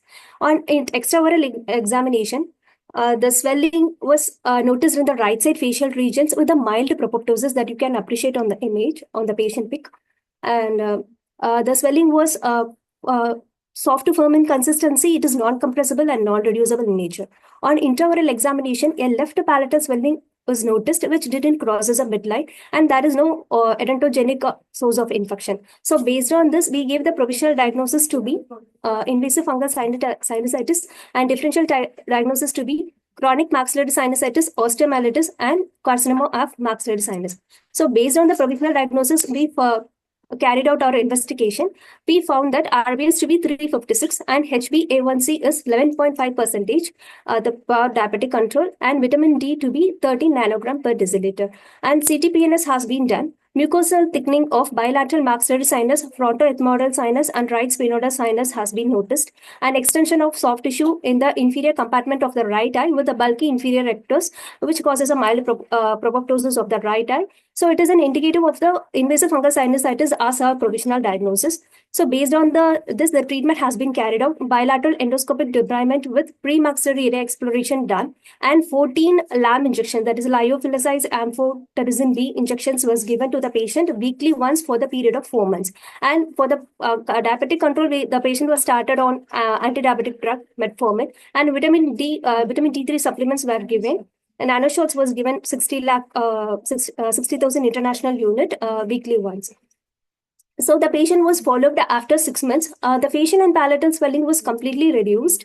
As you can see on the right side of the image, the palatal swelling was reduced. The patient was also clinically improved with the systems and the patient diabetic level to be controlled. But the post-CT we have taken after 6 months, it didn't show that much changes, no periosteal bone formation. We didn't see any periosteal bone formation. So that is no significant difference in the post-CT.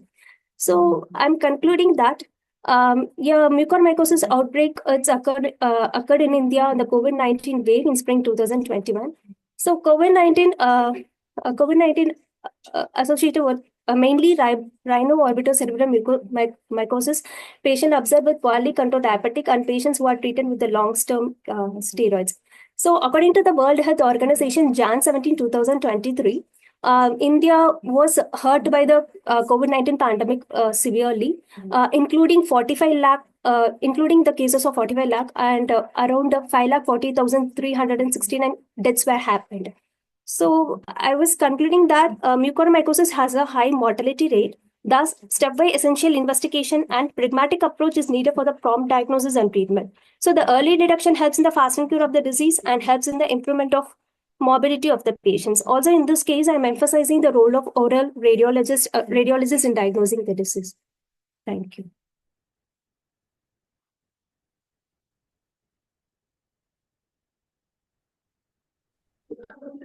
Good presentation, Dr. Shiv Shakti. Thank you.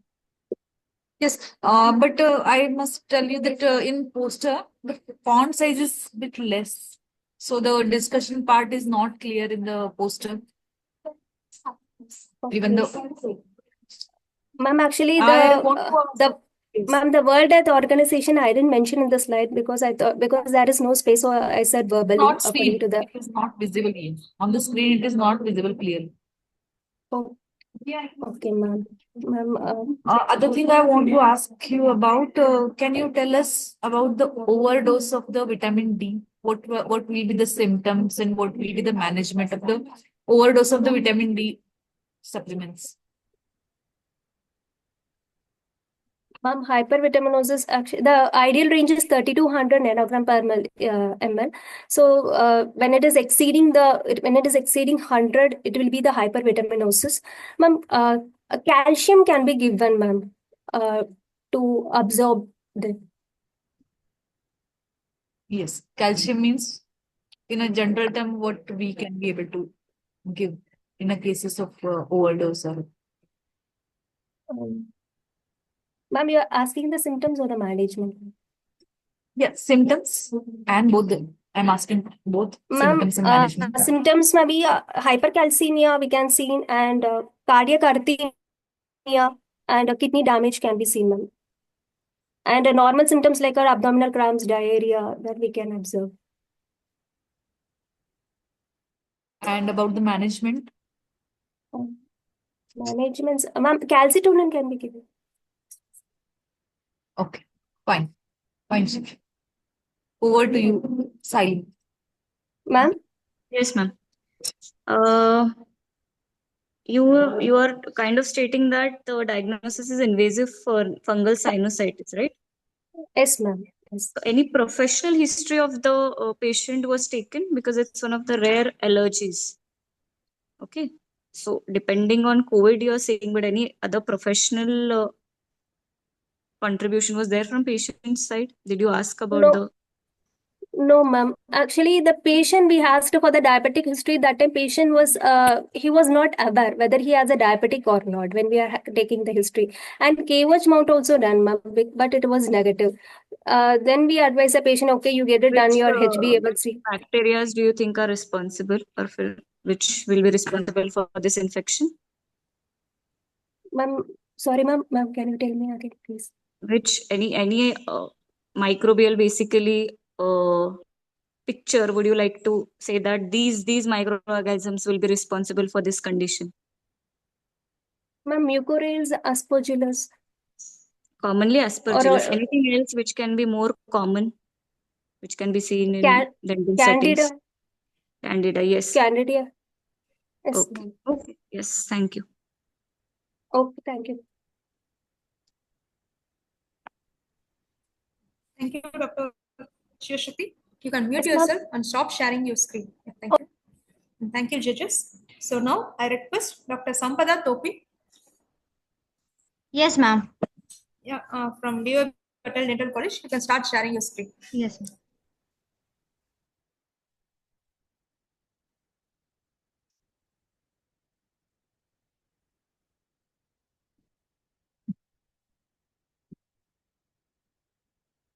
Good afternoon, honorable judges and esteemed colleagues. I'm Dr. Sampada Thobi, and I'm honored to present my poster, which is in accordance to our conference theme, that is innovation and education.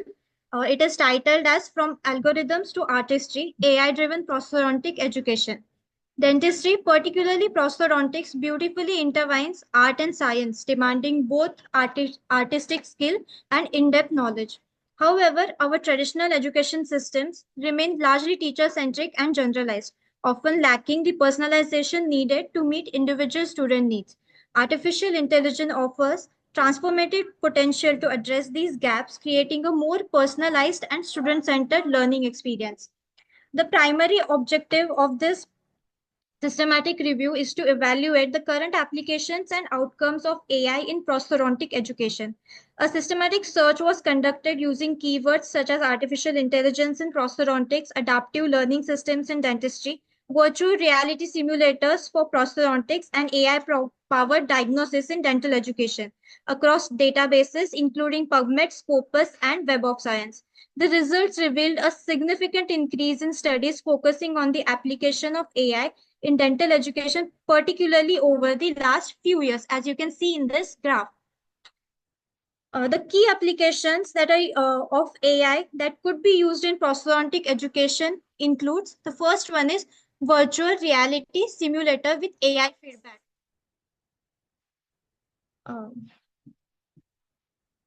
Virtual simulators are becoming integral to prosthodontic training by offering immersive, realistic environments for students to practice procedures such as crown placements, denture fittings, and implant surgeries. These simulators enhance spatial awareness, technical precision, and decision-making skills while allowing repetitive, risk-free practice without involving actual patients. By bridging the gap between theoretical knowledge and clinical practice, VR builds both competency and confidence in learners. The second one is adaptive learning system.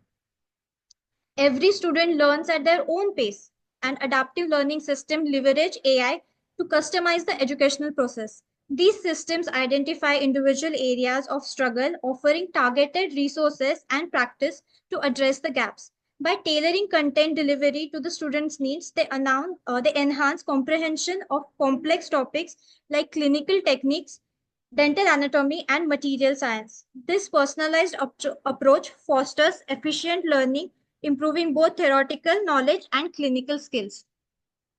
The third one is AI-driven diagnostic treatment planning tools. The AI-powered diagnostic tools revolutionize prosthodontic education by enhancing precision and efficiency.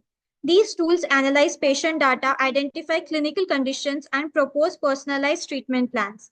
This enables students to explore complex cases with cutting-edge technology, refine diagnostic acumen, and gain insights into evidence-based decision-making. Such integration prepares students for delivering precise, patient-centric care in real-world clinical settings. The fourth one is automated assessment and grading. The automated assessment systems utilize AI to objectively evaluate students' work, analyzing digital impressions, treatment plans, and procedure outcomes. This ensures consistent data-driven feedback, saves time for educators, and helps identifying individual learning gaps.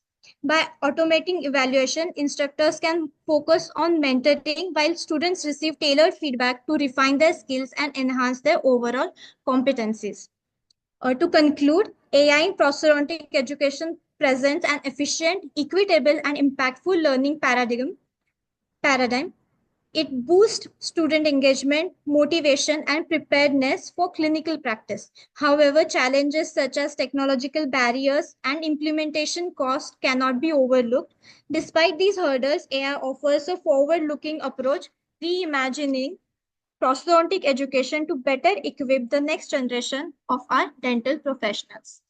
Thank you so much. If you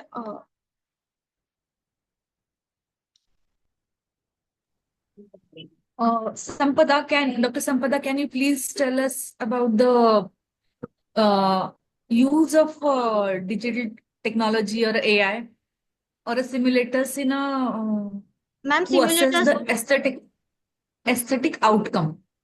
How can we use that for the aesthetic to gauge the aesthetic outcome? Ma'am, definitely we have many softwares which we can use to design these smile designing.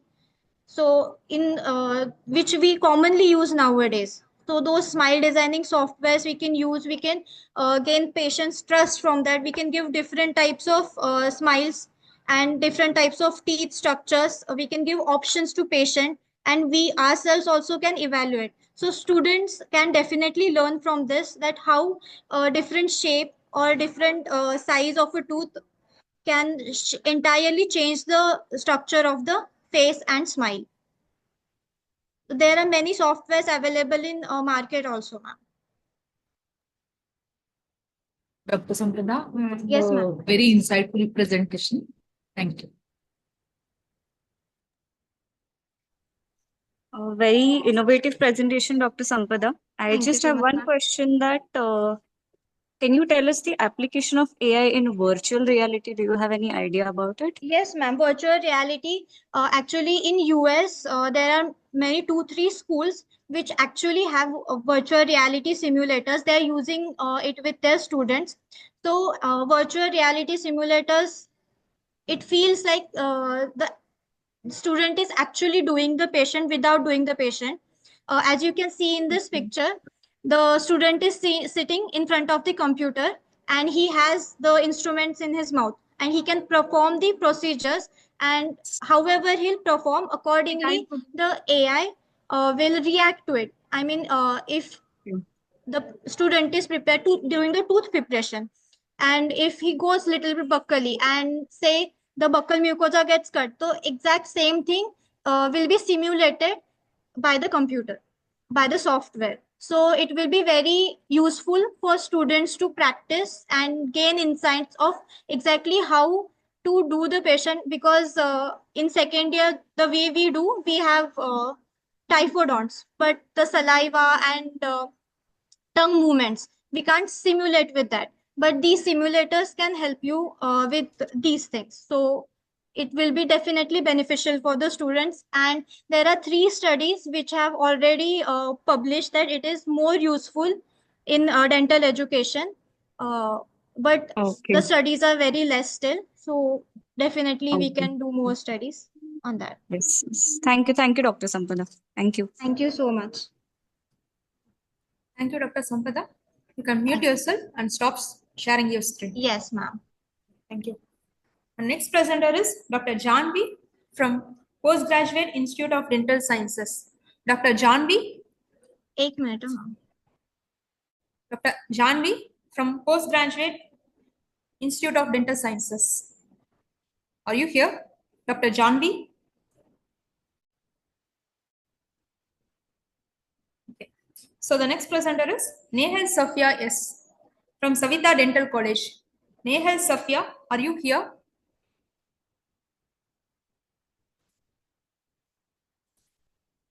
Nehal Safia? Okay. So the other presenter is Dr. Deepshika Behera. Are you here? Yes, ma'am. You can start with your presentation, ma'am. Dr. Deepshika from Surendra Dental College.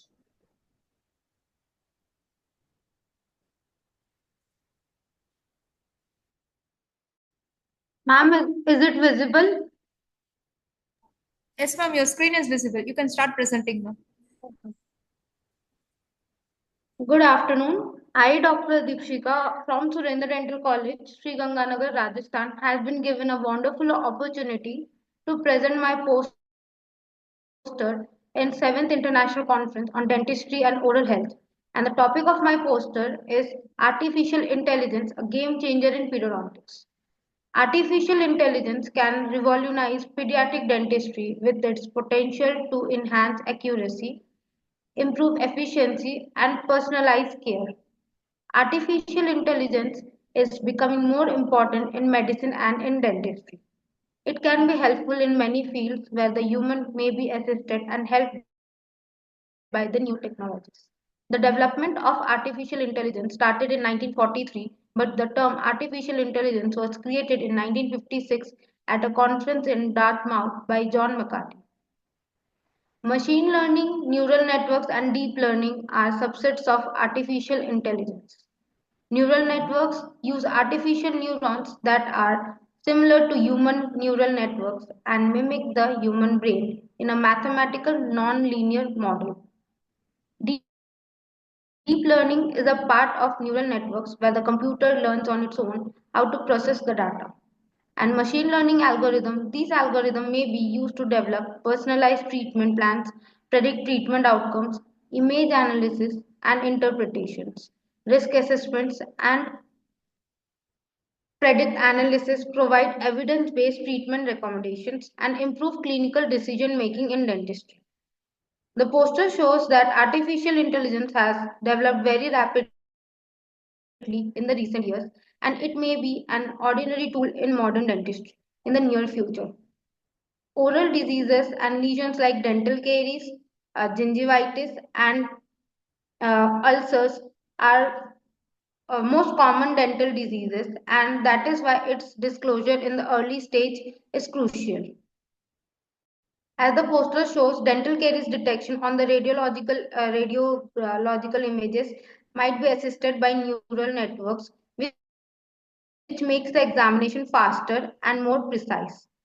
Under the neural networks, the poster is shown caries in red, enamel in blue, dentin in green, pulp in yellow, metal restoration in orange, restoration in sky blue, and gutta percha in brown color. It makes the diagnosis very simple. Neural networks can detect oral lesions like one shown recurrent abscess ulcers. Deep learning algorithms detect periapical lesions on CBCT scan images. Deep learning algorithms are helpful in image analysis, interpretation, and any object detection and improve the quality of dental restoration. And with the early collected data, it is also helpful in determining age. It can be very useful in forensic dentistry. Machine learning assessment may be used in diagnosing and treatment planning, automated anatomic analysis, assessment of growth and development, and evaluation of treatment outcomes. When AI technologies work alongside human dentists, they can increase diagnostic accuracy, reduce cost, and improve patient outcome in the long run. Another major benefit is the ability of AI to standardize dental diagnosis and treatment, which all of the above have great potential to transform dentistry. There are currently a number of limitations to the widespread use of AI in dentistry. But the power of AI can improve oral health and reshape the future of dental care in children. Thank you, everyone.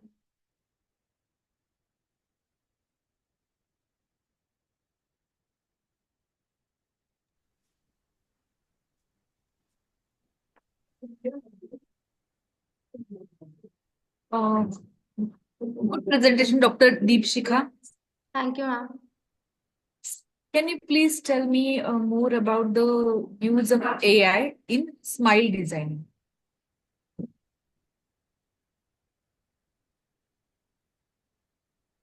Yeah, am I audible, Deepshika? Yes, ma'am. Yes, ma'am.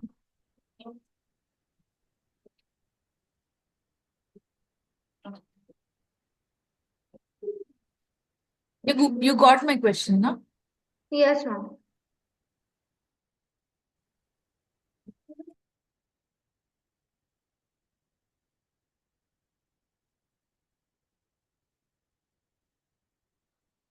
Sorry, ma'am, I can't answer. Okay, Deepshika, no problem. Over to you, Dr. Saini.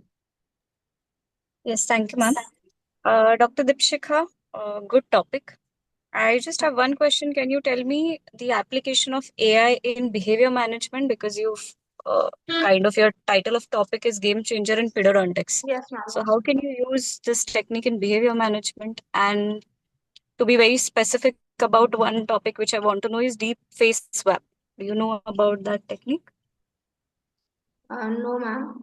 Ma'am, but I can tell about the behavior management part. Sure, sure.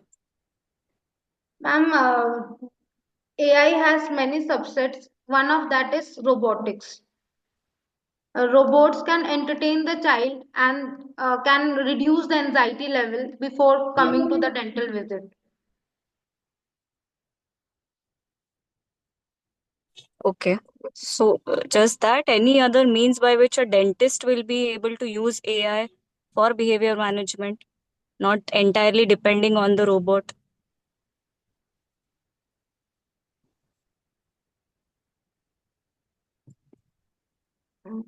Sorry, ma'am. Okay, thank you. Thank you so much. Thank you, Dr. Deepshika, and thank you, judges. So now I request all the participants to stay muted because we'll be having our next keynote speech. So our next keynote speaker is Dr. Vail Talar Taha, Chair of the Department of Oral and Craniofacial Health Sciences, College of Dental Medicine, University of Sharjah, Acting Director, University Dental Hospital, UAE. Our next keynote speaker is Dr. Vail Talat Taha, Chair of the Department of Oral and Craniofacial Health Sciences, College of Dental Medicine, University of Sharjah, Acting Director, University Dental Hospital, UAE. Yes, good afternoon, everyone. Good afternoon, sir. If you just give me a minute to share my screen. Yes, sir.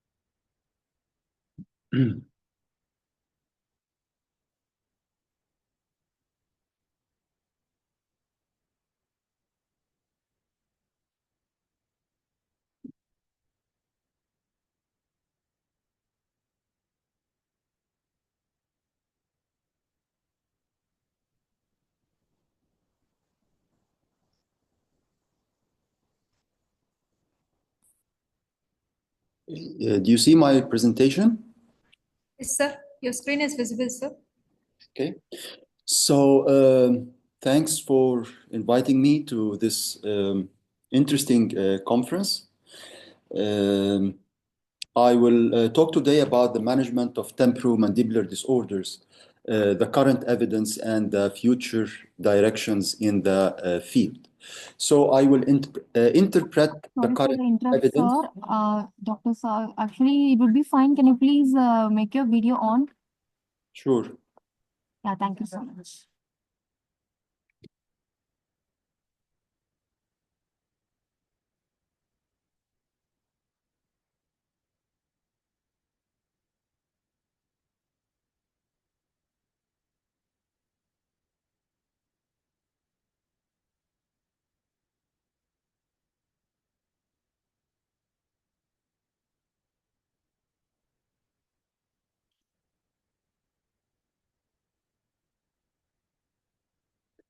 So I will interpret the current evidence related to the classification of temporomandibular disorders and analyze a systemic approach for the diagnosis and how to interpret the evidence that solve the different and common controversies in the field.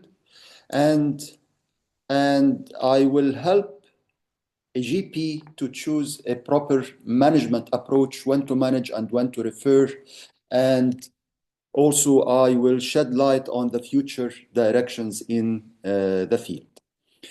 So in 1997, the American Dental Association and the United States court system have identified TMD to be within the scope of practice for dentistry. What does this mean? This means that it's the duty of every dental practitioner to examine patients and identify any temporomandibular disorder if present and refer or manage as within their scope of practice. On the other hand, it has been published in several publications that the dental graduates do not have the enough training and education in order to properly diagnose temporomandibular disorders. So here we can see a editorial by Simmons saying, why are dentists not trained to screen and diagnose TMD in dental schools?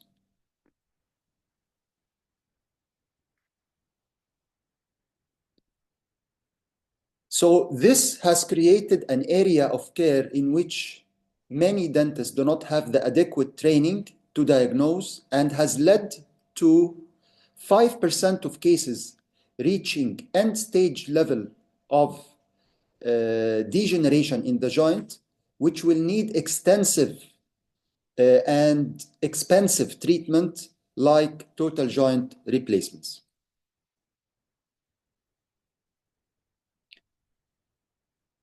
We need also to consider the prevalence of TMD, because studies have showed very high prevalence for temporomandibular disorders in different populations.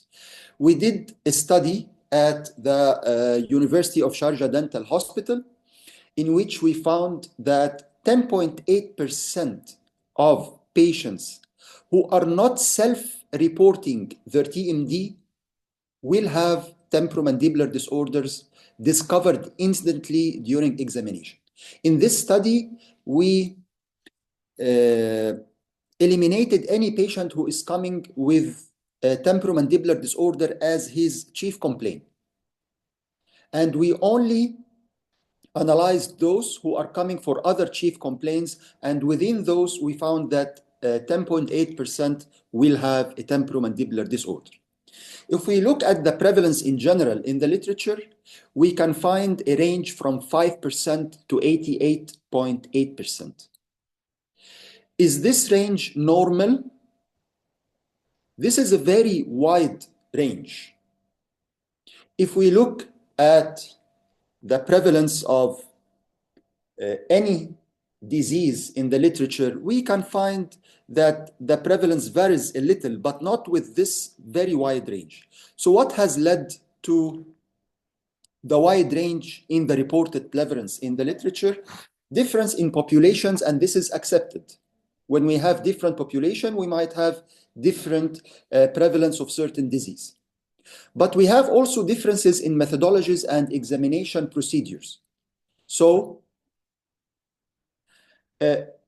Temporomandibular disorders are being examined using different methodologies and different protocols for examination. And this is very critical and very dangerous, actually. If we are looking at diabetes, if we are looking at hypertension, if we are looking at any disease, there are universally accepted ways for diagnosis. This doesn't exist in the case of temporomandibular disorders. And what's even more critical is the difference in diagnostic criteria, taxonomy, and nomenclature. So, in order to diagnose a certain disorder, I follow certain criteria. These criteria are also not uniform. The classifications that are used worldwide are not also standardized. And most importantly, the nomenclature. So I will call certain disorders by a specific name according to the protocol I follow in my university. However, in another university, they might call it in a different name. For example, I might call a muscular disorder like a local myalgia at the University of Sharjah.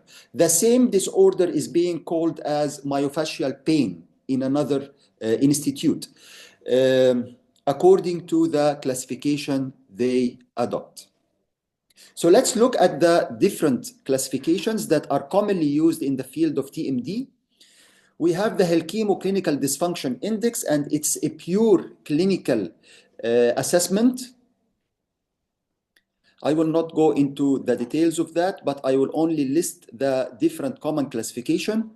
The Helkimo is the first, and we have the classification of the American Academy of Orofacial Pain classification. And another very commonly used classification is the Wilks classification that classifies patients into 5 classes depending on the clinical findings, the radiographic findings, and the surgical findings that are revealed through an arthroscope.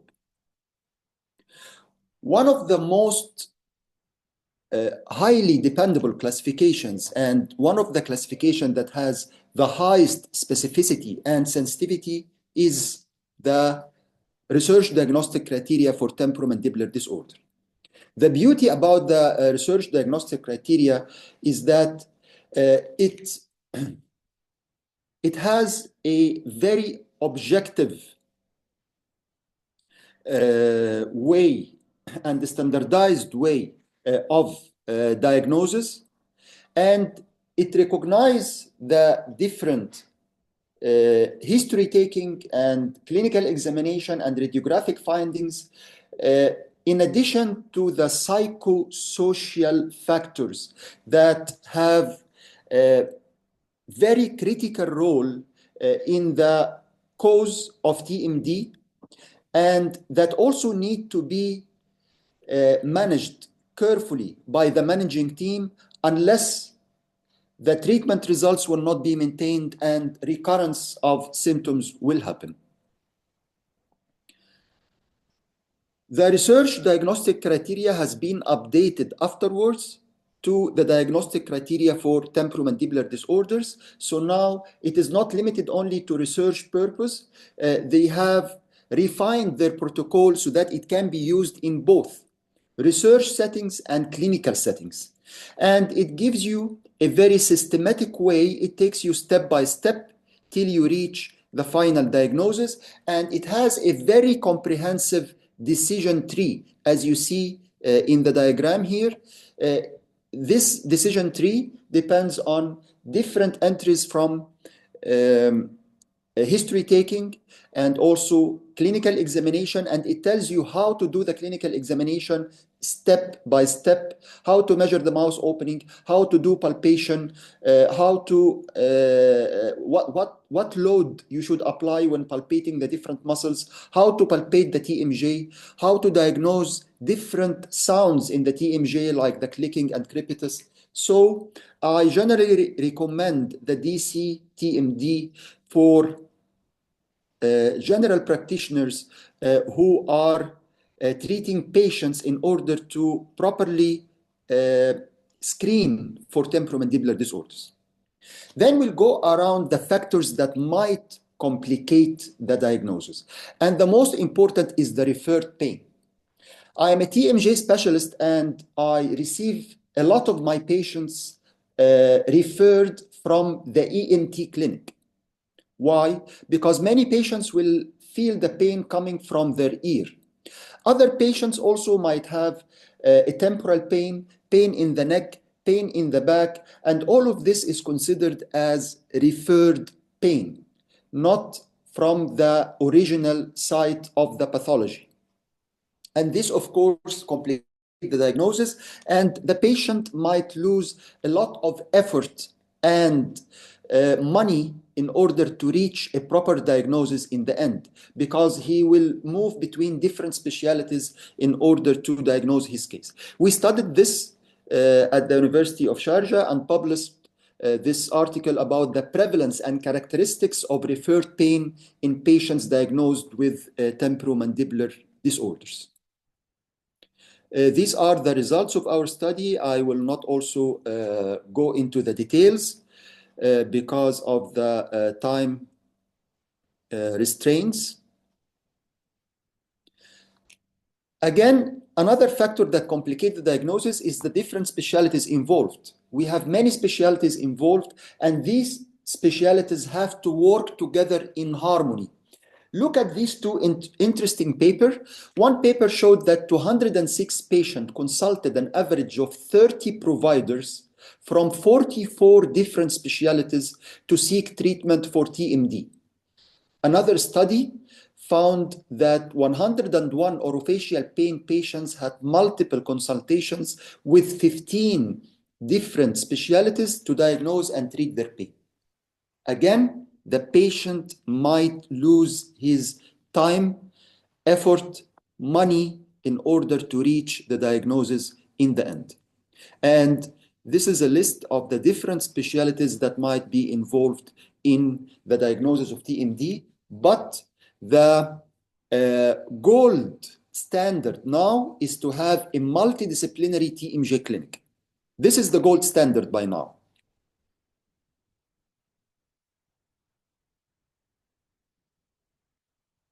Another factor that might complicate the diagnosis is non-self-reported TMD.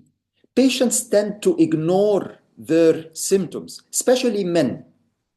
Men tend to ignore their symptoms, and these disorders are progressive disorders.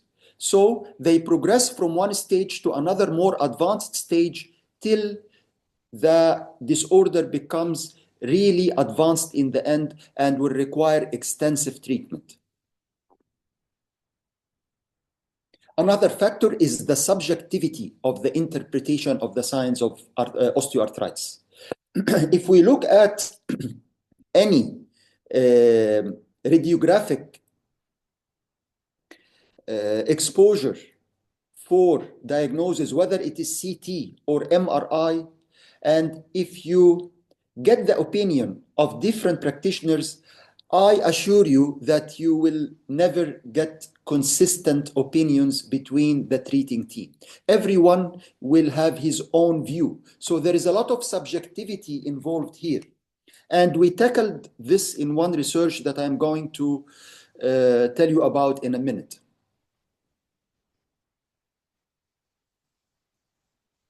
Something to consider whenever you are treating a patient with temporomandibular disorder is the placebo effect. Many patients might have placebo effect. If you have a patient with myofascial pain, for example, and you inject him with saline, he will tell you that I feel an excellent relief of my symptoms. Is it because that the saline was effective? No, because of the placebo effect. Mainly because these disorders are related to stress. Another thing is the self-remission of symptoms.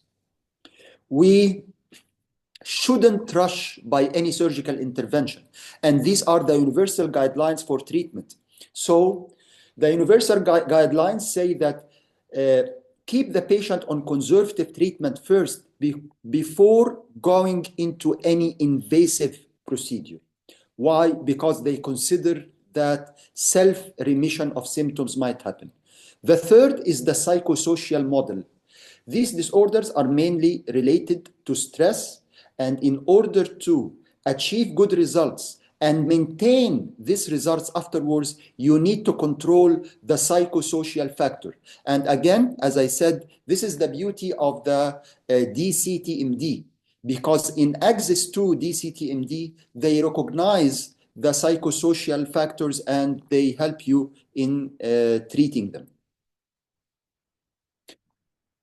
We have different approaches for treatment depending, of course, on the class of TMD that we are treating. So we have conservative treatment, we have muscle injections, we have minimally invasive surgeries like arthrocentesis and arthroscopies. Arthrocentesis have different forms of arthrocentesis. It share the same concept for the diagnostic arthroscopy, which is the wash and lavage of the joint. This wash and lavage will lead to elimination of any inflammatory mediators inside the joint capsule, will widen the joint space to give space to the disc to be movable again, and it's usually followed by an injection of hyaluronic acid, which will help in lubricating the joint, and it has an anti-inflammatory effect. Arthroscopy, we have two types of arthroscopy. We have diagnostic arthroscopy and operative arthroscopy, depending on the complexity of the disorder to be treated. And in some classifications, they classify it into three levels: level 1 arthroscopy, level 2, and level 3. I compared the diagnostic arthroscopy with arthrocentesis and found that they both generate almost identical results on a 7-year follow-up study.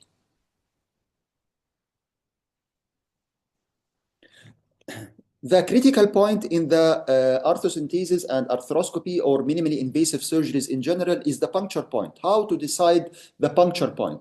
Because you decided blindly. So the most common method is the Homeland method, which says that you have to measure the canthal tragus distance and take 1.1 centimeter from the tragus and 2 millimeter below the canthal tragus distance. I was able to modify this relation and determine the puncture point in relationship to the length of the canthal tragus line, and this was published in the International Journal of Oral Maxillofacial Surgery in 2010. Among the treatments are the intra-articular injection. I prefer using hyaluronic acid.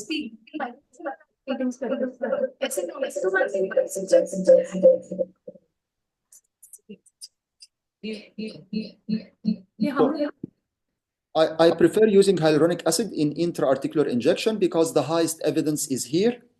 We do prolotherapy for injecting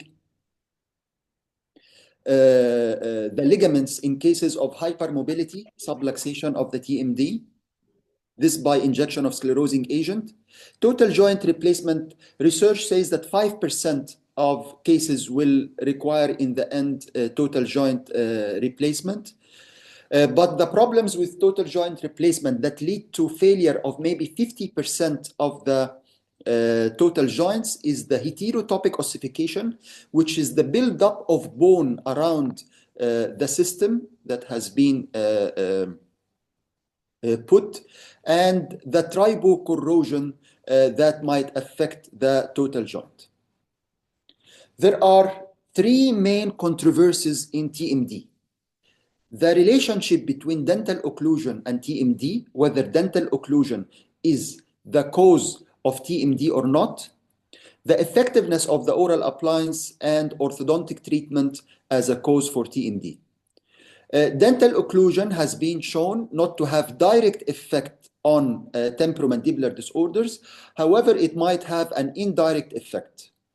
I will not go again into the details and the current evidence because this will take time, but I will give you the conclusion.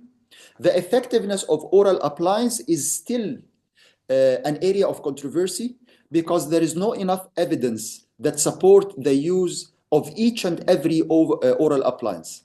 Guess how many appliances we have in the literature? More than 25 different appliances with different concept. So which one to choose? The evidence is not clear till now. And the last thing is the relation between ortho and TMD. Does orthodontic treatment cause temporomandibular disorder? So there was a famous case in which an orthodontist was sentenced to $850,000 because the patient claimed that the orthodontist caused TMD for her. Following that case, there was a lot of research that has proven that there is no direct relation between ortho treatment and TMD. However, ortho treatment will lead to some symptoms of temporomandibular disorders like clicking and some pain, but this is temporary, and this is only during the adaptive period in which the joint adapts to the movements that are happening with the teeth. However, this will resolve by time, and it will not need any further treatment. Giving you a picture about the current research that's going on at the University of Sharjah in the field of TMJ, we developed an AI model to diagnose the signs of arthritis on the CT. And we are currently working on another model, AI model, using the expert system that deploys the DCTMD decision tree, and it takes the general practitioner step by step with very clear instructions in order to reach a diagnosis by the end. So I think this will be a very useful tool for a GP in order to help in the diagnosis of cases and referral to a specialist as needed. This is how our AI model works. This was published in scientific reports. We also developed controlled release of drugs inside the temporomandibular joint, because many people, they go for frequent injections, 3 or 4 injections, and this has bad effect on the joint, as well as it is expensive for the patient and cause discomfort for the patient. So we developed a drug depot that has the ability to do controlled release of drugs inside the joint and avoid the multiple injections. We also worked on tissue regeneration, specifically cartilage regeneration inside the joint, and we published our work using nanoscale thermosensitive hydrogels for cartilage regeneration. This was an experimental study on rats, and we are taking this further now.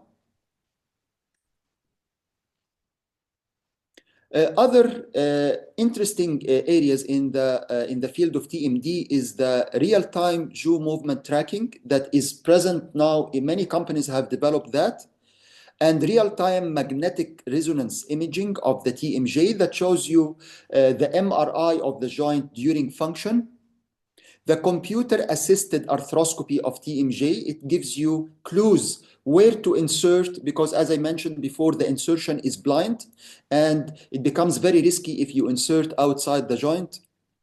And the customized designed total TMJ prostheses that are more accurate and specifically tailored for the patient.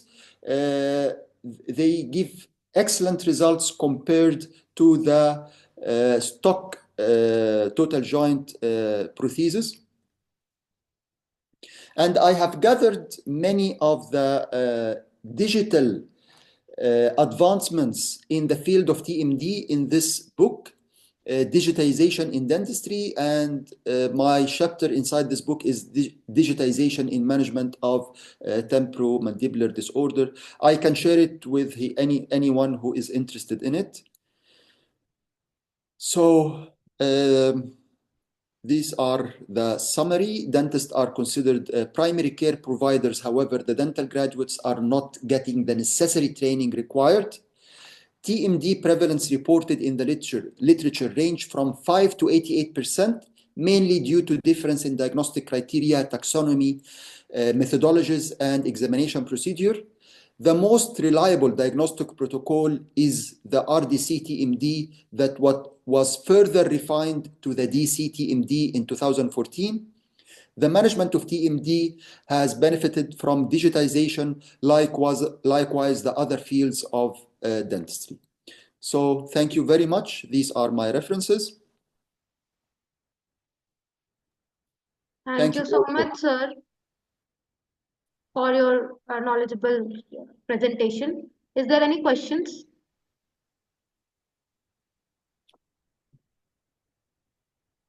Okay, thank you, sir. Thank you so much. Thank you.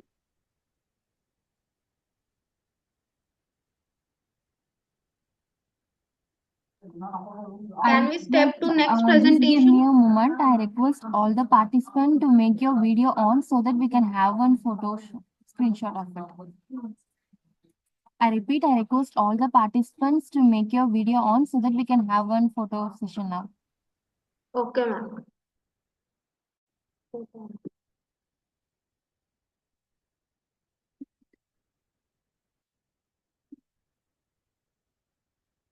Can we step to the next presenter?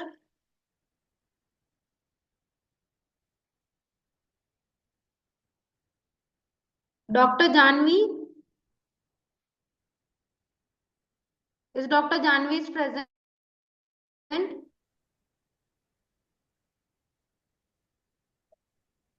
Dr. Neha Safia?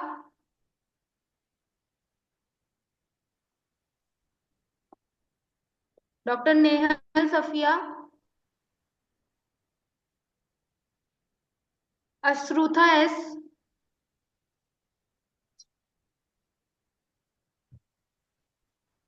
Dr. Priyanka Chandel?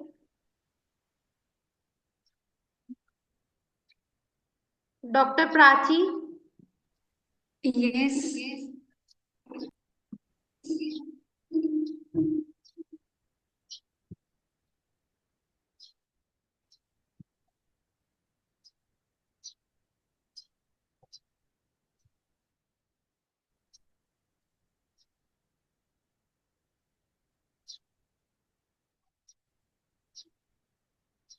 Good afternoon. Is it visible?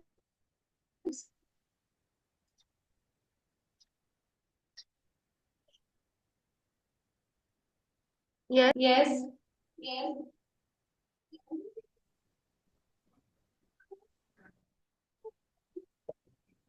Good afternoon. Today I would like to discuss on the topic dental age estimation methods.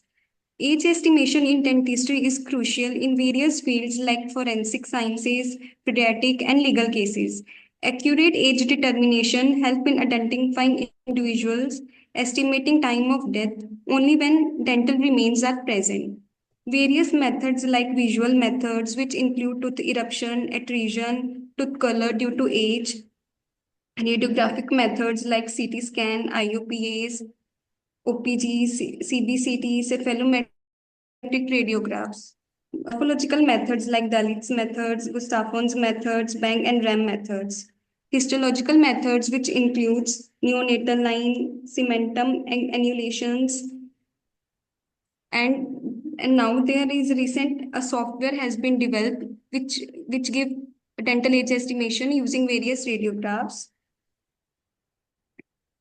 In today's time, dental age estimation can be used to identify death of the person, age of the person, and mainly in forensic dentistry. Conclusion. Dental age estimation provide valuable tools for determining the age, especially when other forms of identification are unavailable. Thank you.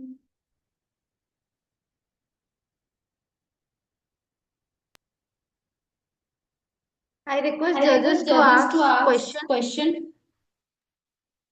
Very insightful presentation, Dr. Prachi.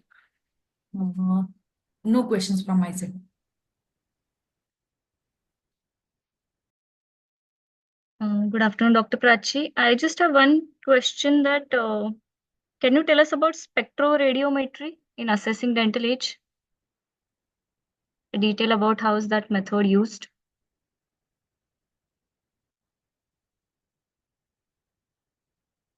Am I audible? Sorry, ma'am, can you please repeat the question? Spectroradiometry in dental age estimation.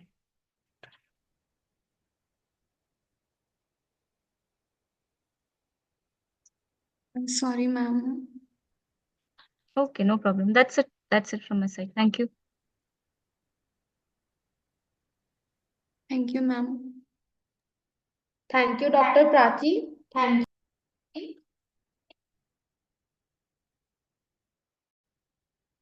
The next presenter is Dr. Rinda Sharma from Postgraduate Institute of Dental Science.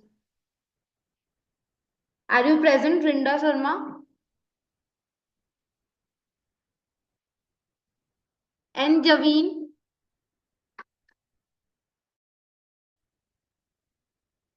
Muskan Soni, are you present?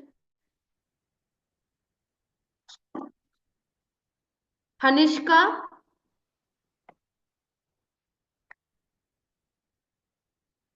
Dr. Priyanka Chandela?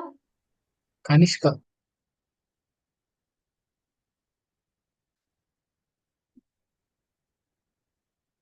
Dr. Sonam Yadav?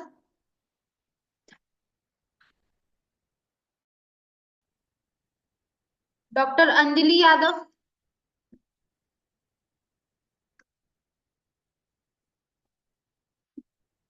Dr. Pawan Sharma?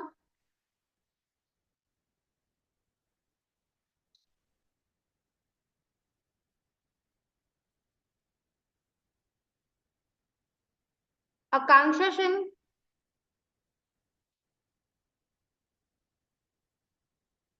Dr. Priyanka Chandela? Are you present? Is anyone left with the presentation? Dr. Neha Ola? Yes.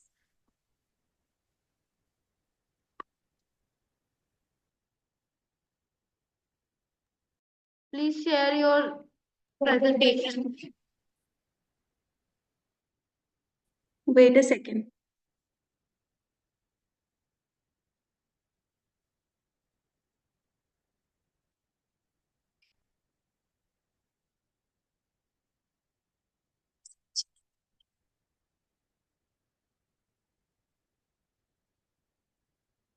Sure.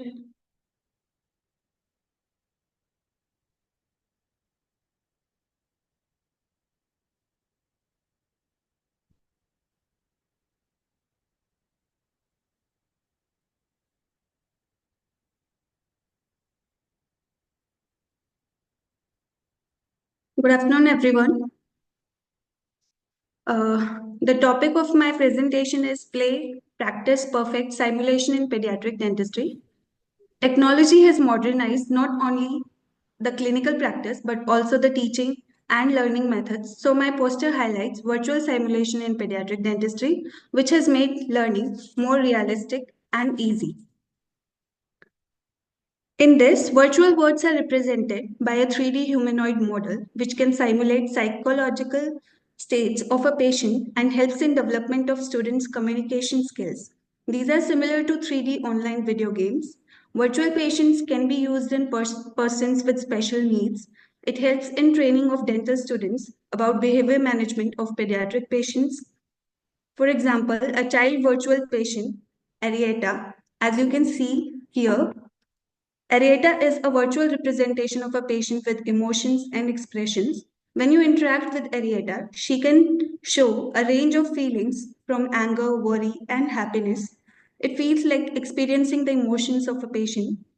Now, the next virtual tool is haptic virtual reality system training devices. These devices are like magic goggles that allow students to feel dental instruments and oral tissues in a virtual environment. These devices offer sensory haptic feedback in form of pressure, vibrations, and sounds. For example, Sim2 Care Dent, as we can appreciate in this poster. Now, the third one is Phantom Omni. It is like a special pen that you can hold in your hand and it will let you move things around the virtual world. Then there are mobile apps like Dental Simulator, mobile application that can be downloaded in mobile phones and tablets. With these apps, one can practice dental procedures anytime and anywhere. Virtual simulation goes beyond just entertainment. It is a powerful educational tool. Dentists can utilize virtual simulation to demonstrate procedures, explain treatments, and educate children about importance of dental care in an easy way. Virtual simulation enhances precision and efficiency in pediatric dentistry. It builds confidence of dental students and helps in gaining experience. They also help in continuing dental education as one can practice complex procedures before performing them on real patients. Virtual simulation improves engagement and also have unlimited training repetitions. It also reduces the risk of errors and complications, ensuring the safety and well-being of young patients. It transforms the dental experience from fear to curiosity, fun, and increased engagement. In pediatric dentistry, it offers learning potential when used as a supplement to traditional teaching techniques. Thank you. Any questions? Very informative presentation, Deepshika. Sorry? Neha, sorry. Very informative presentation, Dr. Neha. Thank you, ma'am. I don't have any questions. Over to you, Dr. Saidi. Thank you, ma'am. I just have one question for you, that how are you gonna how to apply this device basically when it comes to fear assessment? Fear assessment. Ma'am, actually the tool here that Arieta is used now. So it is a 3D humanoid model. It expresses all the emotions of the patient. Like if the patient But is exactly angry how does or it assess is fear? anxious. Because we have, okay.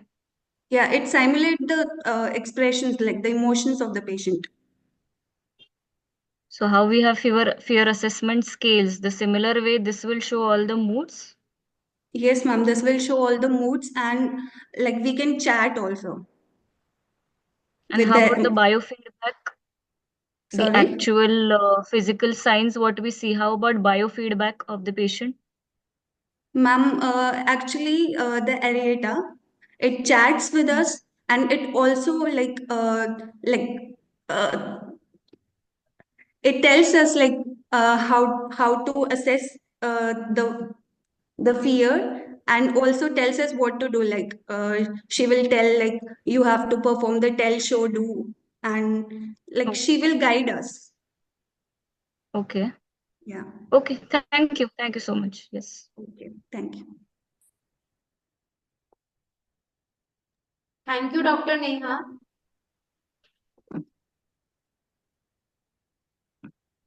Our next presenter is Dr. Priyanka Chandela. Our next presenter is Dr. Chandela. Are you present?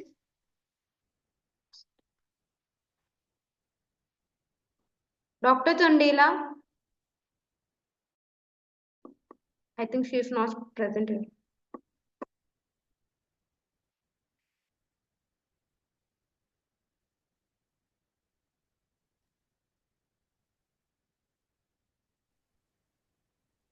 Our next presenter is Preetha R. Preethi R. Are you present? Yes, ma'am. Am I audible? Hello? Dr. Janvi, are you present? Yes, I am present. Dr. Janvi? Hello, am I audible?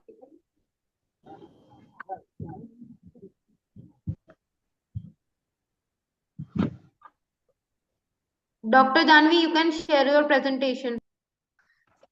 Okay, just give me 1 minute.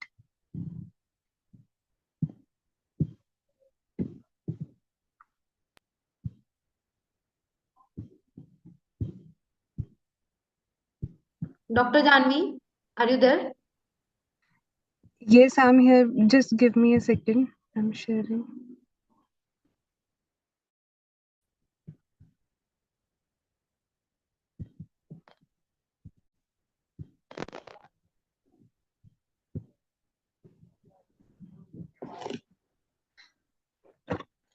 Good afternoon, everyone. The topic of my presentation is aesthetic crown lengthening, building confident smiles. In today's world, people are more concerned about attractiveness, beauty, and personality. Smile is one of the essential criteria in world of aesthetics. And the case report presents a case where the patient was suffering from gummy smile. The purpose of my this case is to address excessive gingival display due to altered passive eruption. Altered passive eruption is a common condition characterized by gingival margins located incisal to the tooth cervical convexity, which makes the crown appear shorter and squarer, which is frequently perceived as being unesthetic. So this case report presents the case of a female, 22-year-old. She came with the chief complaint of gummy smile, which was perceived by her as unesthetic.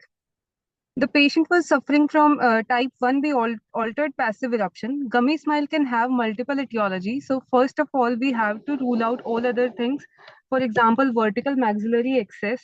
The tooth may appear shorter due to incisal wear also. So the etiology of this case was altered passive eruption. The rationale is crown lengthening procedures have progressively become more aesthetic driven due to increasing popularity of smile enhancement therapy. Although the biological requirements are similar to functionally oriented exposure of sound tooth structure, aesthetic expectations require an increased emphasis on appropriate diagnosis of the hard and soft tissue relationships. The development of a clinically relevant aesthetic blueprint and attendant surgical guide is of paramount importance for the achievement of successful outcomes. So the procedure done was surgical crown lengthening, in which first of all we we made a diagnostic cast of the patient, in which we marked the level of gingival margin present in the patient and the desired level of gingival margin which we wanted, following the rules of proportions, the proportion of centrals and the Golden's proportions. So we measured the width of each tooth. According to the width obtained, we calculated the length or height of the tooth which we wanted, which would be aesthetically pleasing. After knowing the length of each tooth, the gingival contour was designed keeping all the rules in mind. For example, for maxillary centrals and cuspids, the gingival contour is the gingival margin follows an elliptical course, whereas for lateral incisors, it is half spherical. And the gingival zenith for centrals and cuspid lies slightly distal to the midline, whereas for lateral incisors, it lies at the midline of tooth. So a surgical guide was made on the diagnostic cast and it was placed in the mouth of patient. Gingivectomy was first performed following the margins which we drew in the surgical guide. This procedure makes the gingivectomy even more precise. While we follow the conventional procedures by marking the gingiva with periodontal probe, it cannot be as precise as we want. So for better reproducibility, we used a surgical guide and gingivectomy was done. The tissue was excised after gingivectomy. Then we raised the flap and saw that the level of bone was quite close to CEJ. So when we follow biological width, the amount of gap between the alveolar crest and the CEJ must be 3 mm, or the desired where we want the gingival margin to be, it must be 3 mm distance from the alveolar crest. So after raising the flap, osteotomy and osteoplasty was done, keeping in mind these things, and bone recontouring was done, and a 3 mm of distance between the apical margin of the surgical guide and alveolar crest was made. After bony recontouring, irrigation with betadine was done, and then flap was repositioned back to the position where we wanted gingival margins to be placed. After 1 week, the sutures were cut, and this follow-up picture is of after 1 month. So as we can see, from a gummy smile, the patient obtained a very confident smile after this surgical crown lengthening procedures. We must remember few points. For example, like the diagnosis must be accurate. Gummy smile can be due to various reasons. If the patient was suffering from vertical maxillary excess, we could not do the procedure. So etiology must be determined beforehand. We must keep in mind the concept of biological width. Uh, we can never forget biological width for the crown to be functionally working. There should be careful measurements of exposed gingiva as well as tooth margins, and the patient should be clearly explained about the procedure. Macro aesthetics and micro aesthetics should be kept in mind, both of them. Ultimately, there is no formula for interior aesthetics. Instead, final aesthetics is a combination of tooth proportion guidelines, the patient's own perceptions, because aesthetics is very subjective. There are no proper guidelines for what is aesthetic and what cannot be aesthetic. It depends entirely on what patient wants or what he or she perceives as aesthetic. The dentist artistic hand influences the results outcomes of the procedure. There can be cultural and social influences also, and effective communication with the laboratory. So smile we create should be aesthetically appealing and functionally sound also. We should carefully diagnose, analyze, and deliver our best, and it should be as conservative as possible. And this aesthetic crown lengthening or any smile design procedure is a multidisciplinary approach. So we should keep in mind all other aspects also, and aesthetics and functions should go hand in hand. Thank you.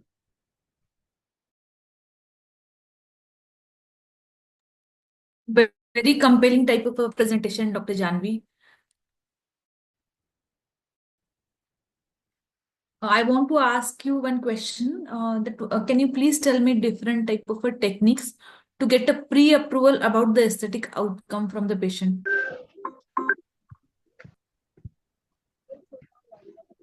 Or how to visualize the aesthetic outcome to the patient before starting with the treatment? Before starting with the treatment, we can show the diagnostic cast along with the margins drawn, that the tooth will be appearing like this. Also, there are multiple softwares available where we can put the image of the patient pre-operative and determine the margins where the crowns or the gingival margin would be placed. So on a software, it makes it easy for the patient to visualize herself how it will be appearing after the procedure. Can we use different type of a provisionalization materials for that? Yes, ma'am. Provisional materials can be used, but for this patient, no crowns were to be made. Only gingival recontouring was to be done. So there was no need of any provisional restoration. Okay. Can you please tell me what are the limitations for how much for the extent of crown exposure you are approaching, or how much periodontal you are encroaching on the biological width? Is there any limitations for that? We cannot go too much beyond the desired margin. We cannot encroach the biological width. The gingival margins must be 3 mm cervical to the alveolar crest level. So if crowns were to be placed, then the apical margin of crown, there must be a distance of 5 mm from alveolar crest to the crown margin. So how to determine that? Gaps, yes, ma'am? Yes, how to determine how much is the distance and how much we need to access before starting with the treatment? Before starting with the treatment, we can determine by transgingival probing where the alveolar crest is lying. So we get to know the distance between the gingival margin and the alveolar crest if we really need to remove the bone, or only gingivectomy can be done. In case of the alveolar bone level is fine, then only gingivectomy can do the procedure. We can do the procedure by only gingivectomy only. Which type of flap is preferred for if we want to go for a bone? If we don't want to go for a gingivectomy and we want to go for a bone correction. Ma'am, papilla preservation flap can be done if we do not have to change the level of incisal papilla, and only the facial margins are to be cut down. But if we want to trim the bone, then in full thickness flap. Okay, Dr. Janvi. Over to you, Dr. Saili. Yes, thank you, ma'am. Dr. Janvi, I just have one question. Can you just elaborate about various surgical techniques by which you can do crown lengthening?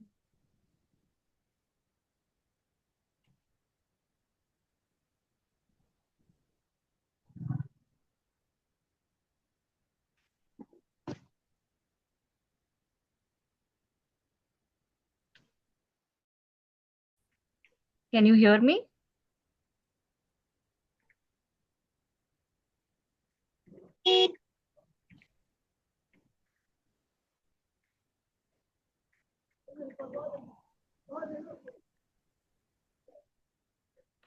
Dr. Janvi, am I audible? Voice is breaking. Can you repeat the question, please? About different surgical techniques of crown lengthening. Crown lengthening can be done by gingivectomy, or it can be done by apically repositioning the flap. Right. Any other technique? What? Pardon? Any other technique? Any other technique?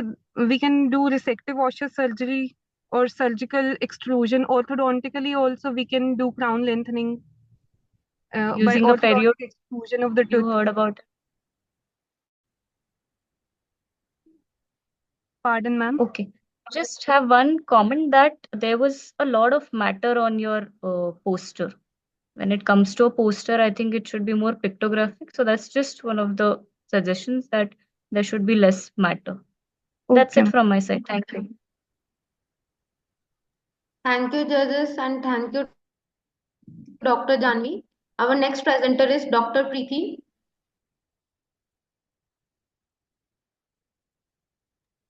Ma'am, am I audible? Yes, you can share your presentation. Ma'am, am I audible? Yes, you are audible.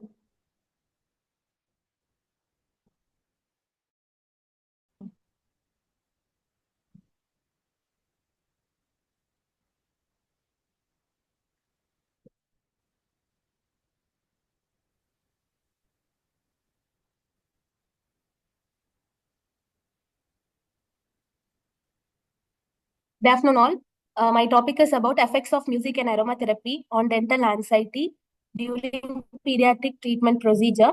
So, the dental anxiety has been identified as major problem in children, and it is considered as an obstacle in rendering quality of dental care. It is an abnormal fear or dread of visiting the dentist for preventive care or therapy, and unwarranted anxiety over dental procedure. So in pediatric dental setup, the sights of needles, drilling sounds, and smells of the cut dentin and eugenol, along with the sensation of the high frequency of vibration, are usually anxiety provocation factors. So to counteract these factors like sounds and smell, which increases the anxiety level of the pediatric patients, audio distraction, music therapy, and aromatherapy can be employed as non-aversive technique in which patient listens to music and experience pleasant aroma during the dental procedure. Traditional methods of managing these fears may not always be effective, leading to the exploration of complementary therapies like music and aromatherapy. In pediatric dentistry, soothing music can create a calming environment and to ease the tension and enhance the overall patient experience. Music therapy has been widely recognized for its ability to promote relax and to distract the patient from anxiety. So coming on to music therapy, it is seen to have to increase the health, well-being benefits and to influence the mood, distraction from unpleasant thoughts and feelings. It influences the neuroendocrine system and the autonomic nervous system. Music therapy, such as listening to calm and slow tempo music, has been reported to reduce the anxiety and facilitate the relaxation by affecting the limbic system of the brain, which is primarily responsible for controlling our emotions. It modulates the noradrenergic, that is norepinephrine neurons in the brainstem and midbrain, which regulate the autonomic nervous and response of heart rate, pulse, blood pressure, respiration, body temperature, skin conductance, along with cholinergic and dopaminergic neurotransmission. So counteract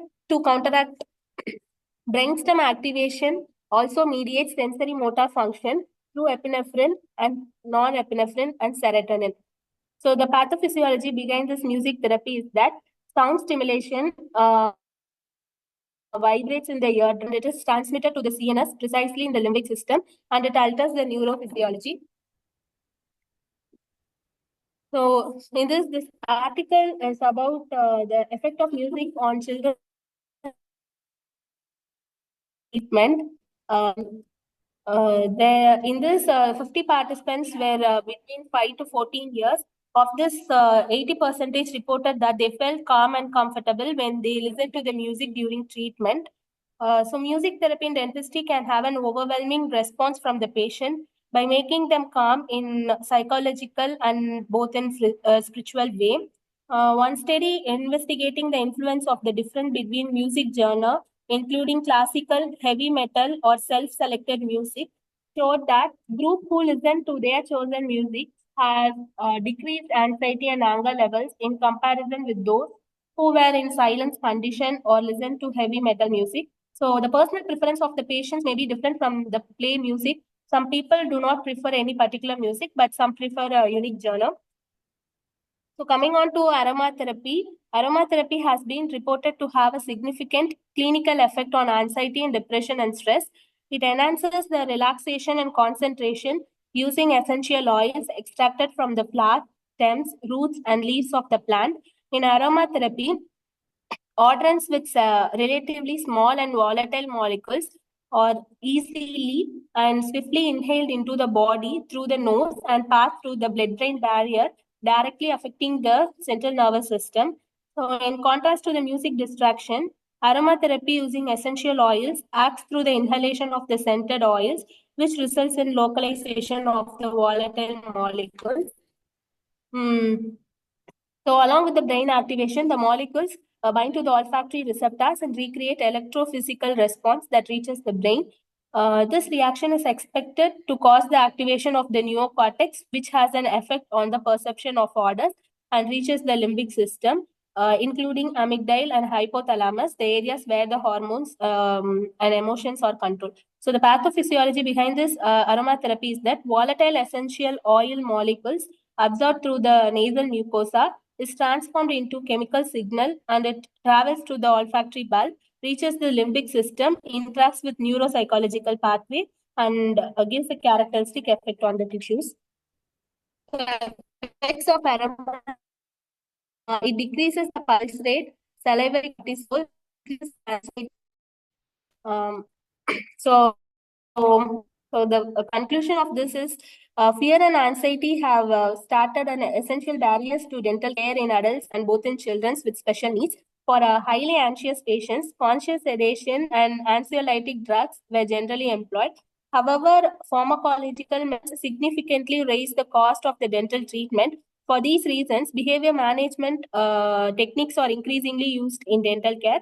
So music and aromatherapy for anxiety management is one such intervention, and it's widely accepted by parents, pediatric and adult patients and practitioners.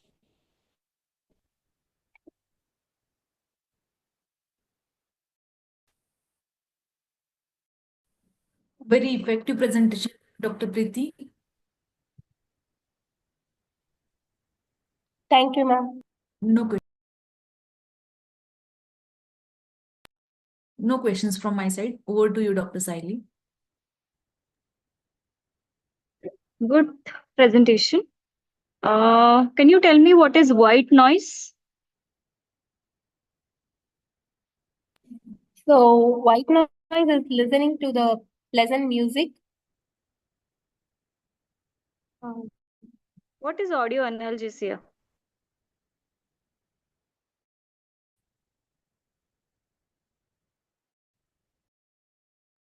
Can you tell me what audio analgesia is?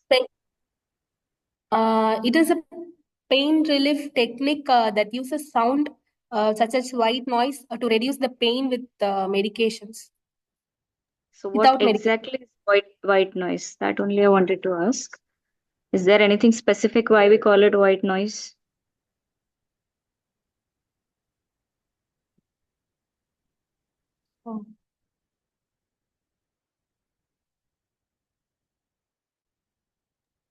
Okay. Can you tell me different anxiety rating scales?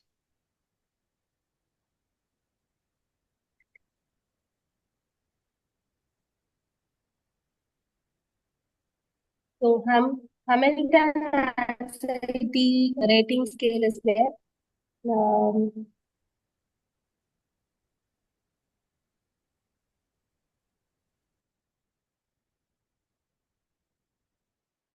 Okay, last question. What is hypnodontics?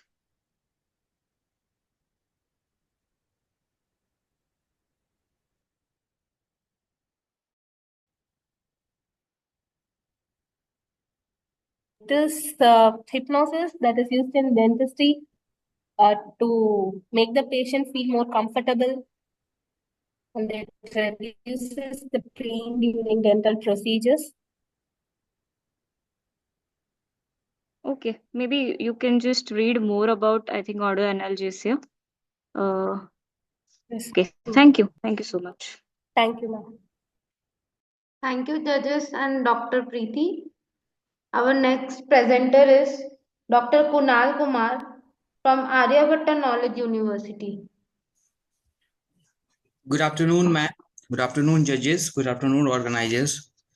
I just take 2 minutes for sharing my screen.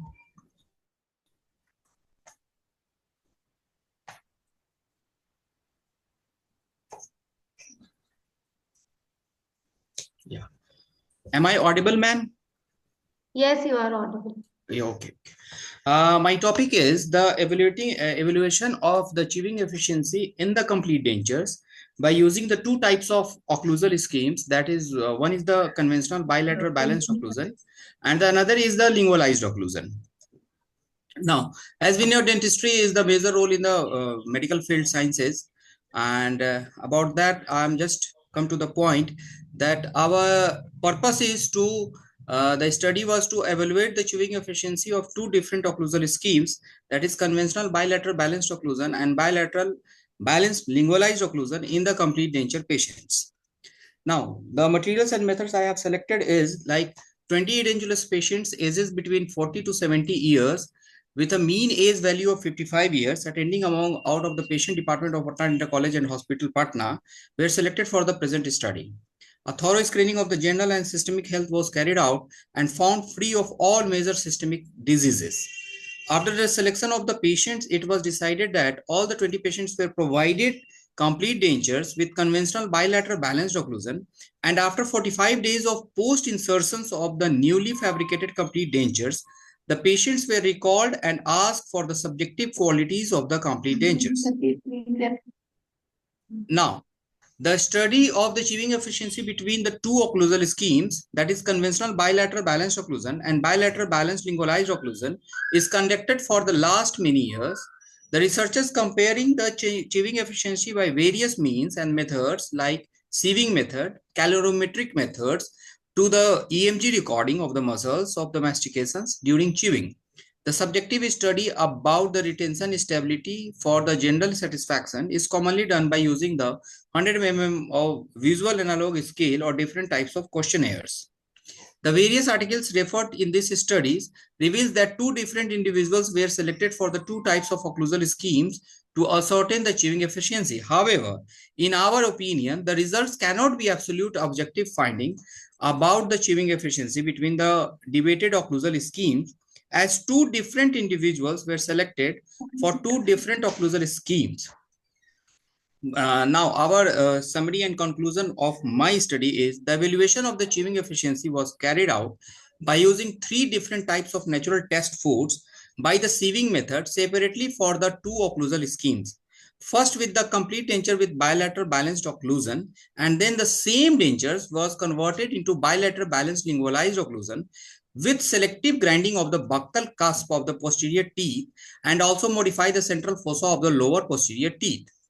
After 45 days interval of the post conversion to a customized new occlusal scheme by the patient, the chewing efficiency was again carried out and the data were collected in the terms of which occlusal schemes are more efficient in grinding the test food for more finer with given number of chewing strokes and can pass through the sieves with smaller aperture, and the data thus collected were sent to the statistical analysis.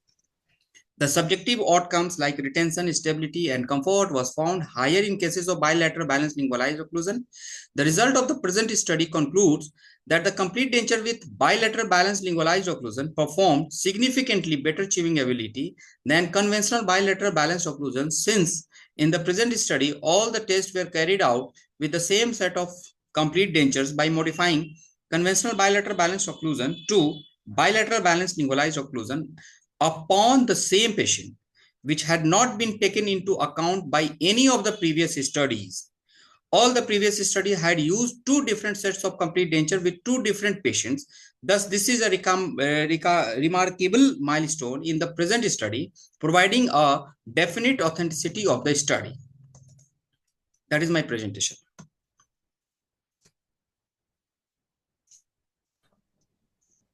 Nice presentation, Dr. Kunal. Thank you, ma'am. I just want to know that what was your inclusion and exclusion criteria for the patient selection? Patient with comorbidities like diabetes, hypertension, hypothyroidism, any precancerous, cancerous diseases like things were the exclusion criteria in my study. And what about the age? Because the chewing I efficiency... have mentioned it's 40 to 70 years. The average age is around 55 years. But 40 to 70 is a wide range. The efficiency of the 70-year patient, we cannot compare that with the 40 years. That is what is in my study now. I have selected one patient with two dentures. The same patient performing the chewing efficiency for the two different types of complete dentures. I'm not using two patients for two dentures.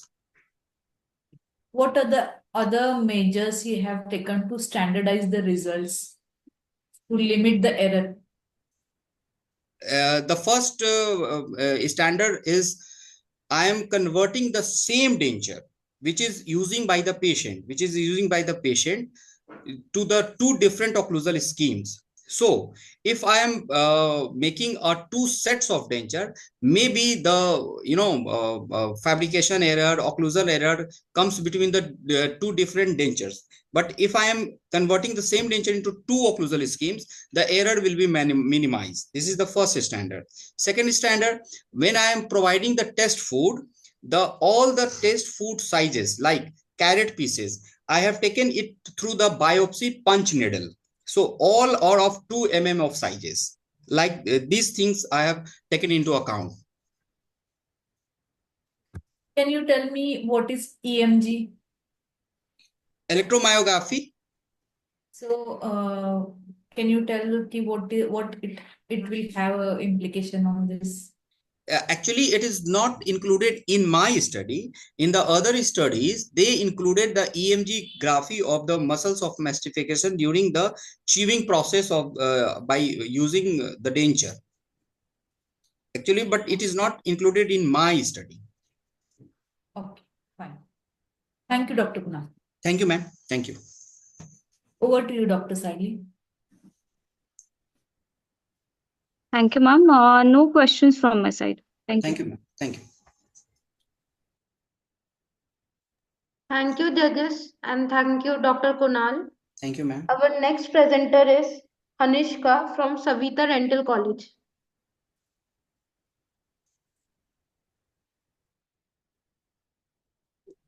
Ma'am, 1 minute, ma'am. I'll share the screen.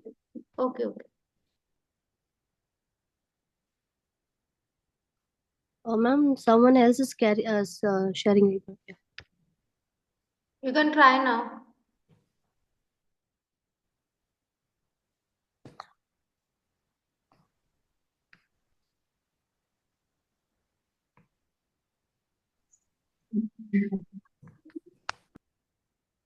Ma'am, is my screen visible? Yes, it is visible. Okay, ma'am. Give me a minute, ma'am.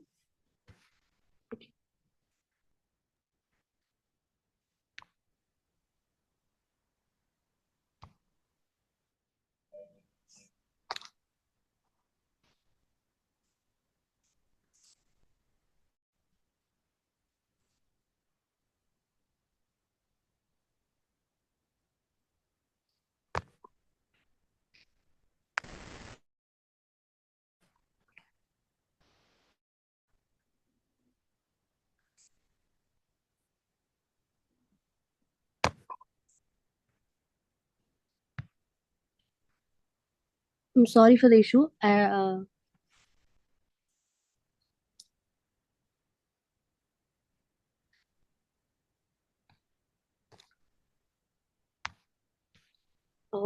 Good morning, ladies and gentlemen, respected judges and my fellow presenters. I am Ansika, and today I'm honored to present my study, which is antibacterial and anti-inflammatory potential of ginkgo biloba and ginkgo biloba derived terpenoid against streptococcal mutants and Enterococcus faecalis.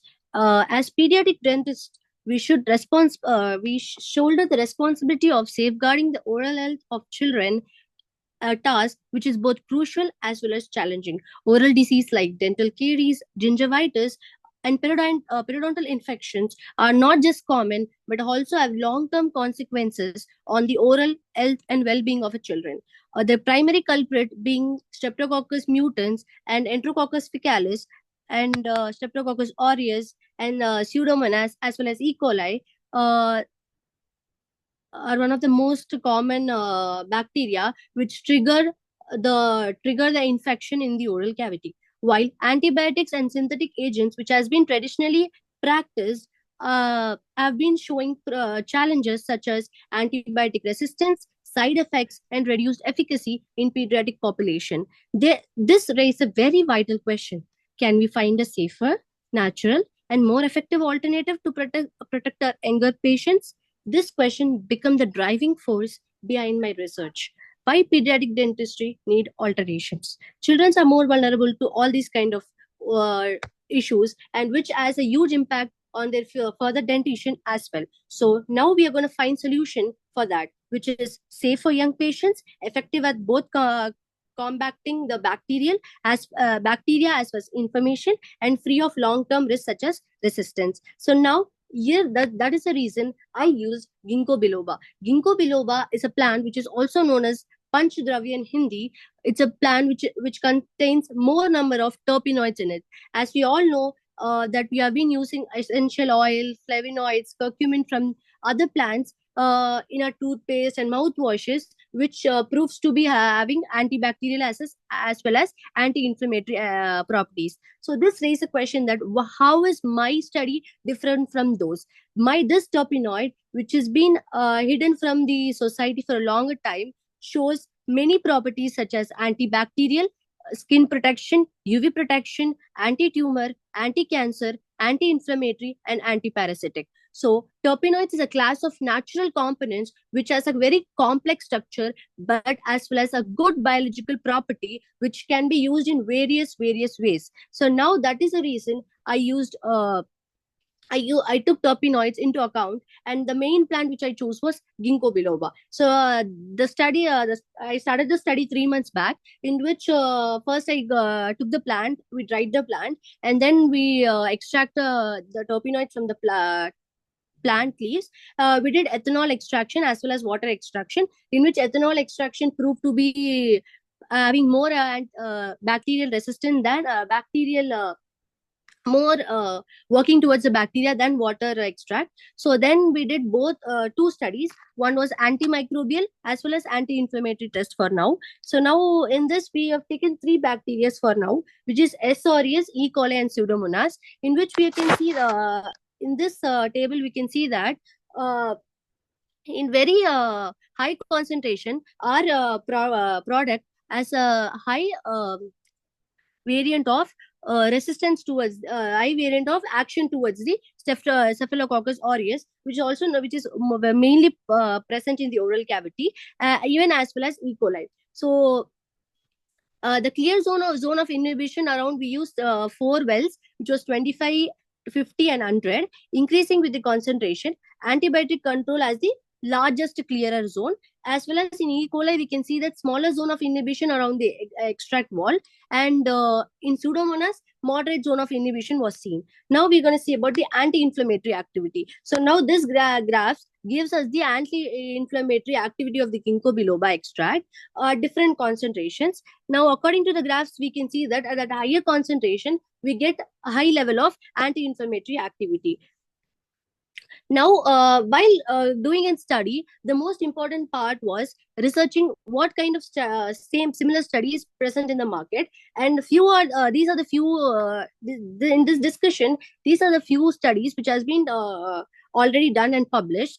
But none of these studies were based on terpenoids. These were from other plant materials like essential oils, flavonoids, curcumin, and even from grapes and even from green tea. And those findings also showed antibacterial resistance to antimicrobial effect towards the Streptococcus mutans, Candida, and against different bacteria. But while I compared my study with my results with those, I found that terpenoid exhibited broader spectrum antibacterial activity and high potency. And even terpenoids was very effective even at low concentration than comparative to flavonoids, which was only effective in higher concentration. And even in Martini's study, you can see that terpenoid showed comparable or better cytokine reduction while also exhibiting antibacterial effect together. Then we can see Zhao and Nguyen's study showed that it exhibited anti-inflammatory effect in various inflammatory pathways. While I compared my terpenoid against it, we saw that it demonstrated a very similar efficacy, while it also offered antibacterial property together. So now this is how I got a conclusion that the product which I chose, it's better, and even a new innovation into the market using terpenoids. And that's how I've started my study for now. And then the limitations and future scopes will be, future scope is like, this was only done in a laboratory in a microscopic level. And then next we can go for in vivo studies. And then we can even do formulation development. Like after it has been proven, we can add it into the gels, mouthwashes, and even toothpaste. And then we can use a clinical trial can also be done. What are the limitation will be? It's that extraction yield. So extracting the terpenoid, it's a very huge process, because from a lot of from a huge amount of ginkgo biloba, we can only get a limited quantity of terpenoids. So the extraction is a very big limitations in my study, and the variability in plant material also differs. So every ginkgo biloba won't give us the proper amount of terpenoids. So that will also be one of the smallest limitation which I feel. So I would like to conclude that if I work on my study, and if this terpenoid prove to have good antibacterial property as well as inflammatory, and even the other properties which I've mentioned in the introduction, we can do we can work on the research, and we can even do broad spectrum antibacterial activity on that. And then we can find we can also even conclude that higher efficacy at lower concentration, and we can also involve it into the market after all the clinical trials. And this can be a very good therapeutic agent for the children, rather than using all the chemical which is present in the market. Thank you, ma'am.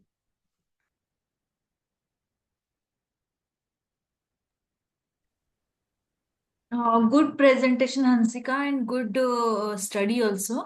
Thank you, ma'am. But your poster has too much content on the screen. Oh, So ma'am, sorry. poster, you should limit the Yeah, content ma'am. on Sure, the sure. poster. I'll do that, ma'am. Yes. I want to know what about the comparison of the ginkgo biloba extract coming in comparison to the commercial products which are available now, about the efficacy and efficiency against the Ma'am, yeah, ma'am. streptococcus. Like you can you see the discussion chart, ma'am, now?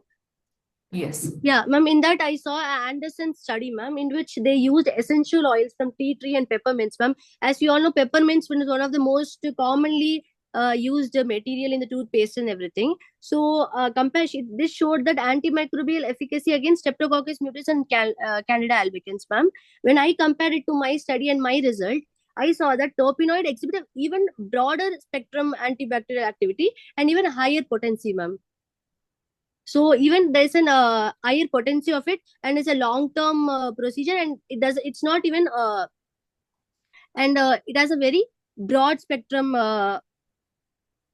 antibacterial activity. And even from Brownlee study, I saw that he used flavonoids from green tea, and even in that study we can see that he demonstrated antibacterial microbial effects, but required higher concentration. But in our condition, we are going to use low concentration, so there won't be chance of any harmful effect also. And as it's a lower concentration, the side effects, everything will be reduced, ma'am. Okay, fine. Over to you, Dr. Saili. Thank you, ma'am.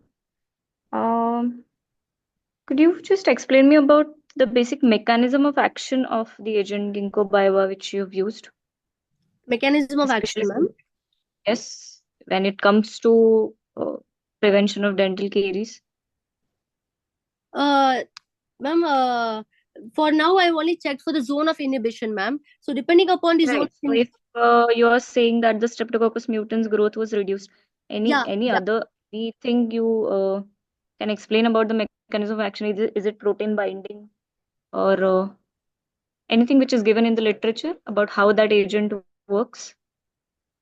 Ma'am, as far as I searched for ginkgo biloba on the market, ma'am, there was no as such study which was done on ginkgo biloba, their protein and this. I will take that into account, and I will try to do the protein action or those kind of stuffs, ma'am. For now, the research which I've been I researched I researched for it, but I couldn't find a good article which says the proper the protein binding or any Mechanism of property of ginkgo biloba, ma'am. Have you used direct strains like ATCC strains of these microorganisms, or you have cultured them? Ma'am, we have cultured them, ma'am. In our college, we have a separate culture laboratory, ma'am. So we have cultured them, and then we have taken from the department, and then we have done the study, ma'am. And for MIC, did you use the test dilution? Like you use different test and the turbidity was checked. Was it the method? Yes, ma'am. Yes, ma'am. Ma'am, our microbiologist also helped us there. So we have done all the MIC and MBC together, ma'am. Okay. Do you think this agent should be compared with the standard agents what we have, like chlorhexidine or Yes, ma'am. this thing? Yes, because we know that chlorhexidine obviously has different side effects. So now using them on children won't. It's So not. in what all conditions will you go for the herbal agents? Ma'am, like gingivitis, and we can also any dental caries or periodontitis. In those kind of condition, because of the anti-inflammatory activity, we can go for these herbal agents, ma'am, and reduce the side effects. You have used both alcohol-free and alcohol-based extracts, right? Yes, ma'am, both extracts, ma'am. So both the extracts have shown the same zone of inhibition? No, ma'am, no, ma'am. Water extract, I've checked for water extract. In water extract, because of the water, we weren't able to extract the terpenoids very easily, ma'am. In ethanol only we were easily able to extract the terpenoids, ma'am. That was only one limitation of my study, that the flavonoids is little hard to extract. So if you work on that method of extraction, we can get a good amount of product from that, ma'am. But as far as now, that is one of the limitation of my study, that our extract is, we are only from 100 grams of ginkgo biloba powder, we are only getting a minute amount of extract, ma'am. So a minute amount of terpenoids. So that is one of the limitations, ma'am. So if I will work on this and we can find alternative for that, and we can obviously work on that, and we'll find a better option for that, ma'am. Also, in which form are you thinking of using this agent? As a mouthwash, in Yes, ma'am. toothpaste? So if this product is proved to not having any having less side effects, as well as it's therapeutically good, we can even incorporate into mouthwashes as well as toothpaste, ma'am, for children's, for a pediatric patient. Okay. Thank you. That's it Thank you from so my much, side. ma'am. Thank you. Thank you, ma'am. Thank you, Hanshika. Thank you, judges. Thank you so much, ma'am. Our, our next presenter is Dr. Sonam Yadav from Postgraduate Institute of Dental Sciences.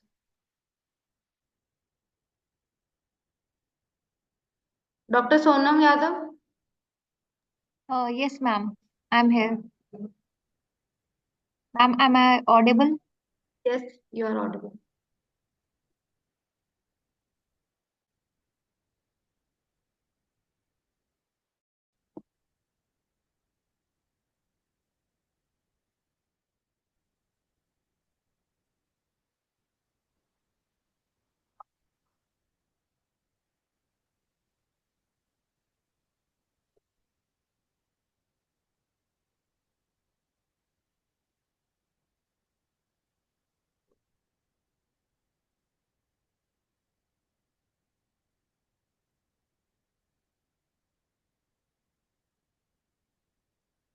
Ma'am, screen is visible. Yes, your slide is visible.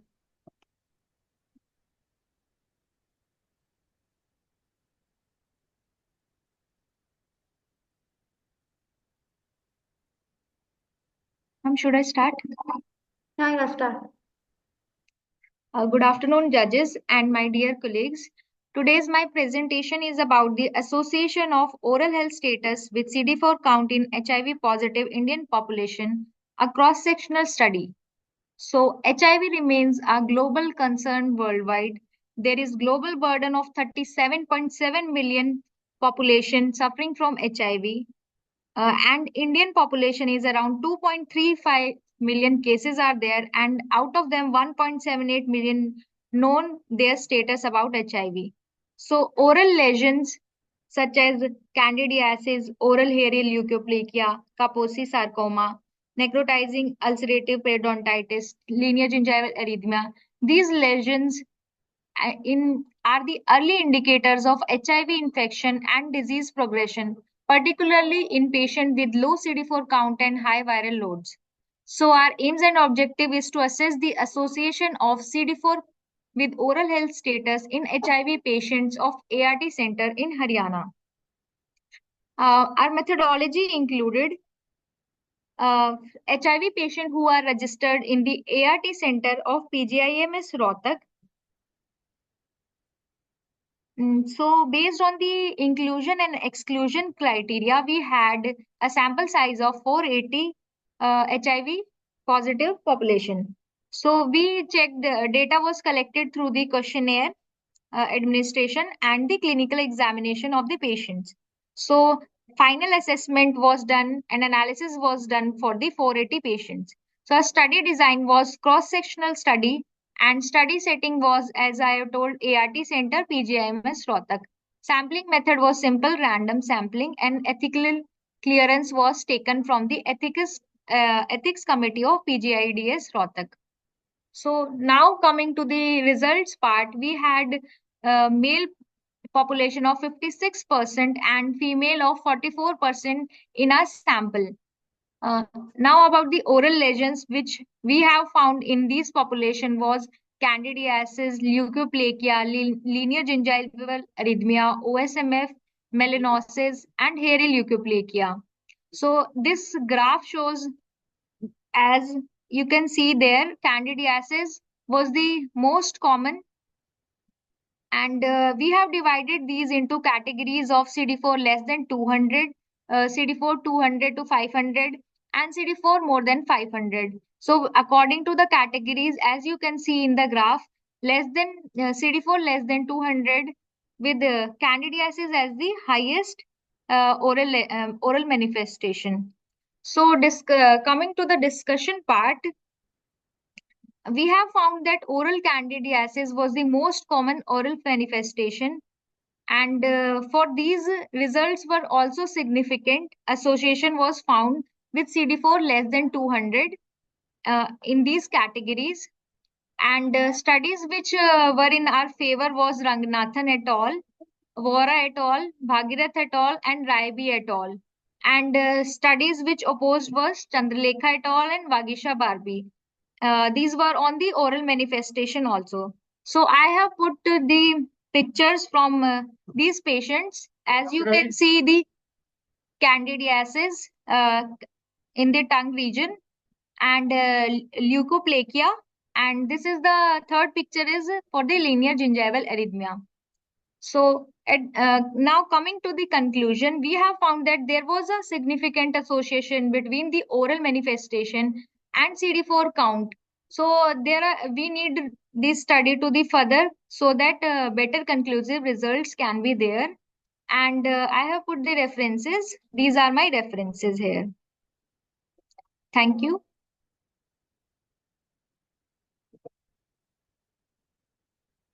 Ma'am. Yes, good presentation, doctor. Thing is, Thank you, studies ma'am. which you have shown are quite older. You have not quoted recent studies in your presentation. Yes, ma'am. I have taken recent studies also in the discussion, but I think I have forgot to put it here. Yeah. Recent, ma'am, 2020 study is also there. Okay, fine. Do you have any other similar biomarker for this type of comparison? Do you know any biomarker for this? Like you have taken a CD4 count. Yes, Similarly, are there any similar results for any other count? For ma'am, HIV? Yeah, for HIV. For cases of the HIV patient. Ma'am, there are few markers for these. There is D-dimer also. And also, ma'am, there we can also check for the viral load also. So in this, for further, we have included viral load also, ma'am. We can do for that. And So also, what about the sensitivity of your count over the other counts? If it is of more use, then we can the researchers will take this research to the further. But ma'am, if it is of yeah, tell me, sir. Ma'am, for CD4 count, there is a higher sensitivity. We have found that there is higher sensitivity. And for ma'am, there places where we cannot do the complex laboratory diagnosis. So these initial markers can help for the initial diagnosis, so that like in less where these population cannot afford or initial, there we can this thing can help in those areas for further investigation also. Okay, Dr. Sana. Over to you, Dr. Saini. Thank you, ma'am. I have one question that could you tell about more oral manifestations of HIV? Addition to what you have mentioned. Ma'am, there is also Kaposi sarcoma can be there. Ma'am, Commonly, which we will come across. Anything else? ma'am, commonly I have added for this candidiasis is the common, and other can be, ma'am, there is also herpes infection is also seen in these Correct. patients. So what will be the oral manifestations of herpes virus? Ma'am, there can be herpes angular lesions also, ma'am, and herpetic lesion we can see. Have you heard of herpes simplex labialis? Yes, ma'am, labialis. Yes, ma'am. Yes, These so we can see. those are the typical lesions which you will see surrounding the tooth, especially children. Yes, The ma'am. immunity goes 5 down, to even 6 in years adults. old. Correct. Yes, ma'am. And we usually, those are the early signs. And Yes, then you might treat that patient also, because many of the times clinician won't be aware. And Yes, that's ma'am. one of the most risky factors. So I think that also in common factors you should have mentioned. Also, Yes, angular ma'am. cheilitis. Ma'am, in this population, it was not there, but I have read in the literature, these lesions are there. Yes, ma'am. Okay. Okay. Thank you. Yes. Thank you, ma'am. Thank you, judges. Thank you, Thank you, Sonam ma'am. Yadav. Our next presenter is Sukanya Bharadwaj from NIMS University, Jaipur, Rajasthan.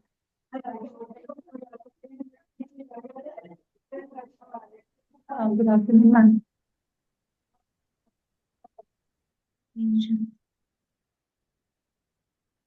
Are you present, Sukanya? Yes, ma'am.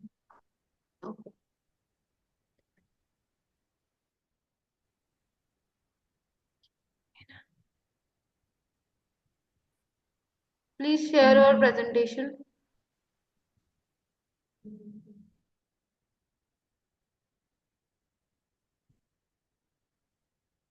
Ma'am, is it visible? Yes, it is visible.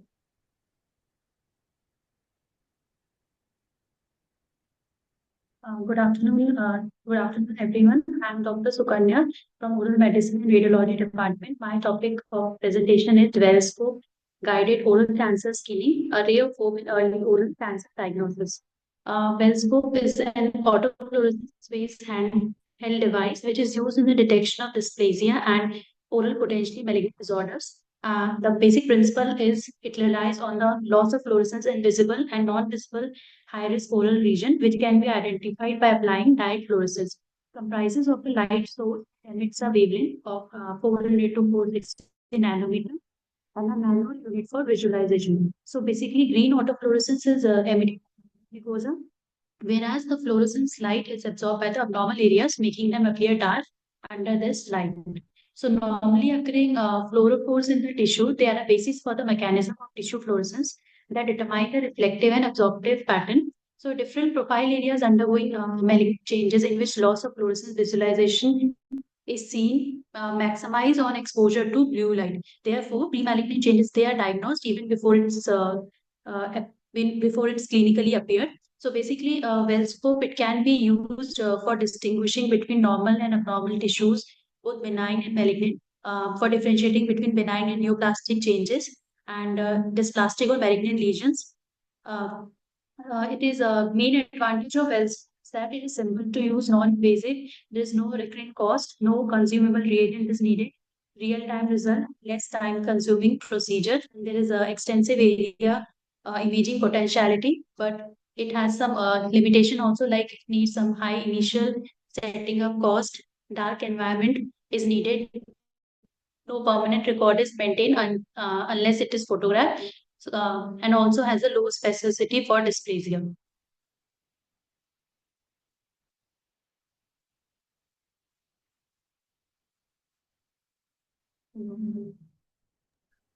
Nice presentation, Dr. Sukanya. No questions from my side.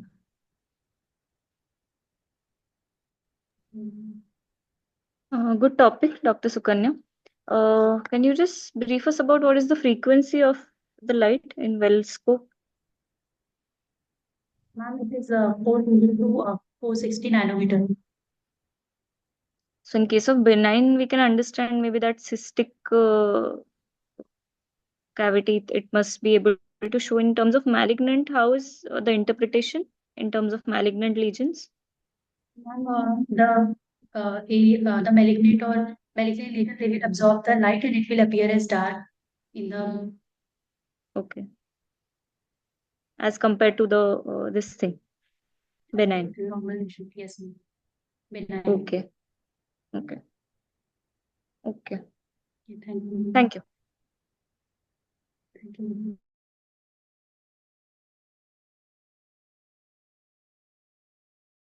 Thank you, judges. Thank you, Sandra. Our next presenter is N. Javeen from Savita Dental College.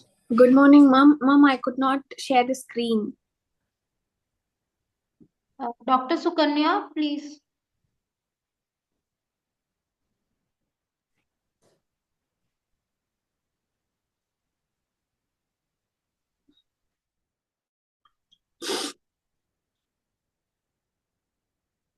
You could see the screen, ma'am. Yes, it is visible. Okay. Good afternoon, ma'am.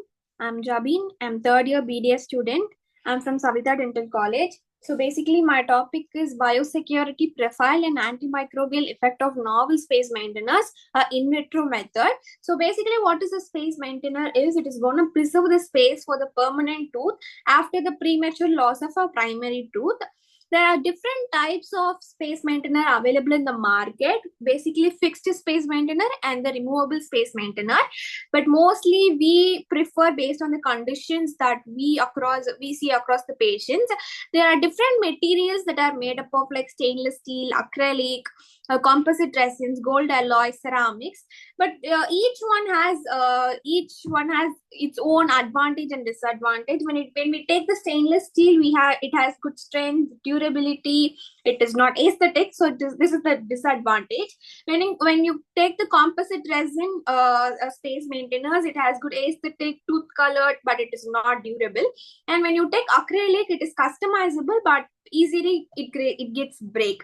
So the overall disadvantage of space maintainer overall in the market is allergy, hypersensitivity, itching, redness, and some of the systemic problems like headache, nausea, fatigue are also seen.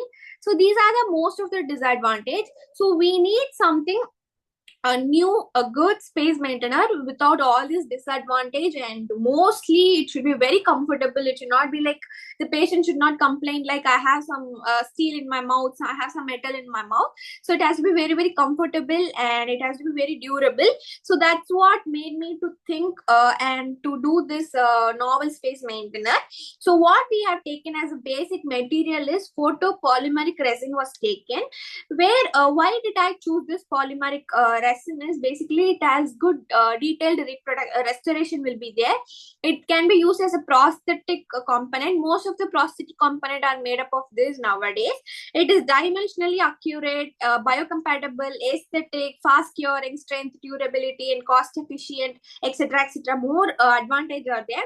And as far as rapid solidification was also there as a main property of photopolymeric resin. So using digital scanning and designing, we just did the space maintainer. We scanned and updated, and we found and we did the 3D printing also.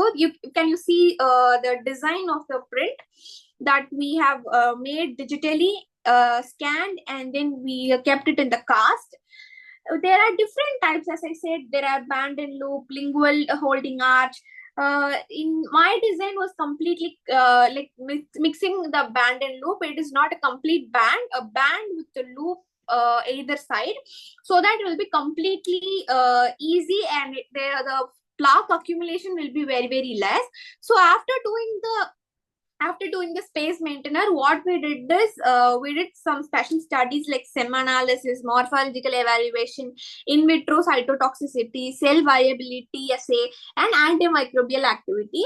Once the framework we got from the printing using a digital printing, we maintained in artificial saliva for 3 days under 37 degrees Celsius. Coming to the SEM analysis, basically it is a scanning electron microscope. In scanning electron microscope, we did 124 into 500 x. Can you see? I'll explain how we did and what is the result also simultaneously. So can you see the image?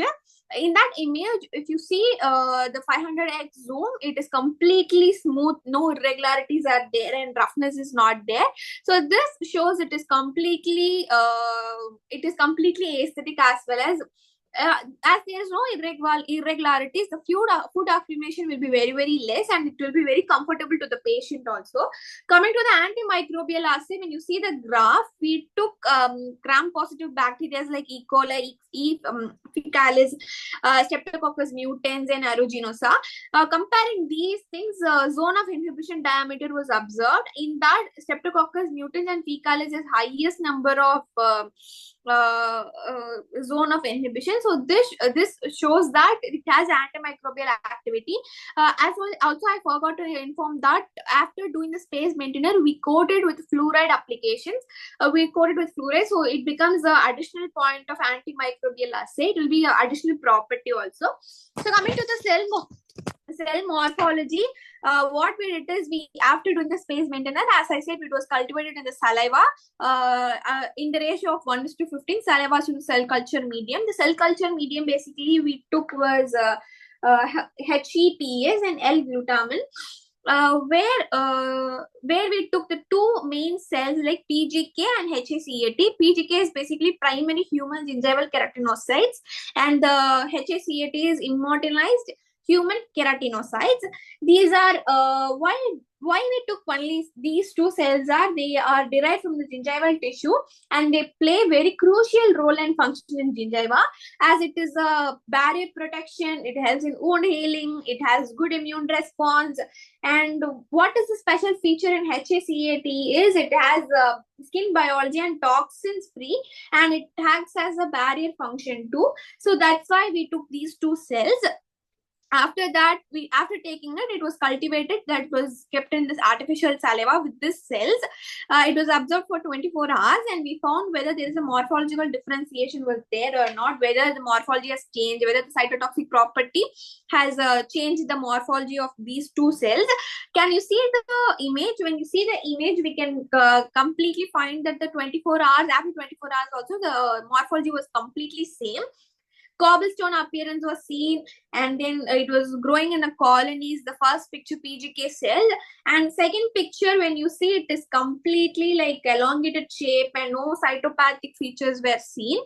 So coming to the cell viability and cytotoxic property, after using a cell viability test, we found that the samples were of PGK and HACT was there was no viability reduction. The cell viability was completely maintained, and cytotoxic effect was not there at all. So after all these assays and analysis, we found that it has good. It is not rough. It is very smooth. It is not cytotoxic. There is no morphological variation was there. It is antimicrobial, cell viable, and cytotoxicity was not there. So coming to the discussion part, the same space maintenance was done using different metals, different types of metals that are available in the market, as well as they made. In that also they just they did cell morphology, viability, cytotoxicity, gene expression, antimicrobial properties. Antimicrobial properties, there was no inhibition at all, where it failed. And coming to the cytotoxic property, there was some cytotoxic property was shown, and the bacterial growth was not inhibited. So that was not an ideal space maintainer as they wanted. So what are the limitations that are? It is a complete in vitro method. Less bacterial strain was used. It is a short-term study. Only 2 cell lines were done. So ethical consideration is not there. So coming to the future scope, we can do many tests, many assays. We can take different factors like saliva, pH, mechanical stress, and we can also do different mechanical properties of this space maintainers.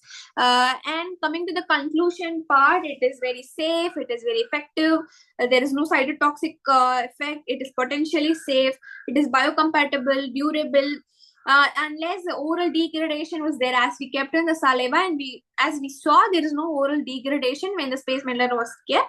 And it can be a long-term functionality also. It has antimicrobial properties, cell viability, no cytotoxicity, and it can be used as a preventive, antibiotic, and antimicrobial resistant space maintainer.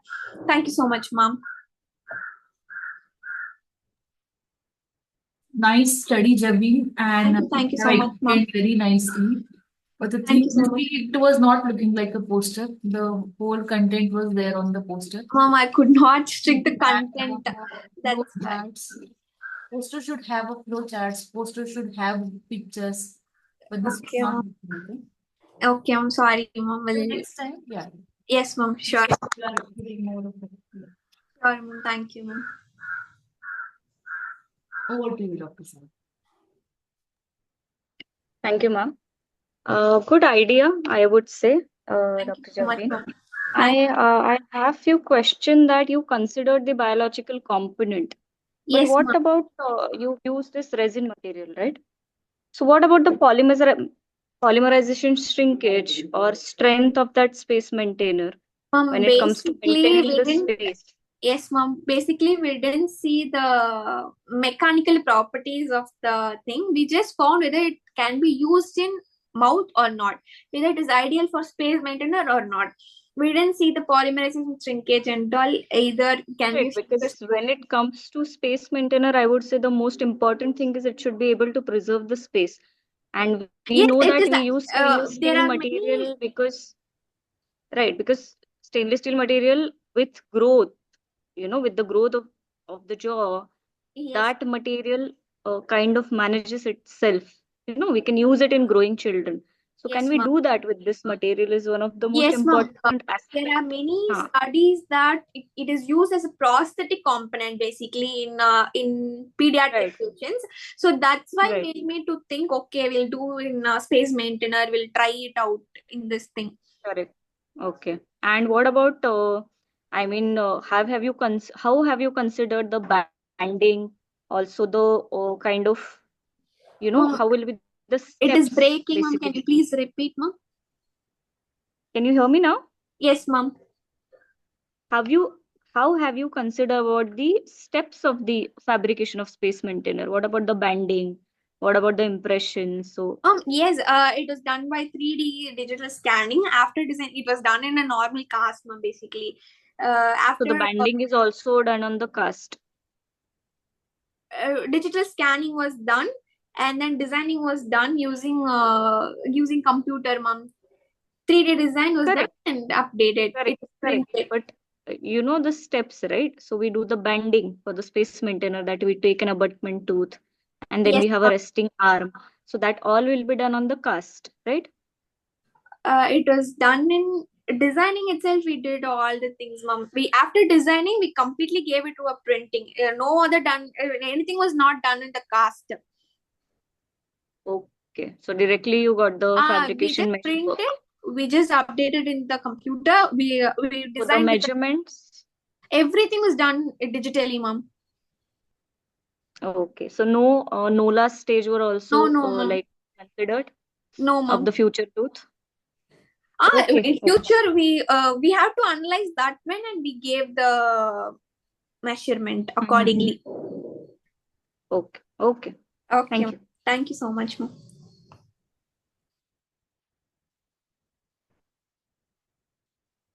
Thank you, judges. Next, our presenter is Ranishka. Yes, ma'am. Please share your presentation. Yes, ma'am.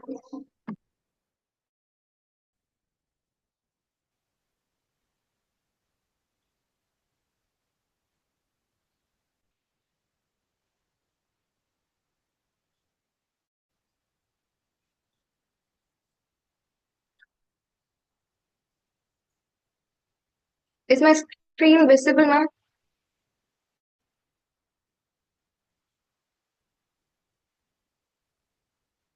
No, Renishka, your screen is not visible. Okay, I'll try it again.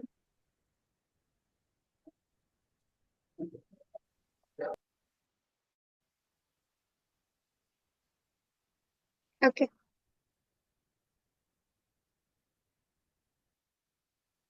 Good afternoon, everyone. Today, I would like to talk about an innovative and precise solution in the field of preventive orthodontics, direct metal laser sintering in application of creating band and loop space maintainer. Primary teeth plays a critical role in growth and development of a child. Apart from their role in aesthetic, eating, speech, encouraging normal growth and function, the other main function is to hold the space for permanent successor tooth until it is ready to erect. Permanent loss of one or more primary teeth leads to crowding, which is the most common orthodontic problem that is encountered in patients today. Hence, we use the space maintainers. So, these space maintainers are planes used to maintain space or to regain the minor amount of space that is lost and to guide the unerupted tooth into its proper position in the arch. One of the commonly used space maintainer is the band and Renishka, loop space sorry to interrupt, but can you just zoom your presentation because it's barely visible, your poster. Okay, okay. Can you see it, ma'am? Okay, okay, yeah. Okay. Band and loop space maintainer is indicated when there is a premature loss of single primary molar or bilateral loss of single primary molar.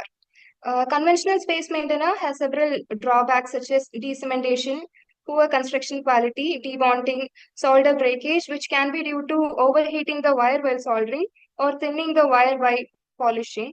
It can also cause plaque accumulation or gingival inflammation. These challenges and drawbacks of traditional manufacturing could be overcome by the use of modern technology. Dentistry adopted the digital workflow in 1980s and has been using it ever since. Improved patient compliance and acceptance of treatment are the two main advantages. This study emphasizes on use of 3D printing technology for the fabrication of band and loop space maintainer. So why is this better compared to a traditionally manufactured space maintainer? It is because of its precision, it is efficient, customization, comfort, and durability. So given below is a case of DMLS band and loop space maintainer. The first image is a preoperative intraoral image where we could see that the 7-5 is missing, and the second image is a radiographic image. Here the bone covering the erupting 3-5 is greater than 1 mm. So a space maintainer was suggested. Intraoral scanning was done and cast resin model was fabricated. Model analysis was done and space maintainer was designed using ExoCAD software, and it was checked in patient and insertion of space maintainer was done. The next is the post-operative intraoral and radiographic image after the insertion of the space maintainer, and follow-up images are also added. These are the images after first and the third month follow-up, and we could see that the space here is preserved. So discussion, Pawan et al. In the year 2019 was the first to employ digital 3D printing to create space maintainer, with one using titanium-based powder metal and the other clear polymer resin. And Kun et al. Evaluated digital band and loop space maintainer and found to be 75% lighter than the conventional space maintainer. Sony et al. Published first paper using digital technology to fabricate a space maintainer. Kiran G.S. Dattora in the year 2021 summarized the advantage so that it can reduce the deformation, error, breakage, and decementation. And Rupita Bhatia summarized that there is no band pinching. To conclude, direct metal laser sintered band and loop space maintainer has an exceptional fit, reduced chair side time and laboratory hours, increased the patient satisfaction, and the idea behind 3D printing is to be more predictable, less invasive space maintainer, which definitely weighs out its cost. Thank you.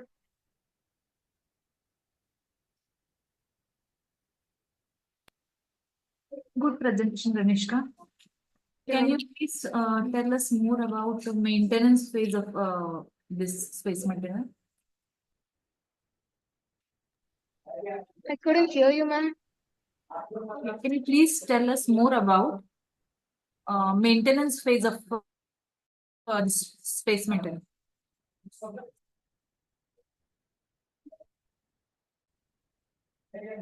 Ranishka, am I audible? I don't know, ma'am. Yes, ma'am. So I'm okay. Okay, so just tell me what you will do in follow-up visits, or what instructions you will give to the patient. During follow-up, ma'am. Yeah, during insertion and or the delivery of the processes, or after the delivery on the follow-up, anything. Okay, we'll ask the patient to maintain oral hygiene. Okay. So, if there is any dislodgement of the space maintainer, the patient will be asked to come back immediately. And what about the after the when the premolar is visible in mouth? Yeah, if it is visible, then we will remove the space maintainer so that the premolar erupts. Okay. Fine. Over to you, Dr. Sally. Yes, thank you, ma'am.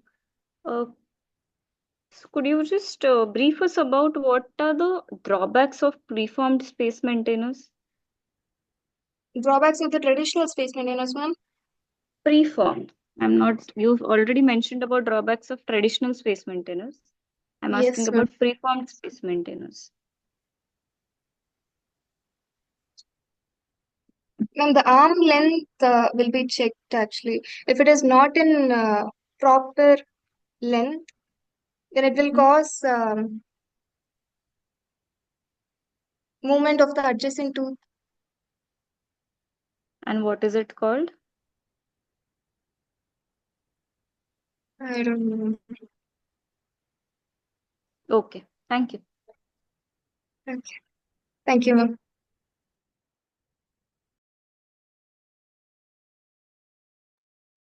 Thank you, judges. Our next presenter is Akanksha Singh from NIMS University, Jaipur, Rajasthan. Yes, ma'am. You can start your presentation.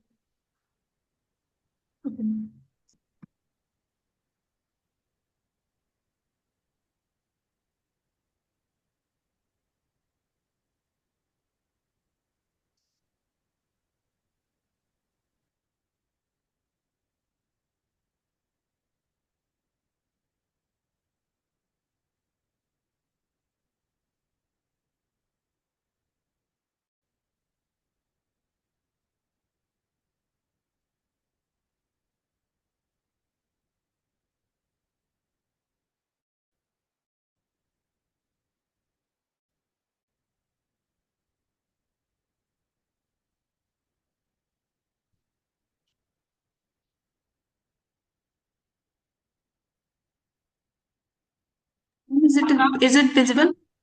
Yes, yes, it is visible. Good afternoon, everyone. Myself Akanksha Singh from NIMS Dental College. My topic for the e-poster presentation is Holistic Strategies for Managing Temporomandibular Disorders. It includes support therapy, physical therapy, and occlusal splint therapy. The supportive therapy are first patient education, psychological management, home care instruction, and posture.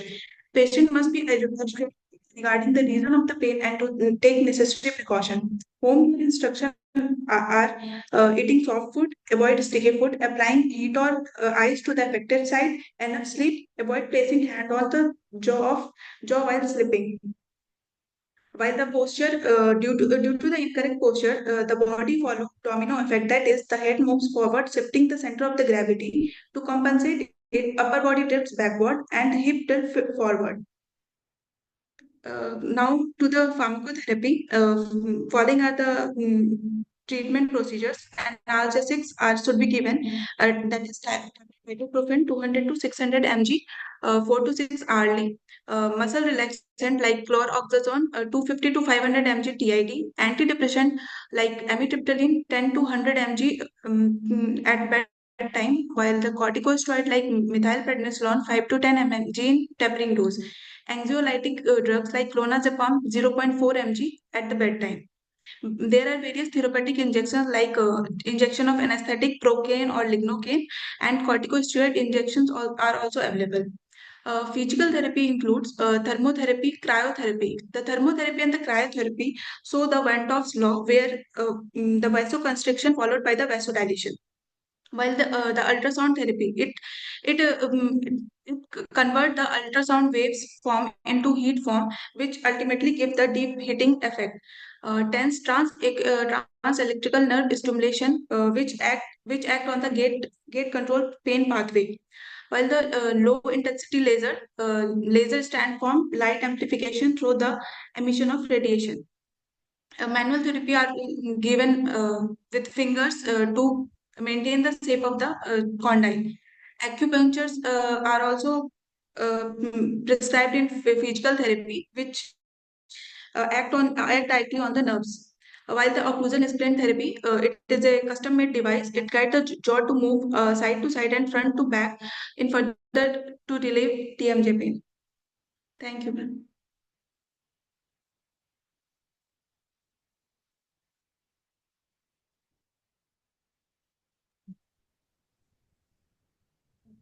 Very good presentation.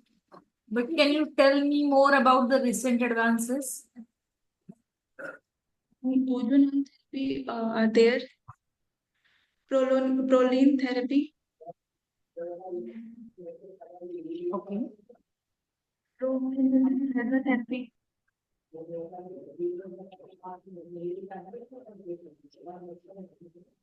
Fine.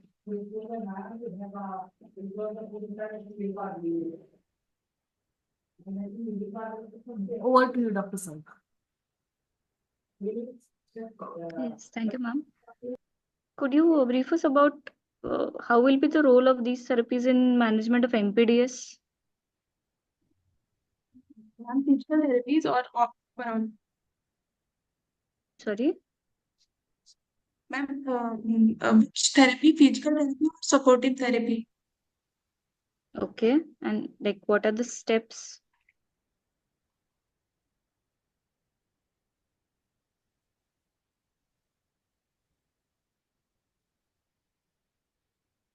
Okay. Thank you, Dr. Ma'am, Akansha. actually, I'm not getting your question. In the management of MPDS, I asked that how will be the protocol? Yes, ma'am. Management of MPDS, what will be the protocol? First, start with the supportive therapy, then pharmacotherapy, then physical therapy and occlusal splint therapy go hand to hand. So can you do TENS in that patient? Yes, ma'am. After pharmacotherapy. Okay. Thank you. Thank you. Thank you, ma'am. Thank you, judges. Thank you, Akanksha. Our next presenter is Dr. Pawan Sharma from NIMS University, Jaipur, Rajasthan. Yes, ma'am. You can present your presentation. Yes, ma'am.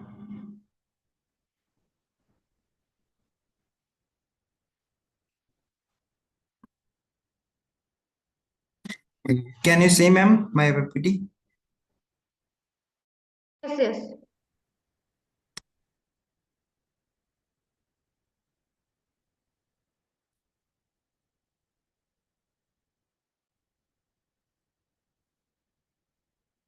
Good afternoon, everyone. I'm Dr. Pawan Sharma from NIMS Dental College.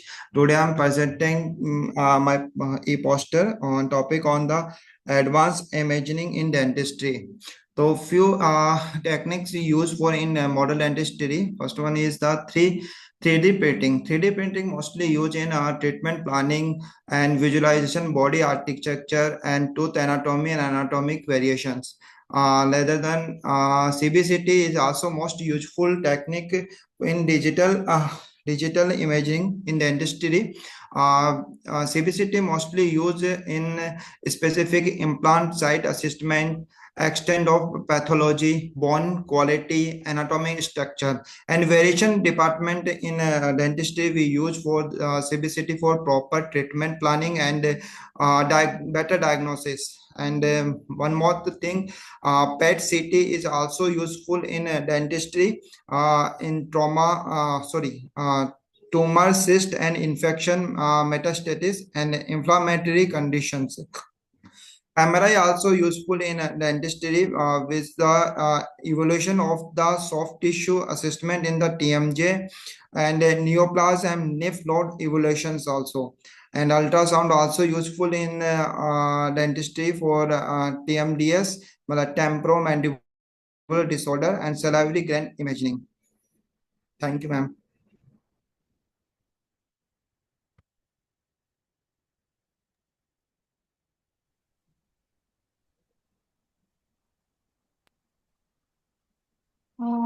Yes, Dr. Pavan. Can you please tell us more about DEXA? What is the DEXA in radiology? DEXA.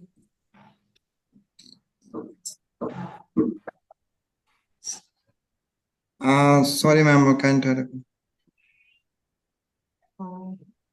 What is AR and VR in digital radiology?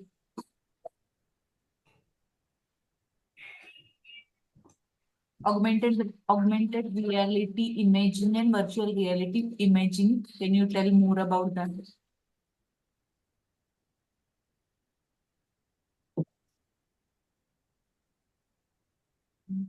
Can you tell more about the AI used in radiology? Ma'am, basically, AI used for the comparisons of the imaging and diagnose for the pathology, cystic lesions and neoplasm. Like,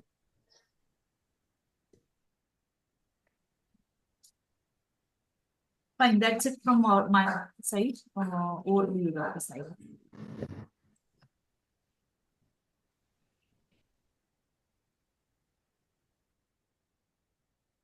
No questions from my side, ma'am. Thank you. thank you, ma'am. Thank you, Pavan. Thank you, judges. Our next presenter is Ilan Zehan.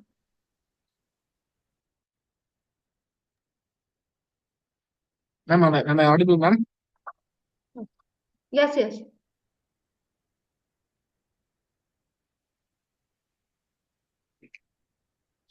Okay.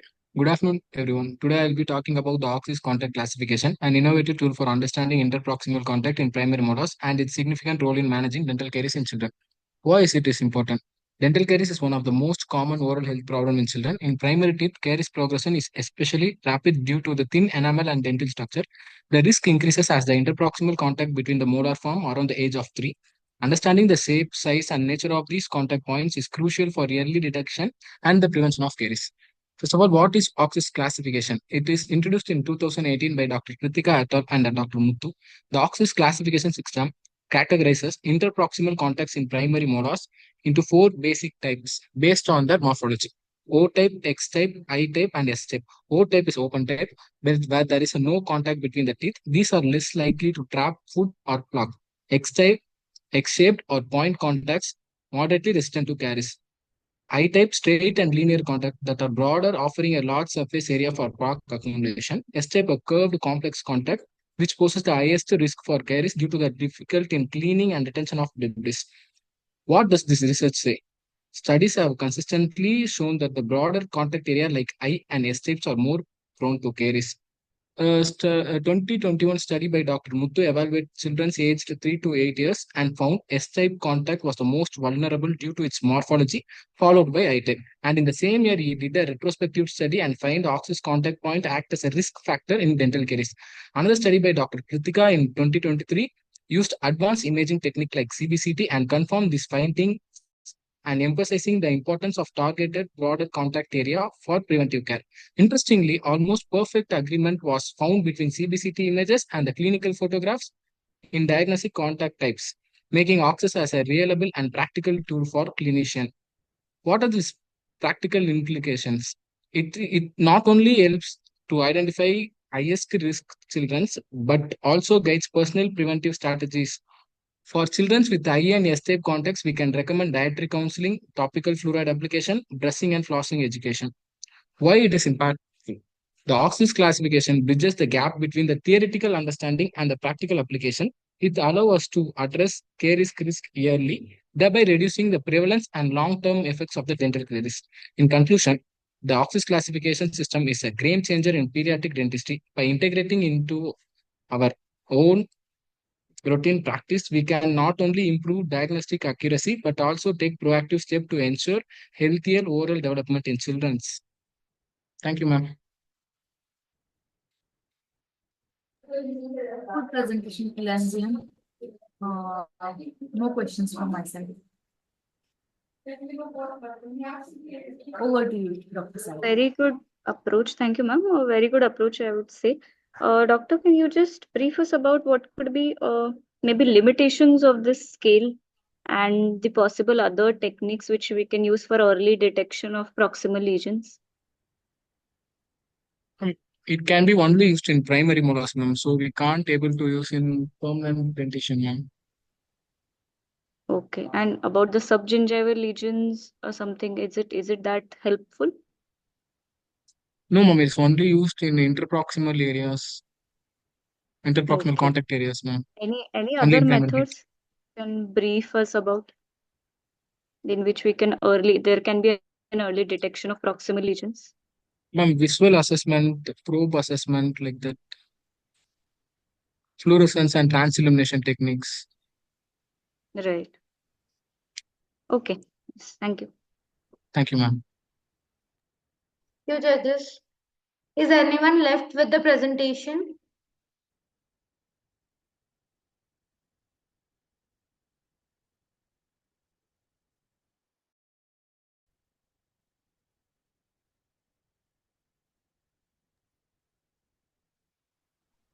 Yeah, hi everyone. Good evening. So hope we have completed all the presentations for the today.